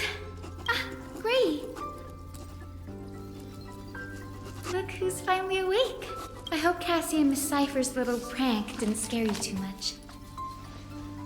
I saw through it right away. As expected of you. When we woke up, the entire express was completely empty. Not a single soul in sight. Such a shame. I was looking forward to making new friends, especially since they were Gray's most trusted travel companions. I'm worried about them. Don't worry. We beat Iron Tomb together, right? They must be on their way home.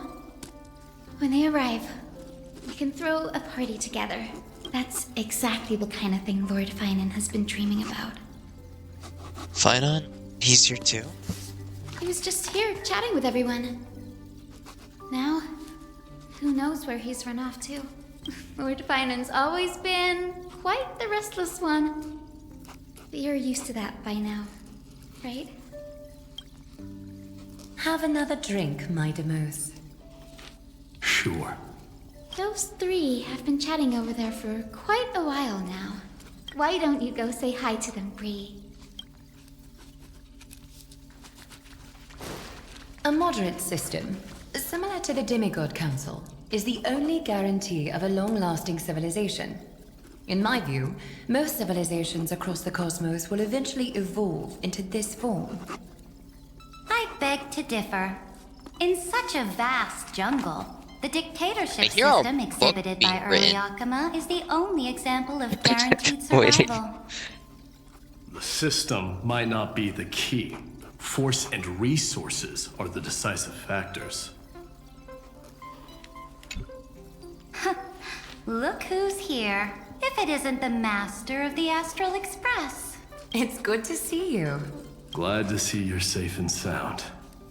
I helped myself to some equipment and drinks from this, bar of yours.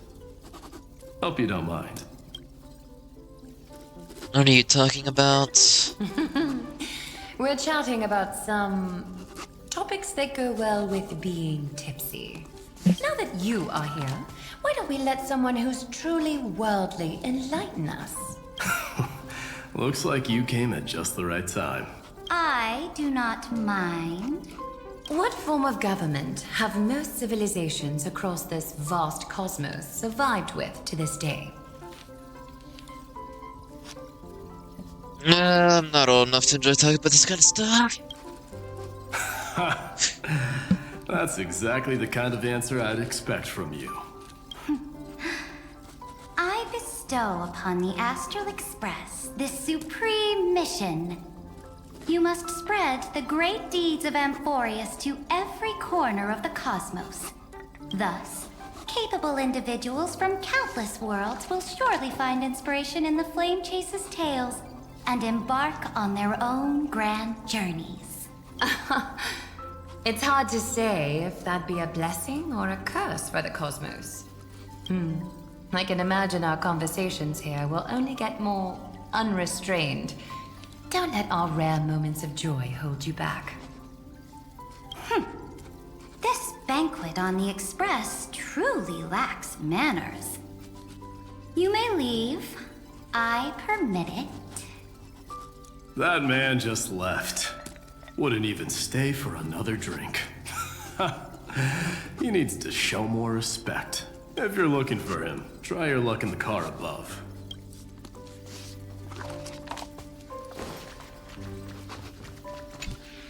I finally caught you, Trian. Running so fast in someone else's home? How rude of you! All according to plan. Trian lured you here on purpose.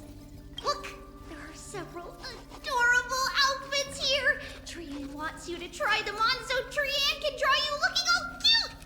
Oh my! You even dare to scheme against yourself? Lucky for me, I came prepared. Time for a surprise attack. The hero of justice, Trinan. Trinan has been lying in wait here for a while. We will make Trian taste her own medicine. 2 against 1? That's not fair! Little Gray, you came just in time. Help me out here. Trian, good luck. Even Little Gray's saying that. Darn it! Trian won't give in!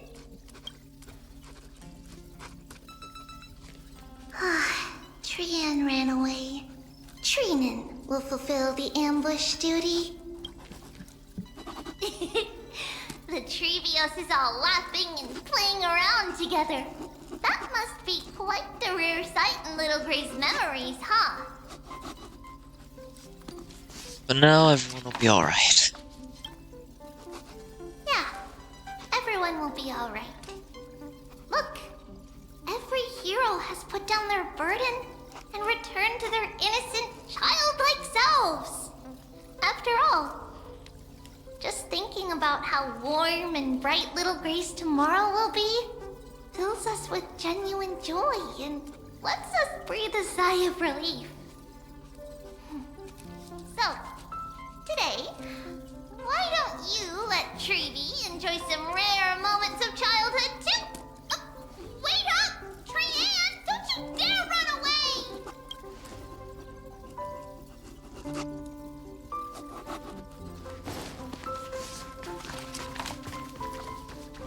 Can I go here?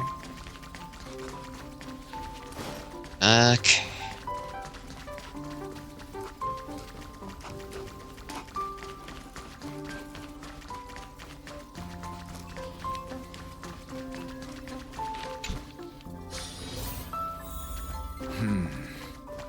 Based on my calculations, there are countless celestial bodies with water in the cosmos. But I'm afraid not all oceans are suitable for life to inhabit. You must take this into consideration as well. As expected of a professor from the Grove, to be so certain even about things you've never seen with your own eyes. I'll take that as a compliment. By the way, I heard that the Imperator's Flame Chase army like to hold feasts at the Luminary Throne. That's true. However, sometimes Dux Carminum and I feel it's a bit inappropriate to drink so freely before the throne of the most revered Titan in the Grove. Inappropriate? What's inappropriate about it? I only wish I were born earlier. I would have partied like that from the month of Gate all the way to the month of Fortune. This one's a heavyweight blasphemy. Blasphemy is just a phenomenon, not the end goal. I'm sure there are plenty of people across the stars who question these so-called eons or paths. Didn't I spend some time in that Lycurgus's head? I sure learned quite a bit about blasphemy from that experience. Humans create gods, and gods shape humans. Who's really the one trapped? The creator or the believer? Professor Anaxagoras, let me just check one thing. You haven't bought into those twisted theories of that Theoros, have you? Don't worry. The difference between a genius and a madman is that a genius shares lethal truths, while a madman tries to force them upon others. I see. It's like drinking honey brew at a banquet. Likeable folks invite others to raise their cups together, while the unlikable ones force others to drink with them. Being able to break down complex information into common sense like that. You're quite the scholar yourself.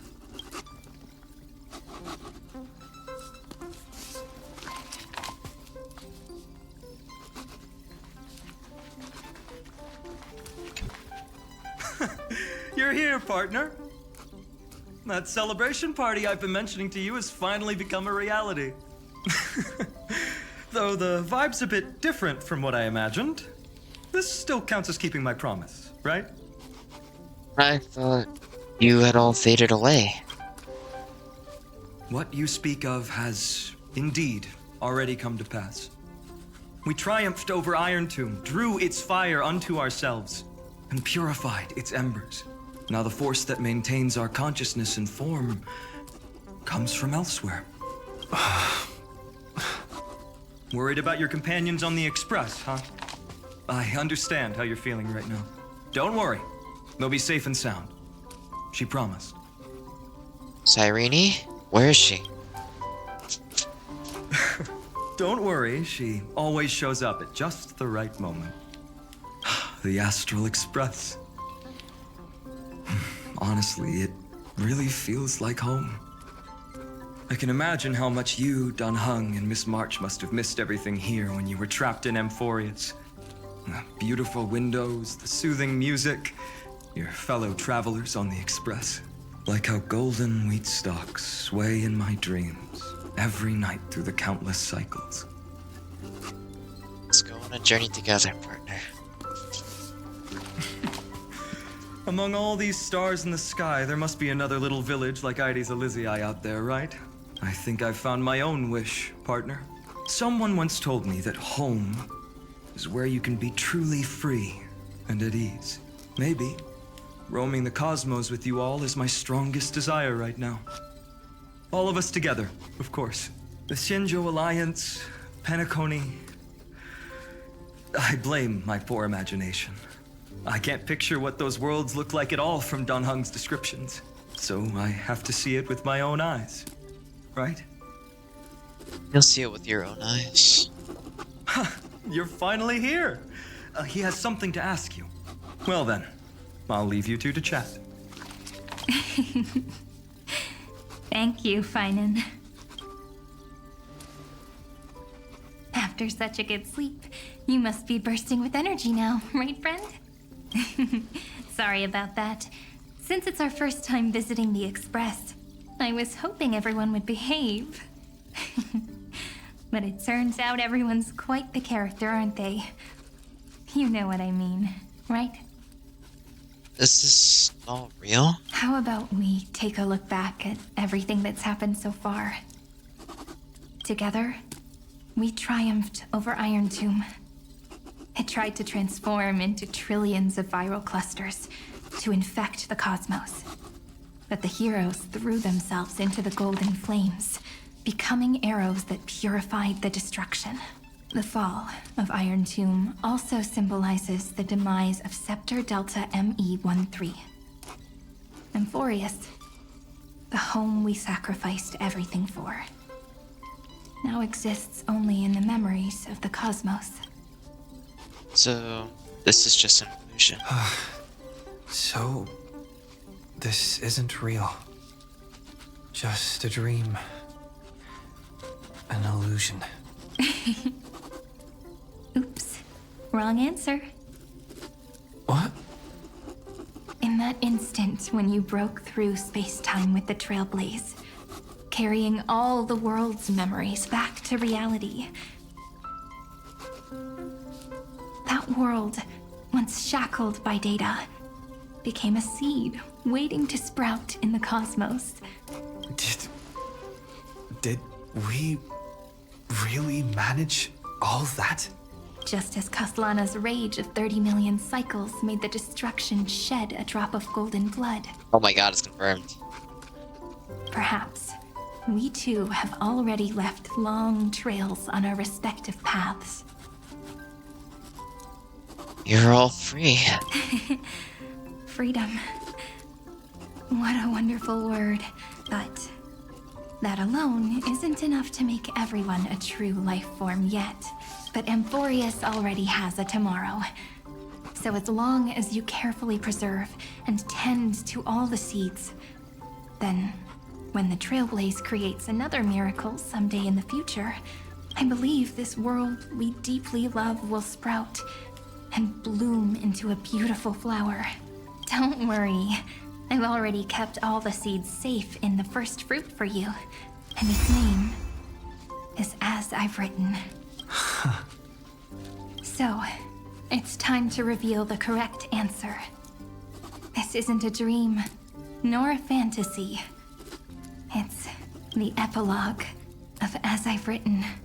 At the end of the story, the characters take their final bow and embark on a journey of no return. The one who wasn't part of the story, yet helped write its romantic ending. He bid farewell to his friends and returned to his home beyond the tale. Promise me one last thing, friend. When we say goodbye, give me a smile, okay? Promise you. I will, Cyrene. Every star that the Trailblaze passes by will remember the name of Amphorius. Hey, it's not fair that you get to be the only cool one here. We'll keep an eye on him. He had better keep his promise. Leave it to us, Cyrene. Your story will be sung across many worlds. Stories this complex and twisted are always hard to believe. If anyone questions the truth of this tale, you'll all have to stand up for us. Rest assured, even the most stubborn person can't withstand our six fists. You're so reliable, March. Shh. Listen. There's a book here? Its composition is similar to Memoria, but it's far more resilient than ordinary memory bubbles. Keep it safe. Perhaps this is the final gift that Amphorius left for the cosmos. Oh no! Passenger March is sleepwalking. Sleepwalking? Oh no, oh no! I don't want to make a fool of myself in front of everyone!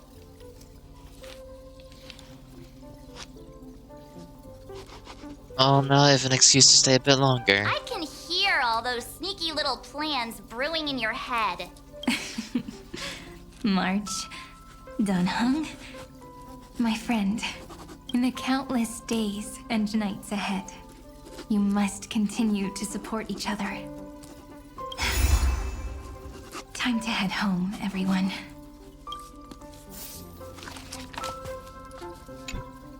Leaving this place means As I've Written will conclude here. No one will have the chance to revise it, and no one can continue writing it. Don't leave any regrets. What magnificent words could possibly do justice to the finale of such an epic tale? I've been pondering this while you were sleeping. Now, I finally have the answer. Let's keep it simple and sweet. In our virtual extrapolations, we've lived through epochs longer than the lifespans of many stars. No language in this world, no written words could ever carry the weight of this journey. In that case, let's not be bound by the minutiae of words. Those who understand its passion and romance will naturally be moved to tears by the final period placed at the end. And now, It's time to say goodbye to our readers.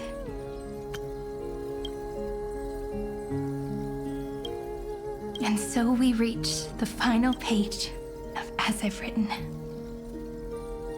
Let's not leave behind any regrets, everyone. Everyone's here. Who wants to write the first line? Going first is the hardest job. I don't want to make a fool of myself. How about letting the great Imperator draft it for us? Are you all such cowards? Then I shall enlighten future generations, just like the 30 million cycles of flame chase. Without me, there is no world. Go think, observe, and conquer. What's wrong? Everyone's gone quiet. The great Imperator set the bar way too high. How are we supposed to follow that up? Where the Emperor leads, loyal subjects must follow. I guess only the Dux Gladiorum could possibly match that kind of overwhelming presence. Me? That suits me just fine.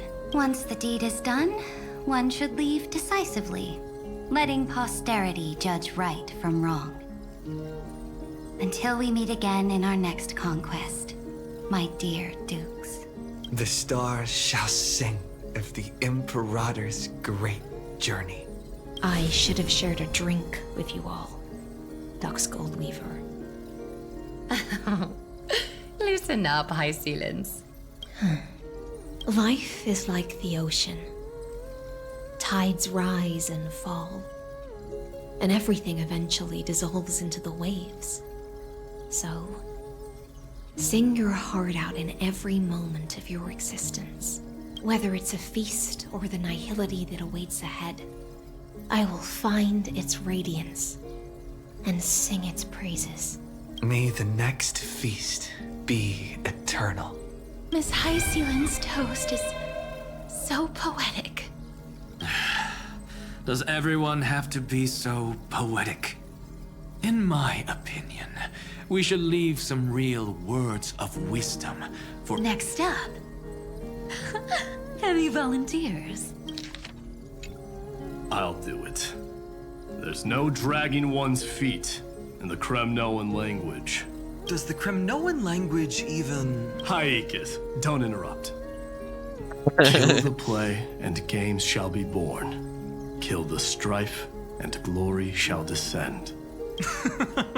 Not bad at all. But now I can rest easy. After all, the lines I prepared are way more profound than yours. Ha! If nothing else, you're certainly unmatched when it comes to singing your own praise. Farewell, everyone. If we meet again, I shall once more become your steadfast support. That's a promise I won't back down from. Mighty Mouse, become king. What's up, Cass? It's nothing, Lady Trebios. I just finally realized something. Then speak your mind, and let your words be immortalized on the page, Cass. If your heart still has room to spare, share a bit of gentleness and softly cherish all the beautiful things around you. That's so beautifully said, Cassie. Thank you, Miss Hyacinth. My only small regret is that I couldn't fully embrace this world I loved so dearly. I hope those who read these words can fulfill this wish in my place. Everyone, let's meet again at the end of the West Wind. The place you reside is the gentle sea of flowers. Well then, it's my turn. Take it away with your performance, Anaxagoras. This time, you won't have to worry about being interrupted. Then I must thank you all for being such a captive audience.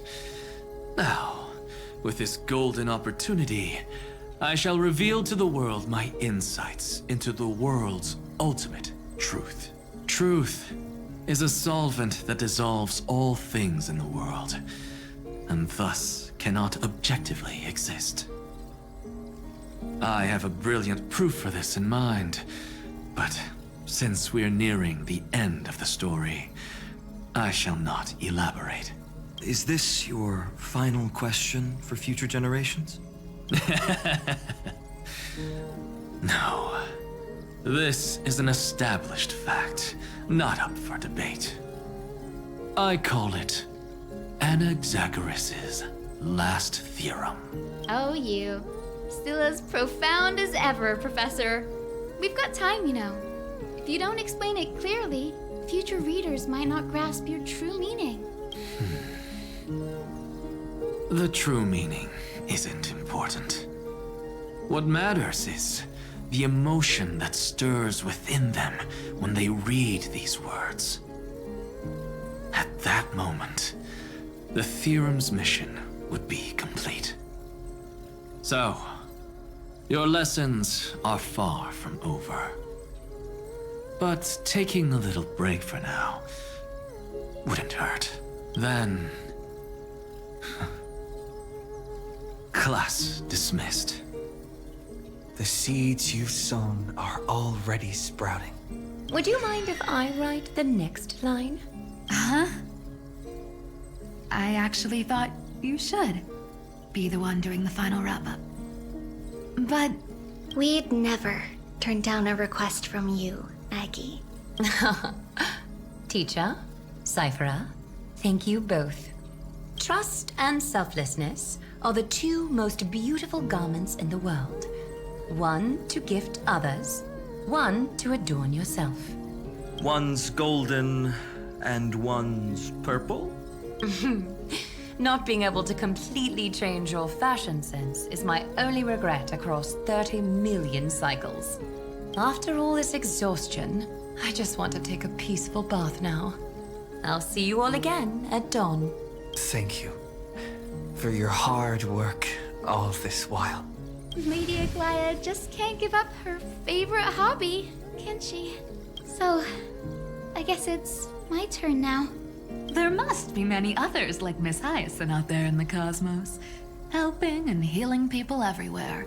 You've got to set a good example for them, right? Of course. Look up at the sky more often and smile more.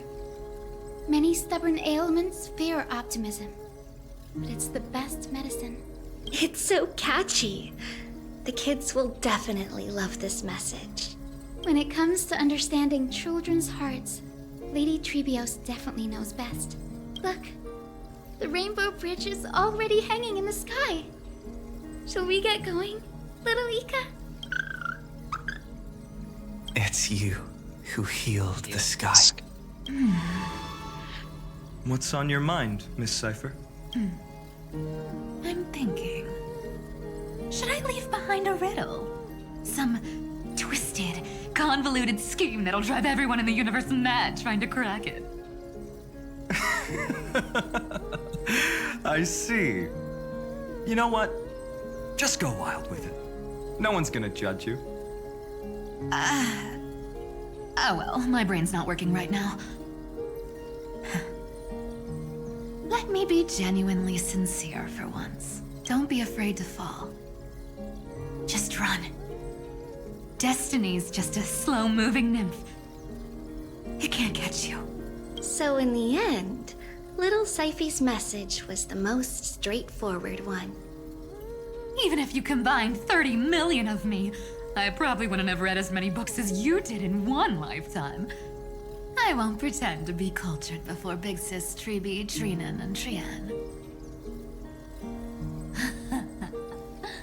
Emphorius' greatest trickery. Gotta bounce now. Meow! Homeward you come, distant wind. It's just us now, Snowy. Yeah, teacher. But maybe I should... No, let me go first. After all, all shall bid farewell to one, and that person alone will. I never would have guessed you had such a dark sense of humor, teacher. You still know so little about the complete Treebeos, Snowy. Jokes aside, I want to leave these words at the end of the story. Whether it's a sunny day or a rainy day, remember to tell yourself before you drift off to sleep, see you tomorrow. See you tomorrow. Times 1,000. Prophecy received. Times 1,000. From now on, no more goodbyes. Finally. The time has come to say farewell. I'm grateful that you could be here to witness this moment, partner. Can we have another journey together, partner? Of course. As long as I've written stays by your side, Amphorius will always be with you. The last line I want to write down is, a hero is living in everyone's heart. Embrace it and chase after the sun. I hope those who read this will find the courage to face their burning lives. See you at the next pale dawn, partner. Did you see? Amphorius has ushered in the dawn. The characters in the book have taken their final bow. It's time for us to return to our own reality. But as people who lived through it, we can still add the final touches to this story, right? Of course. The pen will eventually break, the ink will run dry, and life will ultimately fade. But thoughts will permanently remain in sagas. If time is an endless cycle, then forget the bitterness that keeps repeating, and remember only the moments of happiness. Let's walk towards tomorrow together. We were never apart. Time to head home. Don't miss the crew meeting. We won't wait around for you, you know? See you later, Donhung, March, and with this, as I've written, officially comes to an end. Are you going to say something? We're its co-authors, after all, friend.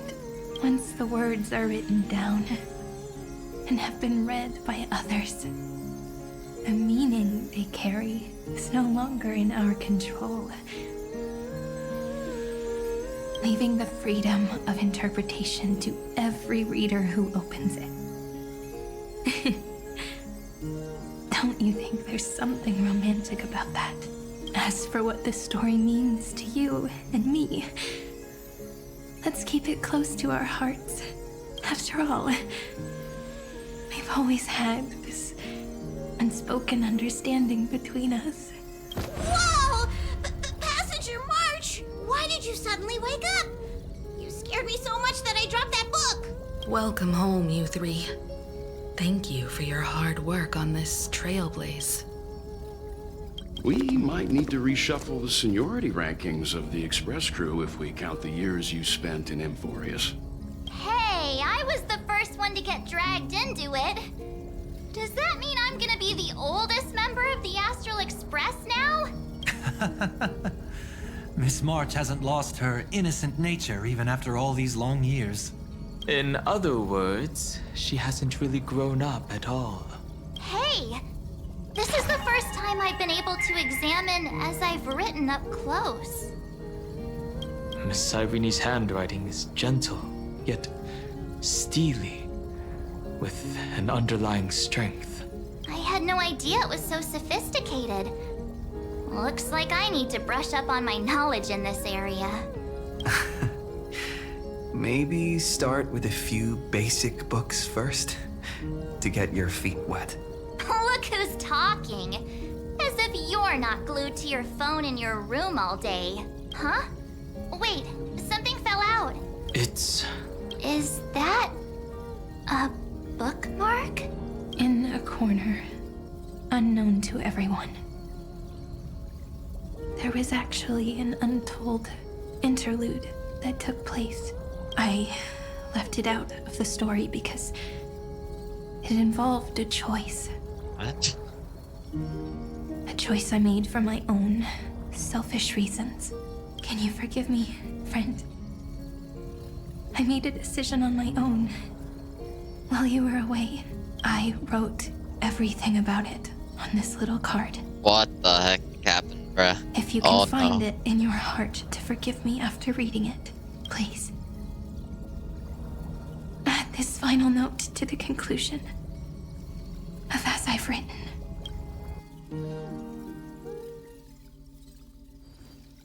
Moments after the fall of Iron 2. Huh?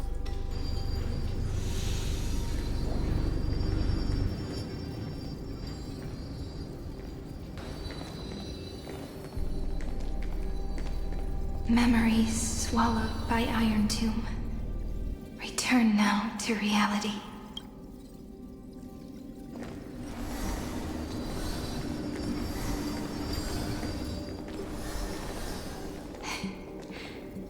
And don't lose your way. I finally found you, Cyrene. Demiurge. We won the battle. Thank you, Madame Herta. Without you, we never would have stood a chance. Still, there's something weighing on you. Right before I shut my eyes, inside the droid head's brain, I saw something unsettling. The fourth instant, this turning point in cosmic destiny, anchored by the erudition. It's not a single instant, but a process, a chain of events.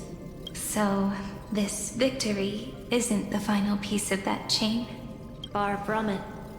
This is only the beginning, the first toll of the death knell for the cosmos. That sorrowful look doesn't suit you, Madame Herta. Don't hold it in. Tell me.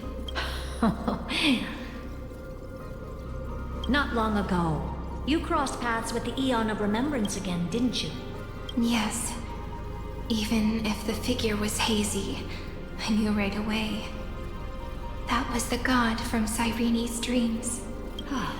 Causality has gone wrong, just as I thought. Causality? Let me put it in your favorite fairy tale terms. The universe began as a seed. It grew into a great tree. And the present is its branches and leaves. The erudition calculates how the future will sprout. With so many possible outcomes, they choose to anchor one path, cutting away the crooked or fragile branches. But if things continue that way, the branches grow endlessly, the leaves multiply, and one day the tree collapses under its own weight. That is why there is a concept in biology called lignification. Soft sprigs form a hardened shell and fuse with the trunk. For the universe, that process is what we call memory. Under Fooley's record keeping, the past becomes memory. In the corners, they forget. Even the events of the present become fruit without roots. So it is the opposite of the erudition.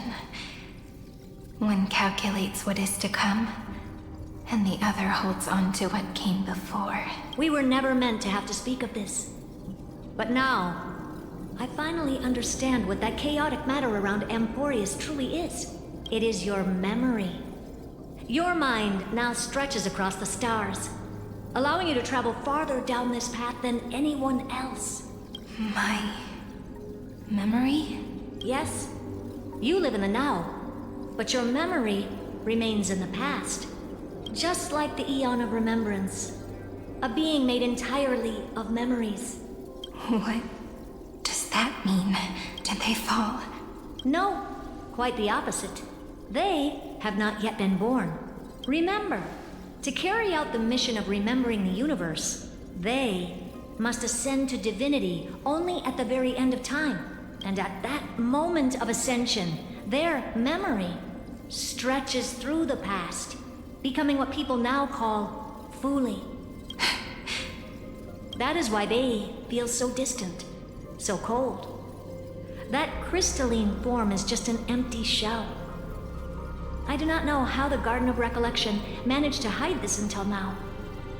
They must have their reasons, but none of that matters now. Here in the present, we cannot know who will become Fuli. But one thing is certain. Are you saying Tarine's gonna will become be born. Fuli? And those who might become Fuli all share the same characteristics. They are known as Children of Remembrance. Pure child of Anasrava. Both of you. Children of Remembrance. So help us. Find where So Amphorius' March memory began, and and bring Cyrene. it out. We are the sacrifice. The garden used us. The pure child of Anasrava. Abandon us! So that name, it was never my past. It was my future. Or maybe it is the present. Noose has revealed to me two paths, and on both paths, I see you standing. The first, follow the trail of memory you have forged. Break free from this world and reach for the stars. That would mean Amphorius' causality will no longer concern you, at least not the person you are now. Go on. The second, you come to a stop and fade, offering yourself to become the memory that carries through Amphorius. Perhaps this is the choice every pure child of Anasrava must face. That choice means I'll remain in the past forever. And more than that, it means you will close off Amphorius' causality. This world is sealed. The effect that the remembrance brings to it will all converge on one thing. That one thing is you. No more eons will interfere with this part of history. No more blank spaces in causality. The present will be set in stone and become indestructible. There are two paths, and only one leads to the right end. A droid head didn't tell me the answer, but I can guess what might happen if you choose wrong. With causality incomplete, there is a chance Iron Tomb could rise again. So even the gods of the cosmos are unreasonable. If you want my advice, stop thinking so much. Ask yourself what your heart truly wants.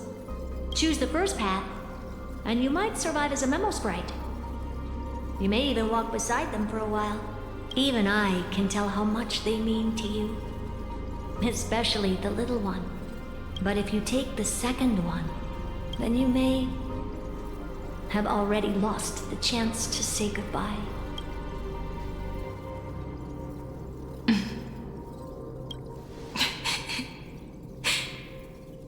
I have made my decision, Madame Herta. I thought you would need more time to think it through. The answer is clear, is it not? Still, I do need a little time to quiet the sorrow in my heart. His kindness is always just right for the moment. I believe he will forgive me. I will say no more. I would rather not break the mood. But may I ask you one last thing? Of course. Why?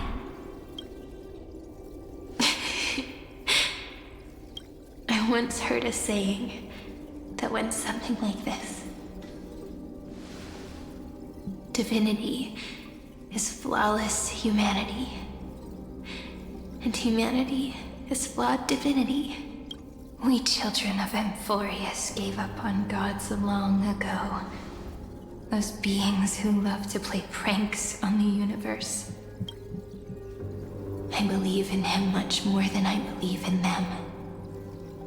And I believe in who I am. As a human. Oh,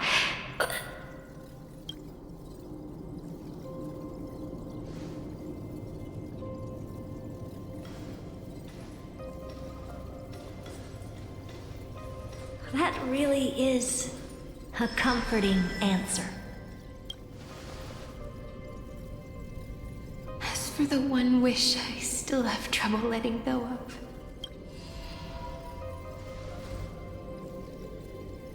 one will remain in the past.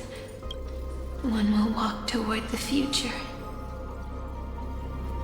I believe that the one I cared for most will witness on behalf of the ripples of past reverie every starlit tomorrow.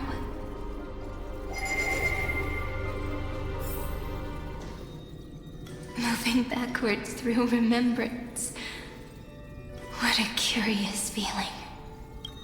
Is this the moment Iron Tomb declares victory and casts the destruction upon the stars? So back then, in the path space, it was I who found me. The gods' whispers were nothing more than a girl talking to herself. Now that I remember, what I heard back then was...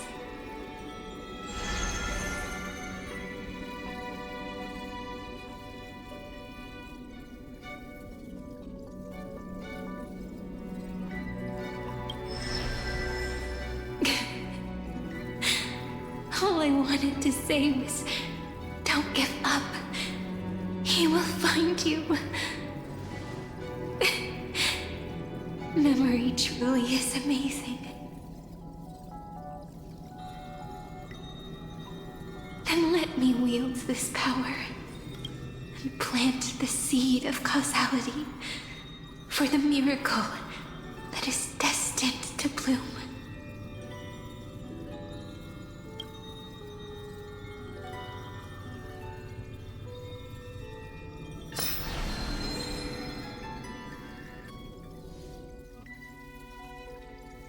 Even so, must we walk all the way to the very beginning of memory? It's such a long road. A bit lonely to walk alone. Then, would it be alright if I came with you? As long as it's Peach, even 30 million wouldn't be too many. One is enough. Take a deep breath, and then we can set off, alright? Follow the ripples of remembrance into the past. Reconnect every moment in which the gods made themselves known. Clearly, cause leads to effect. But now, the future gives new meaning to the past. Effect flows backward and nourishes cause. Maybe that is what makes memory so beautiful. So, let us return the way we came. Look back at every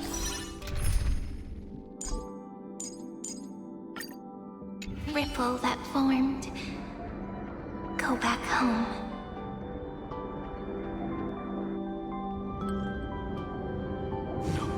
No! How is this possible? Breathe! Breathe! Partner! Partner! No. I have to get you out of here first! Just hold on!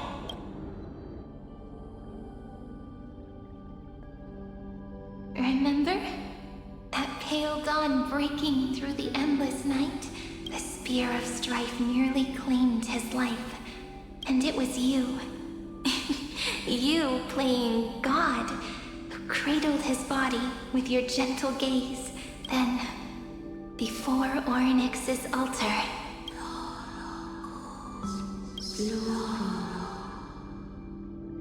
Even the Titan of Time mistook you for someone else. I never imagined there was a hidden truth behind our first meeting. The first time was also the last time I saw you, friend. Ma'am.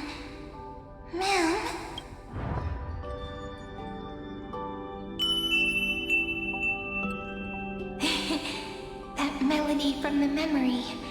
I've got it now. And so, the miracle was able to slip away from death temporarily. I'll leave him to the Casteress of the past. She will keep him here, in the world of the living.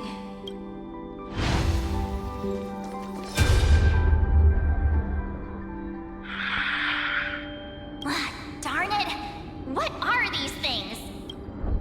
You're not taking me down. Not before I find a way to help him and Dan Heng. If you've got a bone to pick, take it up with my six-phased ice. March wandered all across Amphorius for 97 days straight, chasing one goal: to save her friends.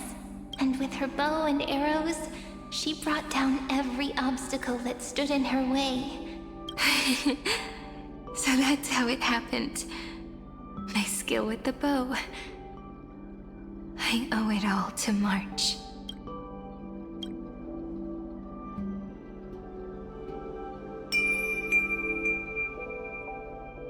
What a sweet note. I've got it now.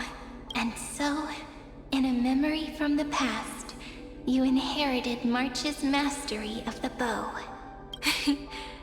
And that arrow bearing golden flames will streak across the stars in the future, becoming a glimmer of hope for the cosmos.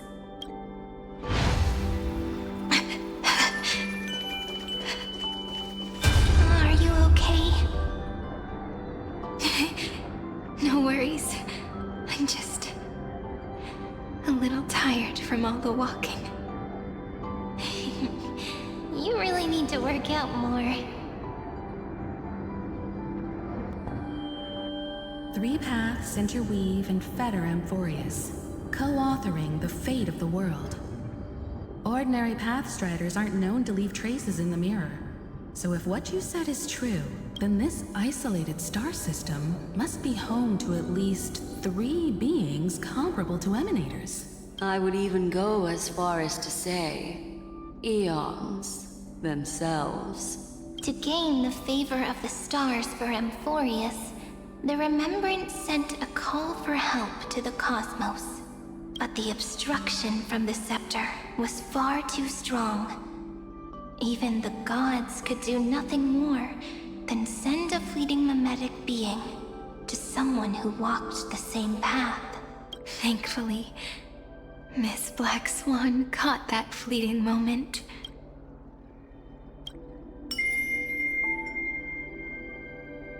Though, that signal drew some unpleasant attention as well. Looking back now, it was all worth it. The cosmos showed us a kinder face. Thankfully, she has a different understanding of the Remembrance. Miss Evernight once said that the Remembrance wasn't looking after Amphorius, but rather scheming and preparing to devour the paths. Her deduction was perfectly logical, but she failed to account for what the humans in this story could achieve. Maybe I have a scheme of my own. A scheme that will bring happiness to everyone. Please keep helping them. And the others in the future too, Miss Black Swan.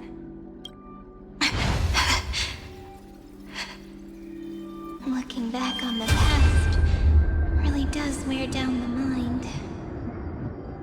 And wears out the body too. You need to hold tight to this ceremonial blade. After I'm gone, it will take you back to the beginning of time. The start of a new story. I believe that in that story, or in countless stories, each alike yet unique, everyone, all the companions who sacrificed themselves, alongside the deliverer we once dreamed of as children, will reunite beneath a vast, endless sky. If we can never break free from this prison, I will stand my ground. until the day someone shatters this endless cycle and writes the final chapter of Amphorius' fate. In the blink of an eye, we have returned to the turning point of fate, with nothing but a fragile sliver of hope. We embraced 30 million cycles of futility, and began the eternal recurrence. I still remember the first time I saw the god appear in a dream, looking at me from behind a thin veil of crystal. Back then, I wondered if they might be someone with ill intent, but now, I finally understand. She was always standing beside me, and she is so very beautiful.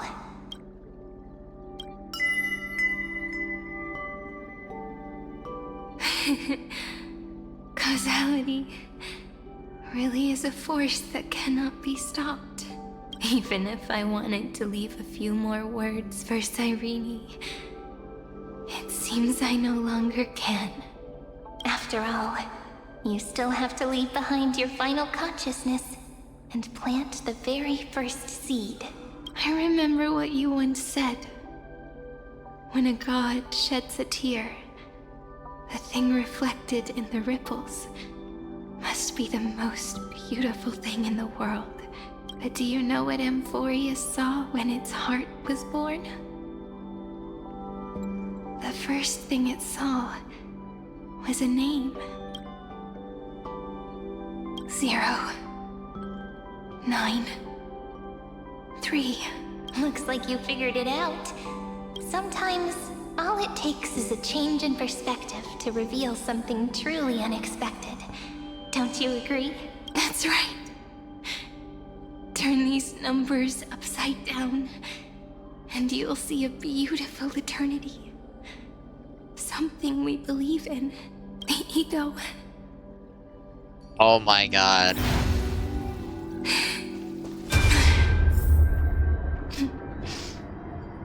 Looks like time's running out. I want to protect everyone in the village. But can I really do that with the strength I have? I shouldn't think too much. Better finish the farm work Dad left me first. The hero within has been by our side since we were little. Finan has always been strong. But without that faint glimmer of hope lingering in his mind, would the weight of fate and endless recurrence finally break him? If only someone could place even a sliver of hope inside his heart, he would hold on and keep going. Yes, just a single spark, and he would guard that fragile light until it turned into a blazing sun. I no longer have the strength to make the hero within look like him. So, let me leave behind a prophecy for him. Take this wish with you. Be the hero who begins the mission of deliverance. As prophecy foretold, you will bear the blazing sun until the pale dawn breaks. Continue onward, bearing this world upon your shoulders until the Ashen Hero, the nameless deliverer, ushers in the dawn.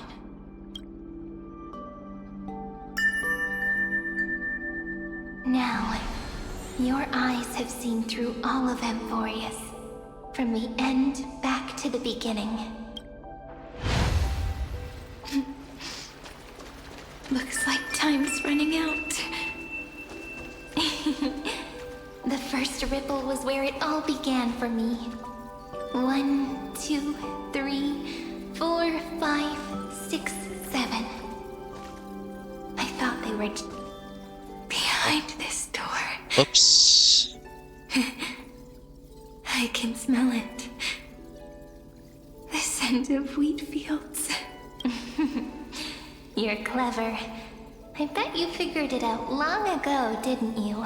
the end of this journey back, the final gap in Amphorius, it leads to the place we both call home.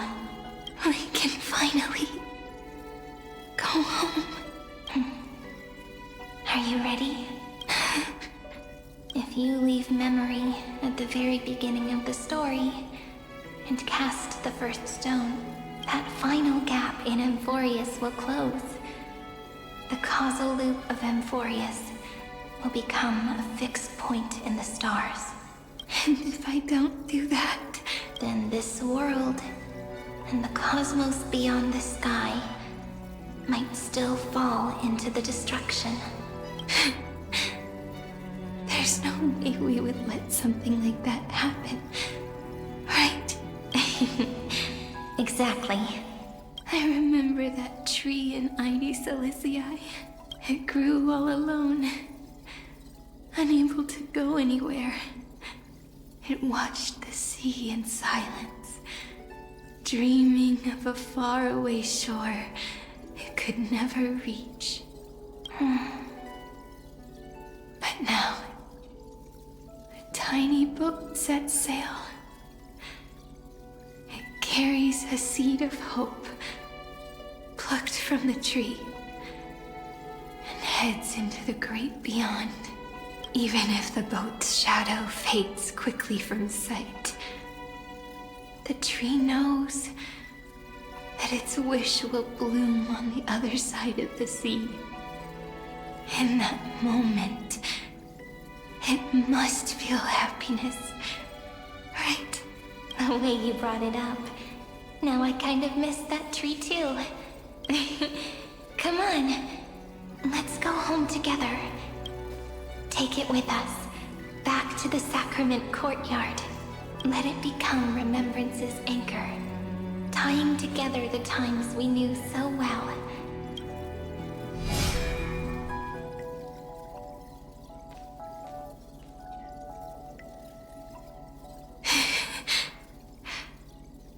Let's go home together. Oh, that final note. Right. It's been with me all this time. This is Doe. It is also the first note. The one from the first time we met. And the one that stayed to the very end. Ide Silicii. The place where it all began. It's like time itself has stopped. And the breeze and the sound of the waves never seem to rest. We've made it. The Sacrament Courtyard. This is the place where we first picked up the ceremonial blade. And where we first began writing journals. Now, the journey through memory has reached its end. Once the anchor is placed, what awaits us is 30 million lifetimes of reunion. Looping. Again and again. Endless farewells. Do, re, mi, fa, sol, la, ti. And with them, endless encounters. Ti, la, sol, fa, mi, re, do. Such a happy scale. Whether it's for Cyrene, the Deliverer, or every sprouting branch of Amphorius, I leave this tale of love here. May the river of time flow backward, bringing scenes of the future before our gaze. In the eternal land that no one remembers. The legend of the Trail Place is about to begin.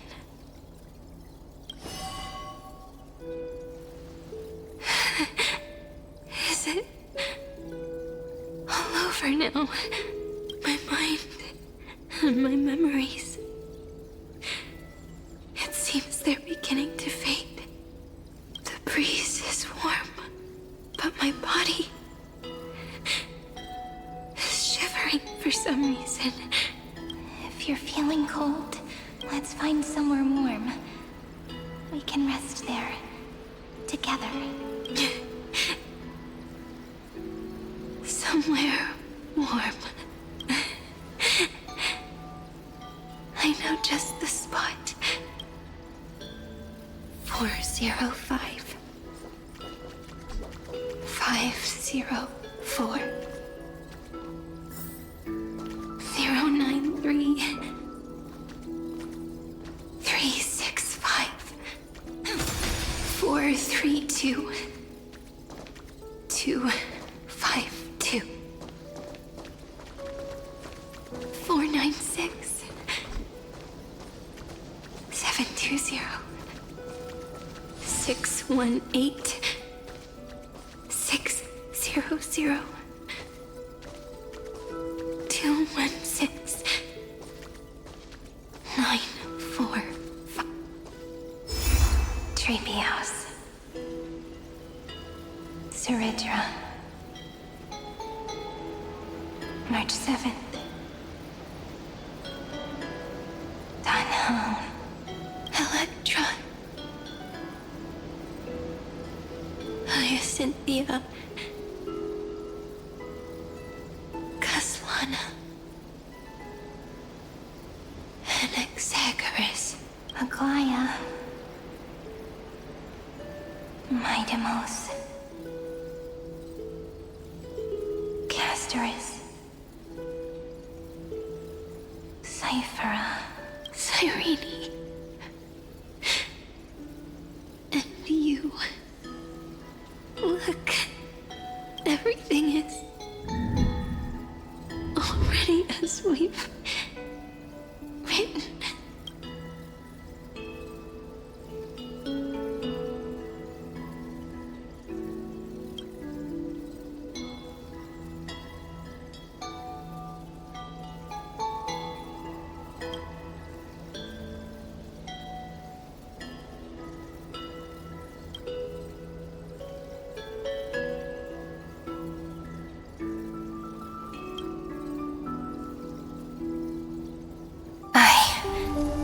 Gaze that looks back on the world. How fortunate we are. In this cycle of cause and effect, humanity never looks to the gods for guidance. The ones who pick up the pen and write miracles again and again are always ourselves.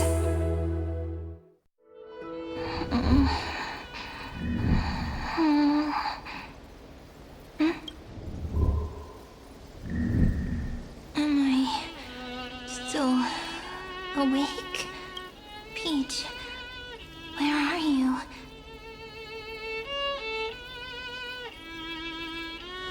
Are you still here?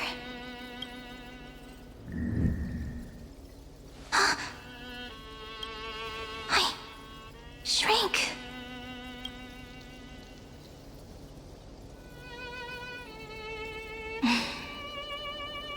So that's how it works. When memory drifts away with the breeze, love leaves behind a seed and turns into lament. And the cycle continues. Cyrene. Mem. Back again to the first Philia 093. I always do have my charm. The final ripple nourished the great tree, and from it grew a single pink peach. We've been playing for so long, and you still haven't told me your name! I've told you so many times already. You're just forgetful. My name is Livia. Livia. If you forget again, I won't tell you next time. Livia. Got it. Then you have to remember mine, too. I'm Piso! I always remember. So, Cyrene was just a pen name after all. Huh? So sleepy. That drowsy little fairy barged into my mind again. The last of my memories are slipping away. I wonder what this world will look like when I wake up again. I remember a cry and my name, daughter of Ides Elysiae.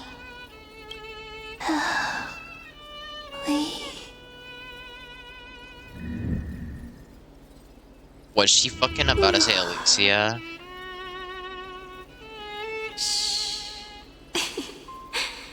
Never mind. Oh my fucking god. The same seed, when planted in different soils, blooms So into Cyrene flowers is that are actually Alicia. Great. yet never That's the just same.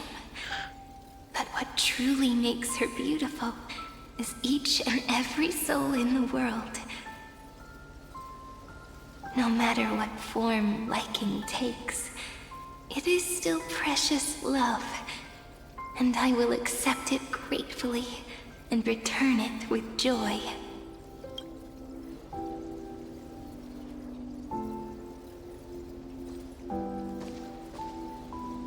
Do you remember my favorite story?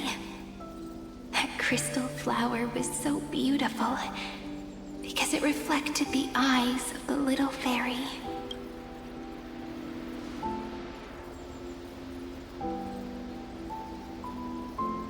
The stars across the cosmos will know I am the fairy who wrote, as I've written, together with you. And in your heart, I know I will always be given the name I love most. The one you gave me. After all, we've always been in sync.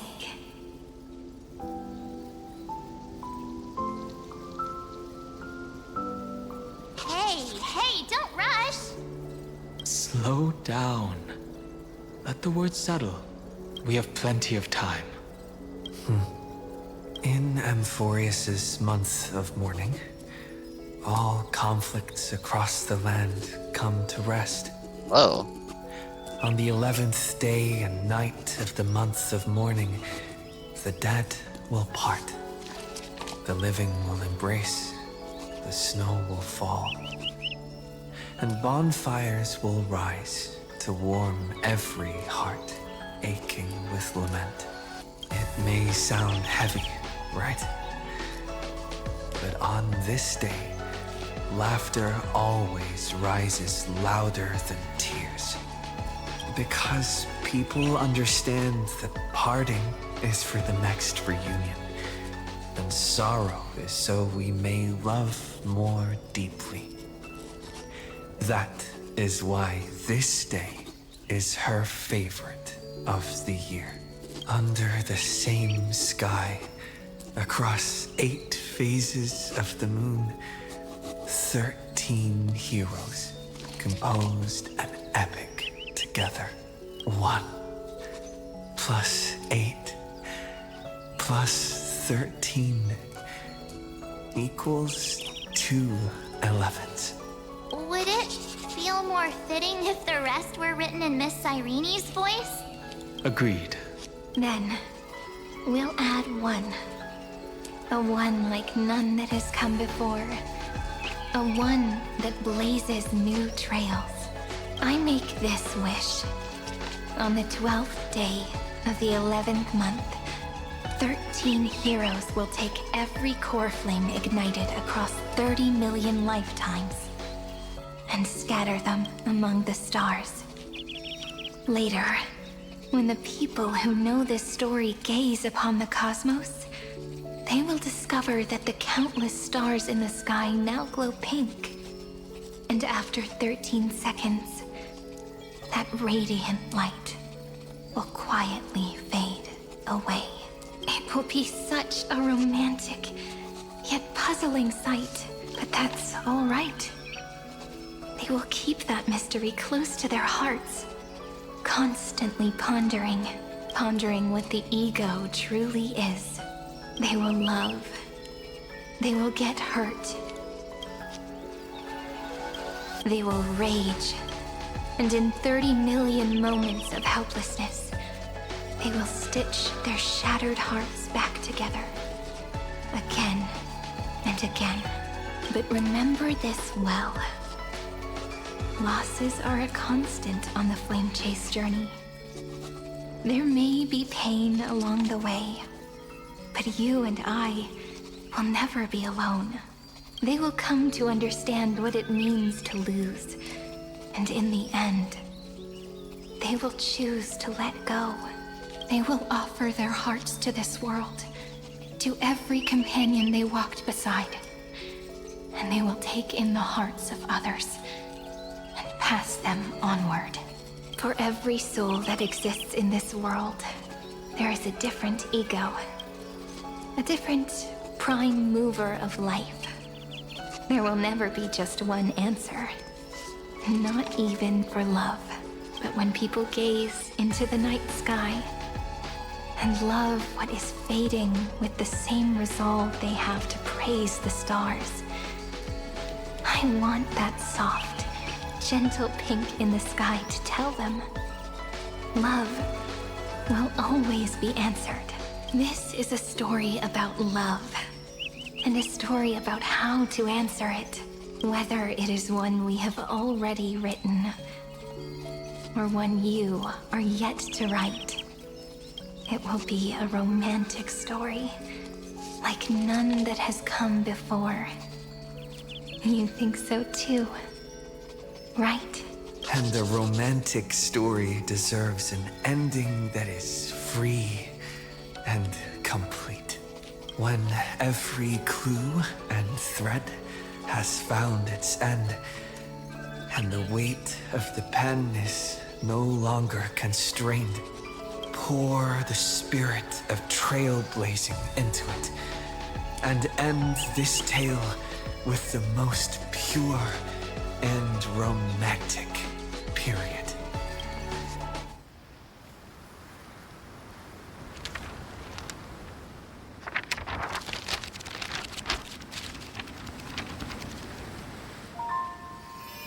Light, sky, sea, stars, seeds, flowers, birds, hope, and love. Such words of beauty were how I first imagined the world. For as long as I can remember, I've used them to tell the stories of Amphorius. And now, this is the last one. A story about tomorrow. Dedicated to you.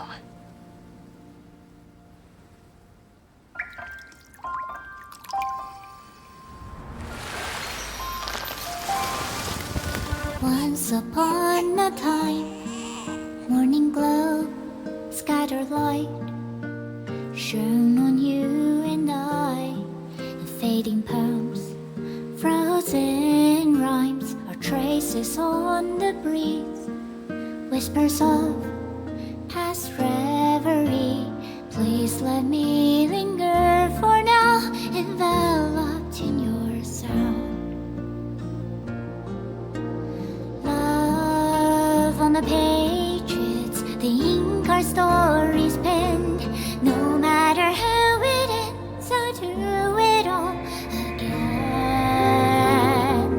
Oh, stay true, blossom as spring renews, dreaming colors every hue. Tomorrow's eyes to tomorrow's life, while walking step beside you. So stay true. The winter's rhyme anew,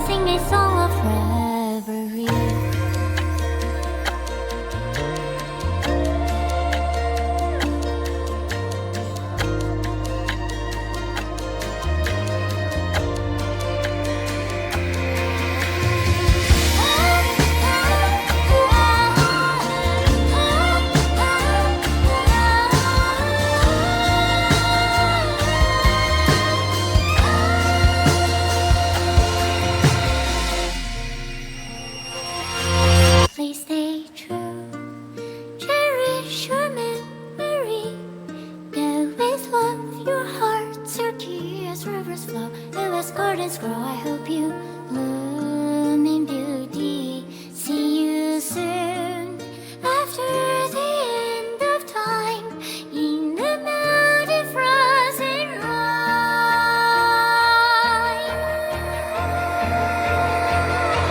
Now stay true, blossom as spring renews, gleaming colors every hue. Tomorrow's life, with tomorrow's life, a walking step beside you. Now stay true, the winter's rhyme anew, woven memories are blue. And like a melody, sing our reverie. And in our memory, in the end of our journey.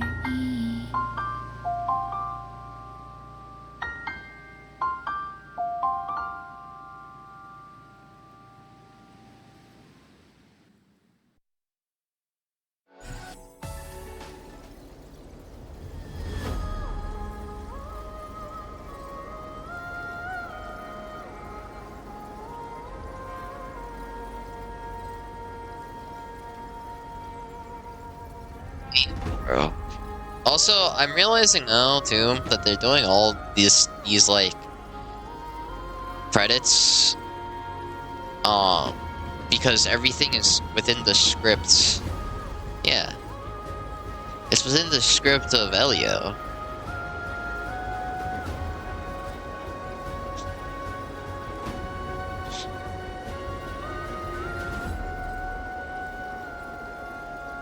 May this journey lead us.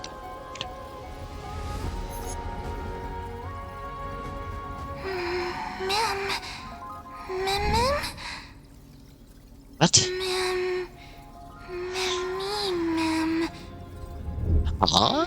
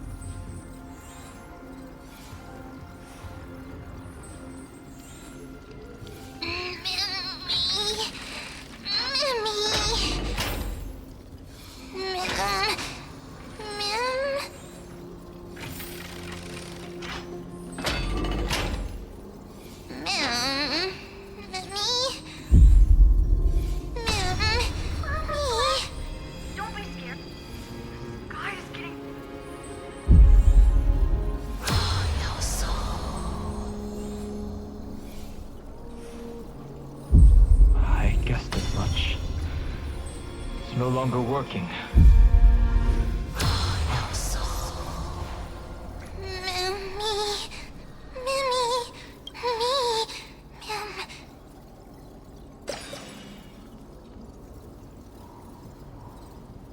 Let's find someplace safe to set up a base of operations first. This statue and the buildings we've seen so far point to a civilization here on Amphorius. We can only hope that they're not hostile toward outsiders. I've reunited with you so many times, and every time feels like the first time we met. Each time, love breaks through the stubborn cycles and takes flight toward a pink tomorrow. It's still early. Where to now?